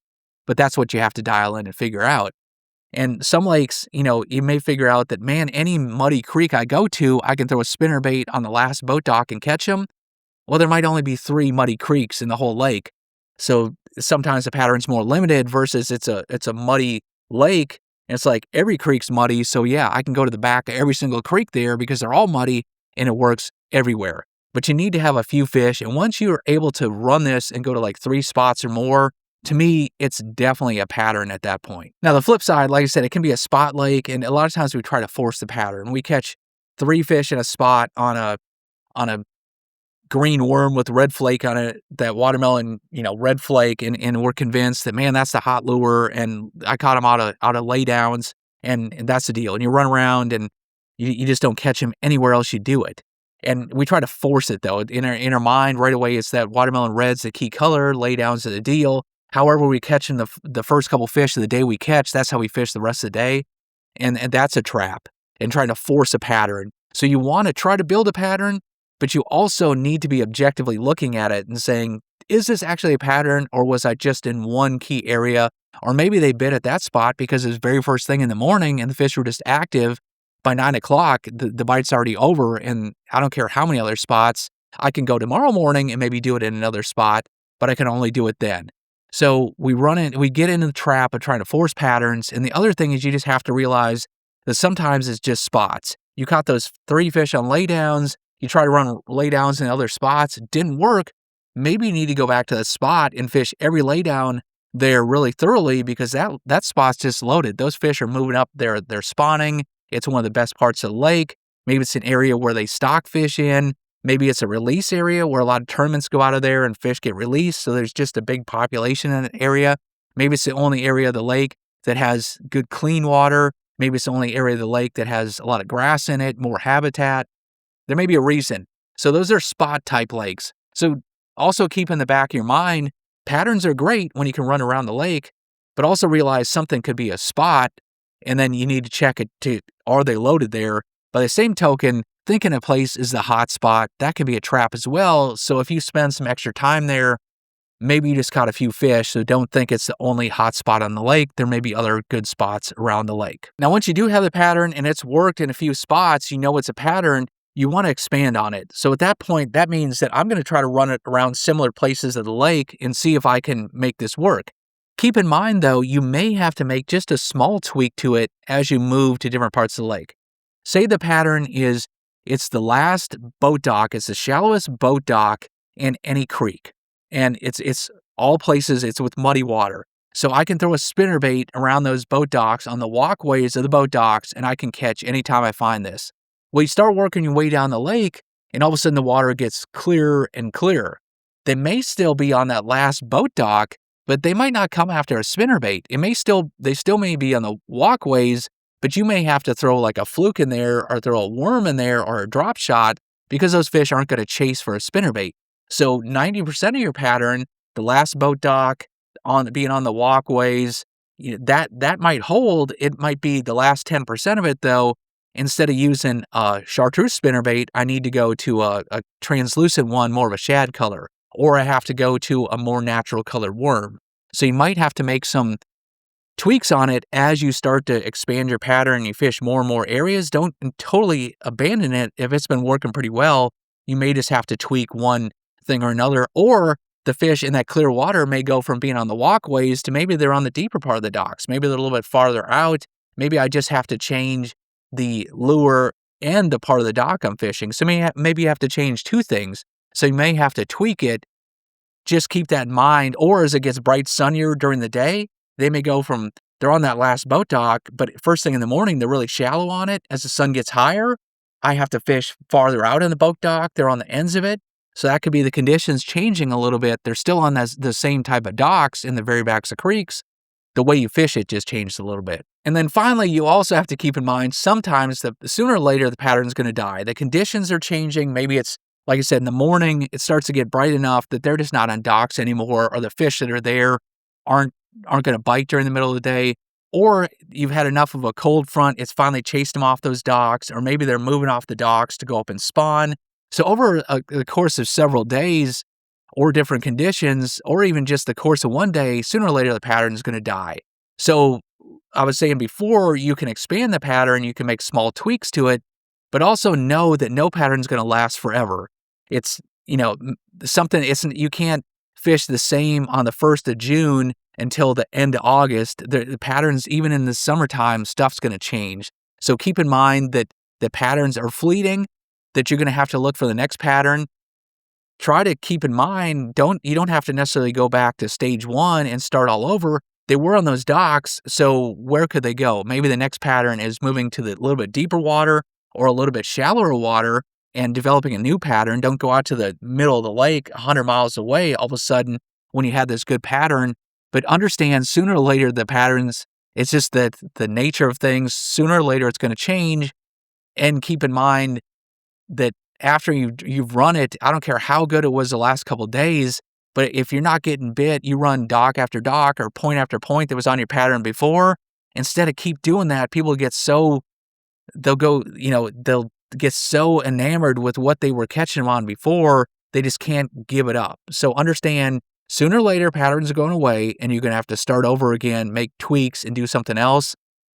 Try to keep an open mind and understand and realize when it's happening and make that switch before. Don't let a whole day of not catching them finally on that ride home let you figure out that, yeah, I probably should have switched up. So now that you know how to find fish and how to develop a pattern, let's take this to a real world. And what do you do when you're going to a new lake or a lake that you haven't fished in a long time, or you're trying to practice for a tournament?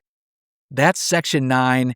How to break down a lake. Section 9 is how to fish a lake you don't know. And this is where a lot of people get overwhelmed. It's one thing to go fish your favorite lake, one you've been to quite a bit, but go to a new lake or a lake you haven't been to for a while, and people just get overwhelmed. There's so many options. They don't know where to start. They start doing random things and just lose all confidence really quickly and don't catch them, go home discouraged.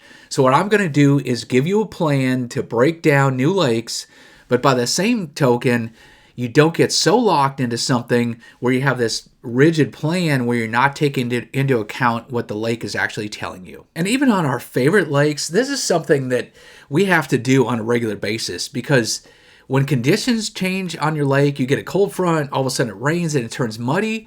When the seasons change, it's been the spring and all of a sudden it transitions to summer, or all of a sudden fall starts rolling around, winter starts.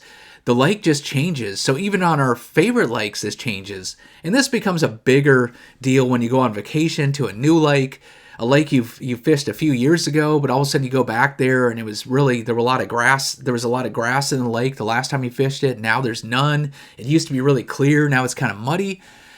This really is a hang up for a lot of people. So before you even head to the lake, you can kind of get a game plan of what's going on. If you've never been to a lake before, there's more resources than ever. You can do a basic web search. You can look at satellite imagery. You can get an idea of fishing reports, basically how do guys catch fish on the lake normally? What are some of the key baits? How muddy is it? How clear? Is there grass on the lake? Is there standing timber in the lake? Is it rocky and deep? Is it kind of muddy and shallow? Get the basics on that. You also want to pay attention to weather trends. What's it been recently? Because has it been warming for the last 2 weeks? Has it rained a ton? Has it been dry for a long time in a drought and the water level's way lower than it normally is? So all of that basic information, it's not like you have to head there without knowing anything about the lake. You can gather a lot of just the basic stuff heading in. So you kind of get an idea, and then based on the season, how it's been trending, gives you an idea of, yeah, this is a muddy water lake, so it's probably going to be more of a shallow deal. No, this is really deep and clear. It's been a flood, so they're probably going to be up shallow. It's been warming in the spring, so they're probably moving shallow. It's been really cold, and it's almost winter. They're probably out deep. That gives you a starting spot. And then Google Earth, any of this satellite, your iPhone and Android, you look at Google Maps and Apple Maps, all that. You can look at the satellite imagery. Gives you an idea. You can see a lot of times by comparing those maps, you can see, boy, this creek, this area always seems muddy. The whole lake always seems muddy. Or it's interesting, wow, this whole lake was muddy one time, looks clear here. And then Google Earth, if you use the history feature on that, you can actually scroll back and you can see years when there was low water on a lot of lakes. That's going to be really valuable to see areas that have a lot of cover, like lay down trees, rocky areas. You can actually zoom in and look at the bank. That's what pros do more than anything. You can see old foundations, old road beds, stuff like that from when the water was low, and ditches on reservoirs. So Google Earth can be a huge scouting tool as well. At least you get an idea of the lake, what it kind of looks like, so you're not going there and surprised thinking it's a lake with no timber in it, no stumps, no rock, and all of a sudden it's totally different when you get there. So based on all those factors, I want to look at the lake map, and basically I want to go in there not just totally going it off gut instinct, but I'm going to look at what parts of the lake to me look like the way I like to fish. And this is going to vary. If you're a deep water fisherman, what you like to fish, versus someone else who likes fishing shallow water, throwing spinnerbaits and stuff up shallow, what looks good to them is going to be different.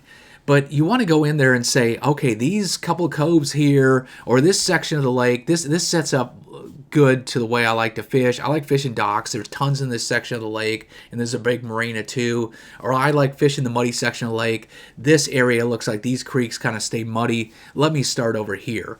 So I want to go in with the starting plan of already knowing there's kind of 3 to 5 general areas that I'd like to hit. And I want a little bit of variety too, especially if I'm going to go there for a couple days or just a full day. I'm not going to just say, oh, I'm going to go fish muddy creeks and that's what I'm going to do today. That's fine if it's a 3-hour trip. That's all you're able to do. But I probably want to have a couple different options. Say, man, these look like shallow, muddy ones that would be good. Here are a couple coves there. This section of the lake down here looks like it always has lily pads. Let me go try this.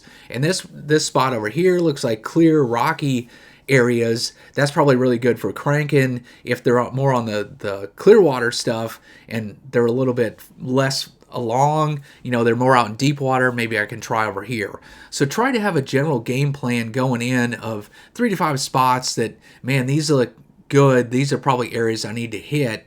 And then as you go during the course of the day, you're going to actually mix in other stuff. You'll be running down the lake, walking along the shore, whatever, and you're going to see other stuff that looks good as well.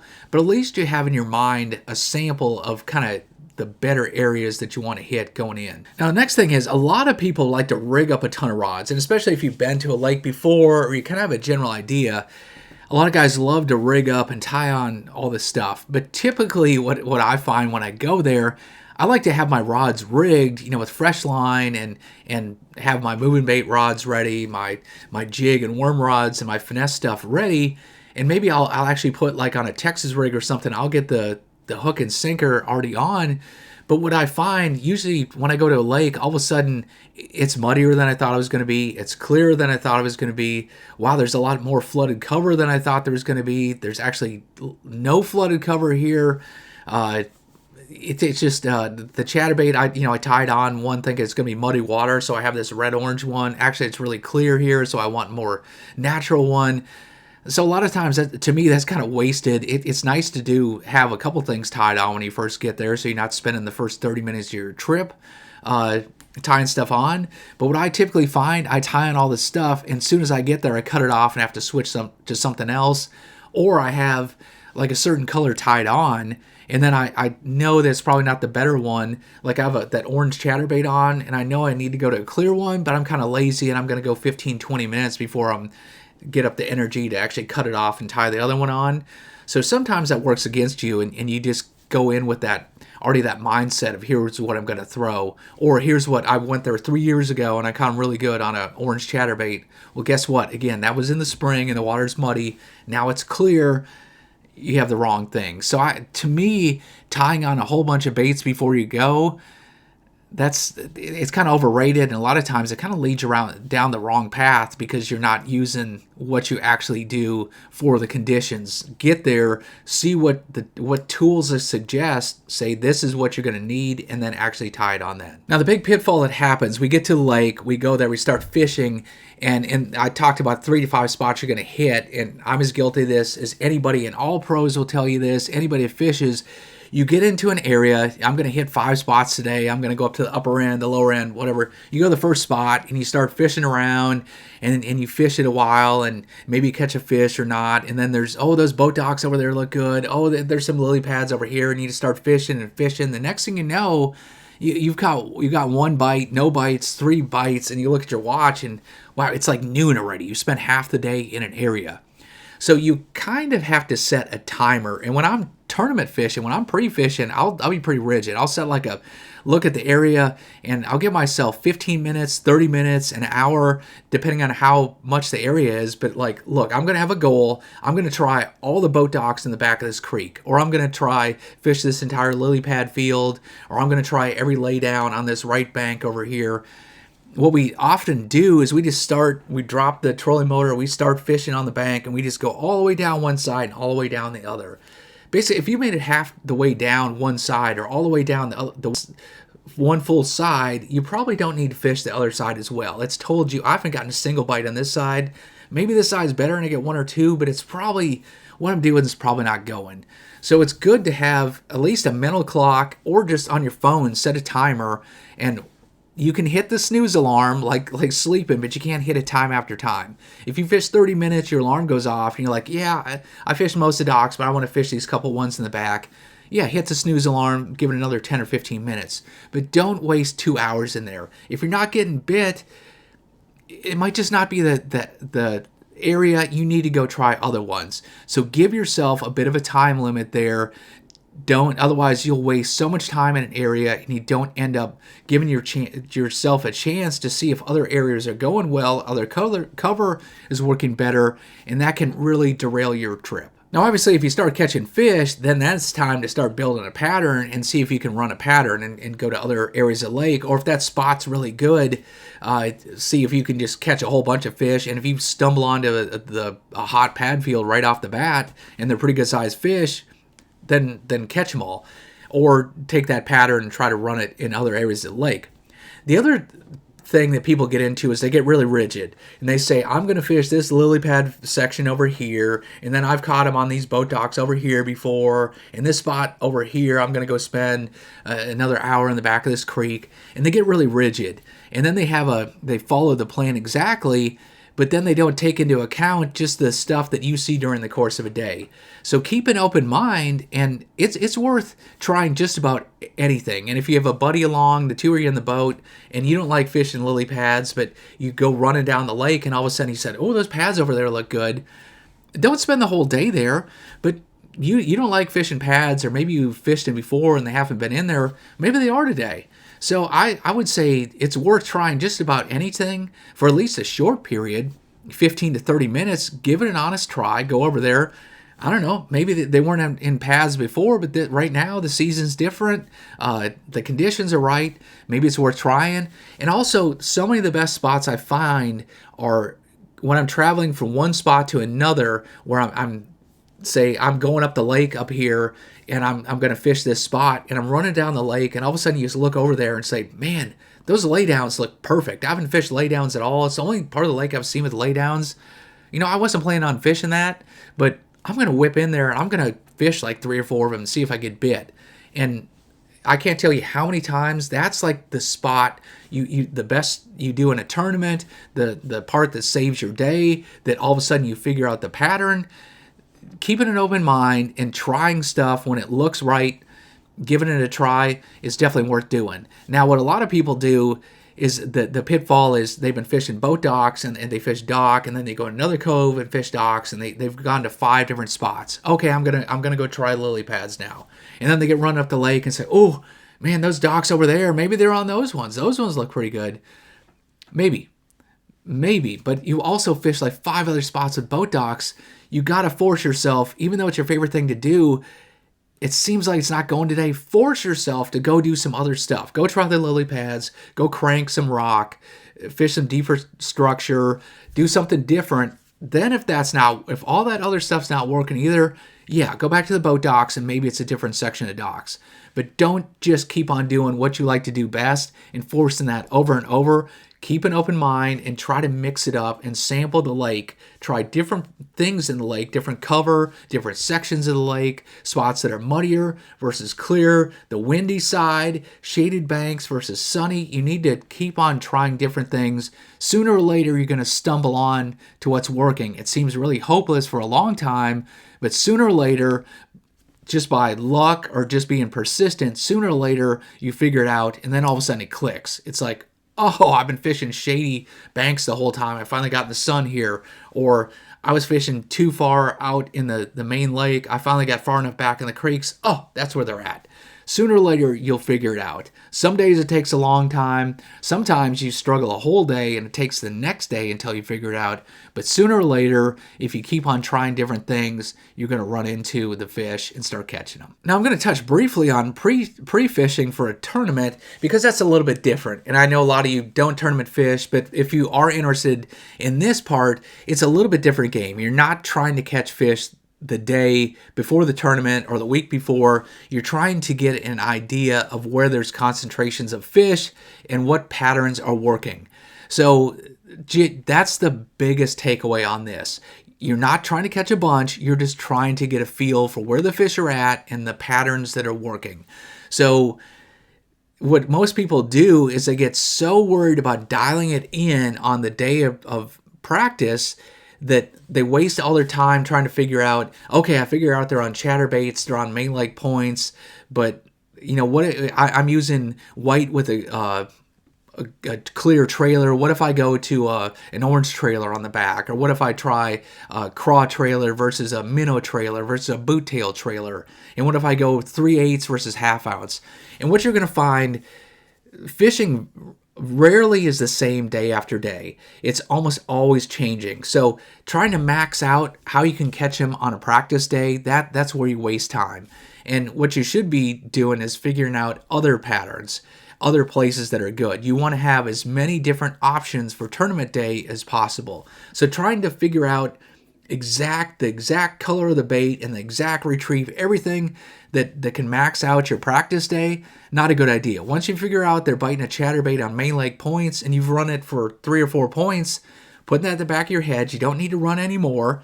That's time to go. Let's go try to fish laydowns. Let's go flip those. Let's go fish lily pads. Let's go fish deeper, clear water, muddy. Do something different and see if you can figure out a pattern for that, because it may be windy and overcast today on your practice day, and that's great for a chatterbait, but tournament day, it may be sunny and slick. They aren't biting that chatterbait at all. Trying to figure that out, it's not helping you. You're going to need to figure out what you need to do when it's sunny or slick. So that's the best advice I give you for tournament fishing. Try to find, you're looking for areas where there seem to be a lot of fish there. If you cut them on a chatterbait there, tournament day, well, maybe it's a worm or something.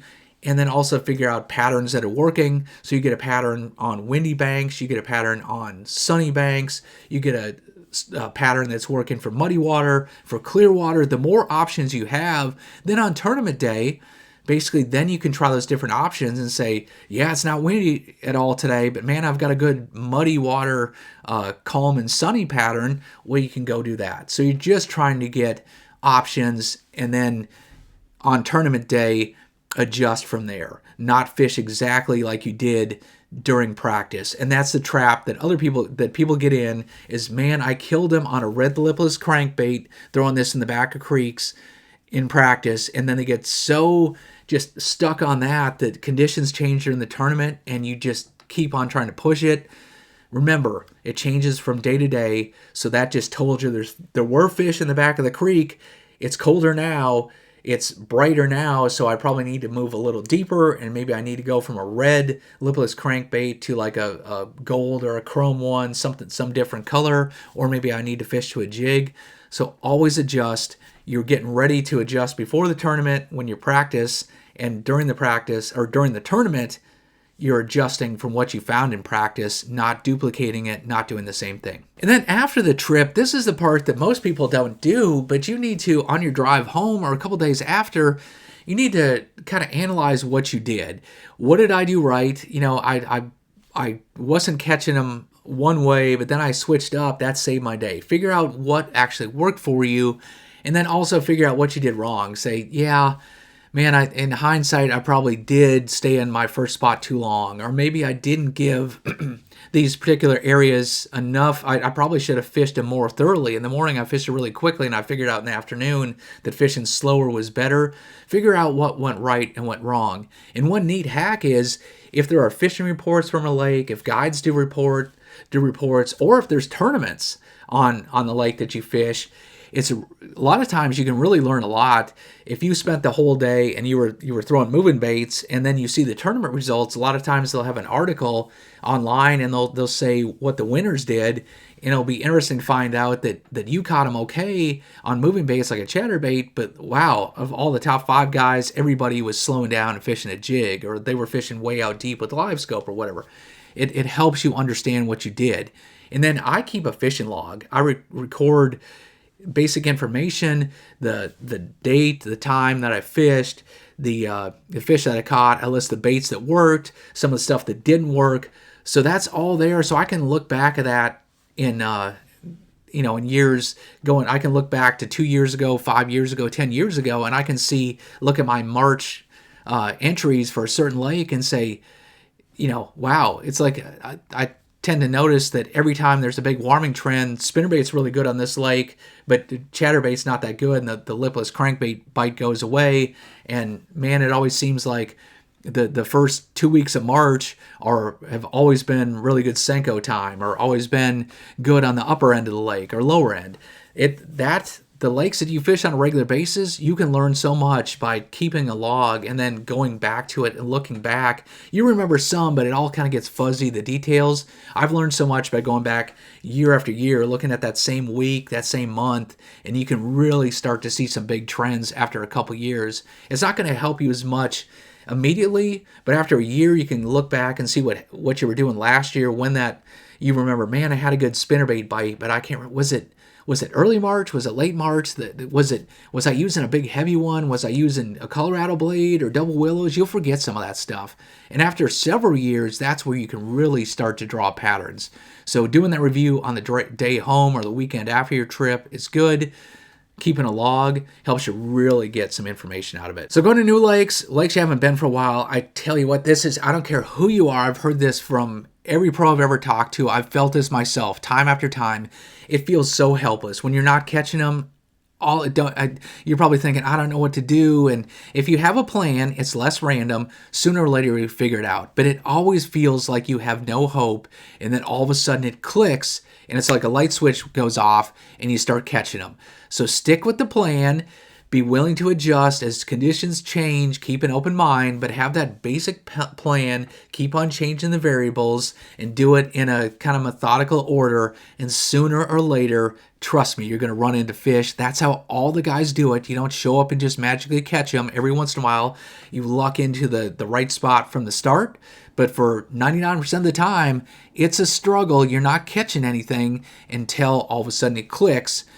But you have to stay with the plan and keep making changes, and sooner or later, you're going to find them. And that leads us to the last section, and that's some really actionable items that you can start doing on your next few trips to become a better angler and help yourself go from taking this information that you learned to actually catching more fish on the water. Let's talk about exactly how to do that. All right, you've made it to the last section, section 10, and this is what you do on your next 5 trips, how you actually get better. The goal of this course isn't just to finish it and then go buy a bunch of new stuff.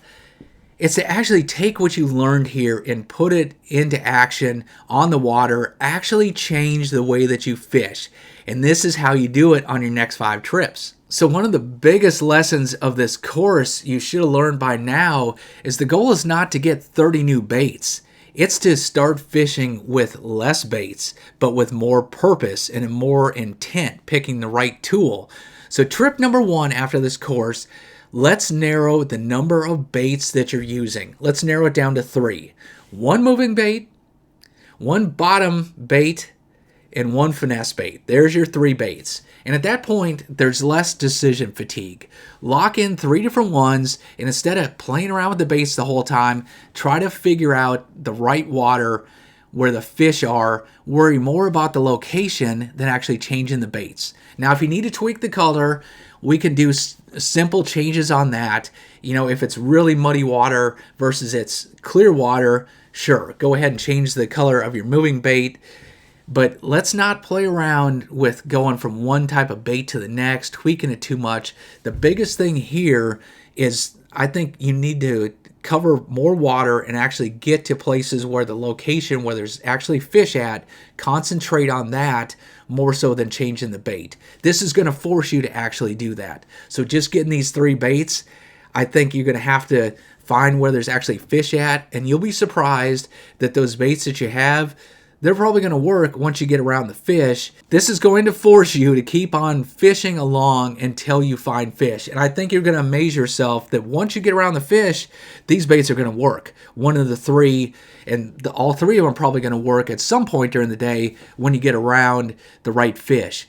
But normally we try to figure out the lure that's going to work in an area where we think there's fish at, but a lot of times they aren't there. This is going to help you be forced to actually go find the fish. Now, trip number 2, let's work on structure and pick one type of structure and focus on it during your day on the water. Now, you don't have to force this and only fish this, but if it's points or if it's drop-offs, if it's creek channels, if it's bluffs, whatever it is, pick like 3 to 5 of these on the lake or pond that you're going to fish and make a point of going and fishing them and giving them an honest effort. If it should be something that you don't normally fish or something that you rarely fish, and let's concentrate on finding these areas and actually fishing them. Figuring out if say it's a point, are they on the tip of the point, are they on the base of the point, are they on the windy side, are they on the deeper part of it, the fastest dropping off part, the shallowest part of it, where are they at? Go fish several of these. It helps. It's going to train you to actually look for them. You're going to start noticing like, oh, I never knew that's actually a point right here. I need to keep that in the back of my mind. It's going to train your mind to look for these. And you can do this over and over as you learn more of them. If you already fished points a lot, but you never fished drop-offs, if you never went out and fished a creek channel, if you never fished a bluff or a channel swing or something before, it's going to train you to start doing that. So you can do this multiple times. But for any of the type structures that you don't do, that's a great way on one of your upcoming trips to force yourself to learn a new type of structure.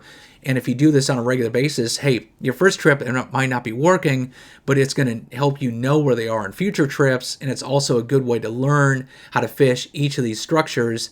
And by not doing it, you don't want to do this as your only thing all day because maybe they're not on points today.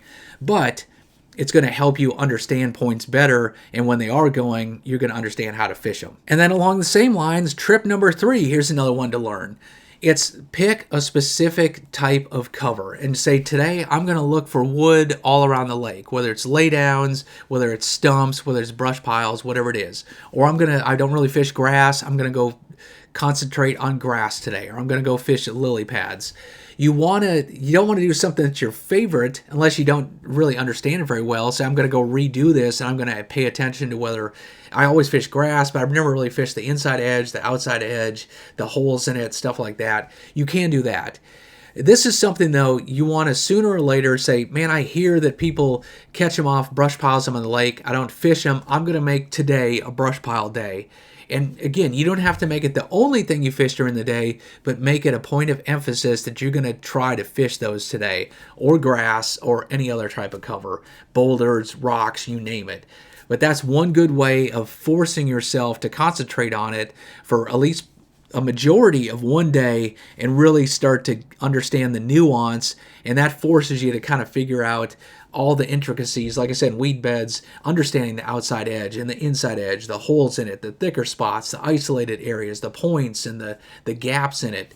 This one way to expand what you understand and become better at it. Now, trip number 4, here's another one. Learn a new bait, but it's probably different than you're thinking, and this is the trap people get into. We buy new baits, or you hear that a drop shot's really good. You go to your favorite lake or your favorite pond, and you fish it, and you don't have a bite on anything. And you've gone 3 hours without a bite. Then you're like, well, I heard a drop shot's good. Let me try a drop shot. And guess what?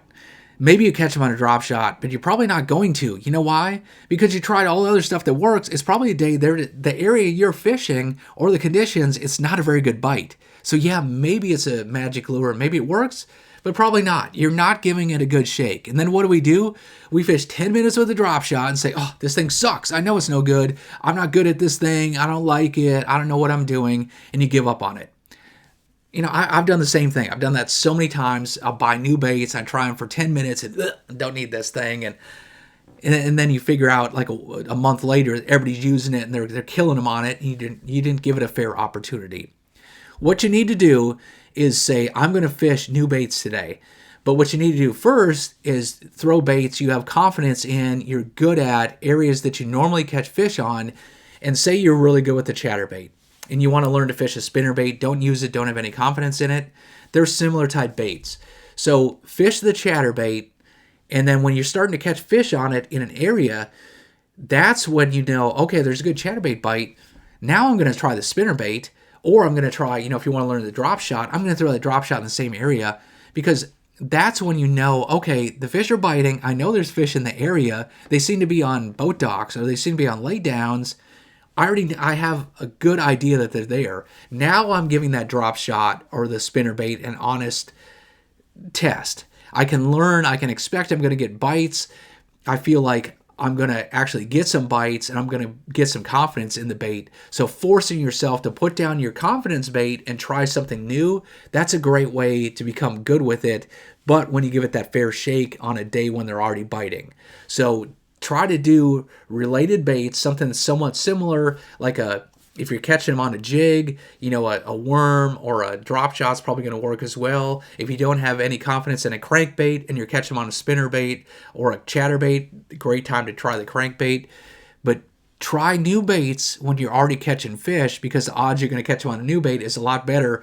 Don't save it for the times when you're not catching anything. You're not being fair. And then trip number 5, build a pattern. That's if you're like so many of us, you have your favorite lakes that you go to. You almost always fish the same lake or the same few lakes or ponds, and you do your rotation. I go here and fish the dam, then I know this dock up here is good, and this bank over here, always have them. Instead of just fishing your favorite spots all the time, try to force yourself to develop patterns. If you're not doing that currently, go fish your favorite type spots and say, yeah, this favorite bank of mine, sure enough, I can catch them on a spinnerbait going down this bank.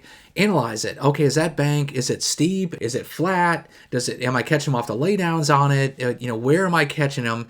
Okay, what's the pattern look like based here? It looks like flatter banks with laydowns on them that has kind of stained water. That seems to be good. Go try to find 5 other places on the lake that are similar to it and see if you can develop a pattern out of it. And actually build a pattern. If you're not pattern fishing currently, most of us on our favorite lakes, we just have spot deals where we just go spot to spot. Force yourself to fish patterns, and you'll also unlock the lake. You're going to develop a lot more spots, because all of a sudden you're going to find other similar ones where you can do the same thing. Force yourself to go find the patterns. And then from there, this course is just a starting point. You're going to have to develop your own system. Depending on the lake you fish, people that fish like deep, clear water lakes, they're going to probably be really good with Nekos and wacky worms and like swim baits and jerkbaits, crankbaits, versus someone who lives in Florida and it's shallow and grassy. Like, a lot of that stuff's not going to play, but you're going to be throwing punch rigs and frogs and Texas rigs and swim jigs. If you're somebody whose lake has a lot of grass on it versus none, and it's just personal style. Some people like to fish a lot slower and really work stuff over, be really thorough. Some people enjoy fishing light line and finesse tactics. Other people like bait casters more.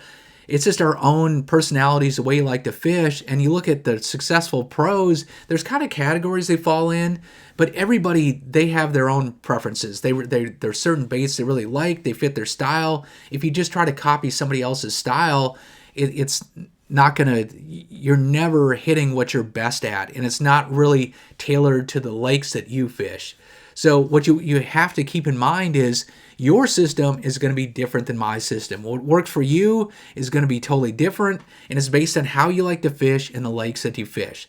So no matter what video you watch, what course you take, always remember that you're taking the information that you learn, but you also have to adapt it to your type of lakes and let the fish tell you. It's not what I'm telling you, what some buddy tells you, how somebody else who caught the lake record on your lake, how they did it. It's how you're going to catch them is going to be individual to you. So let the fish tell you what works. They're the ultimate judges.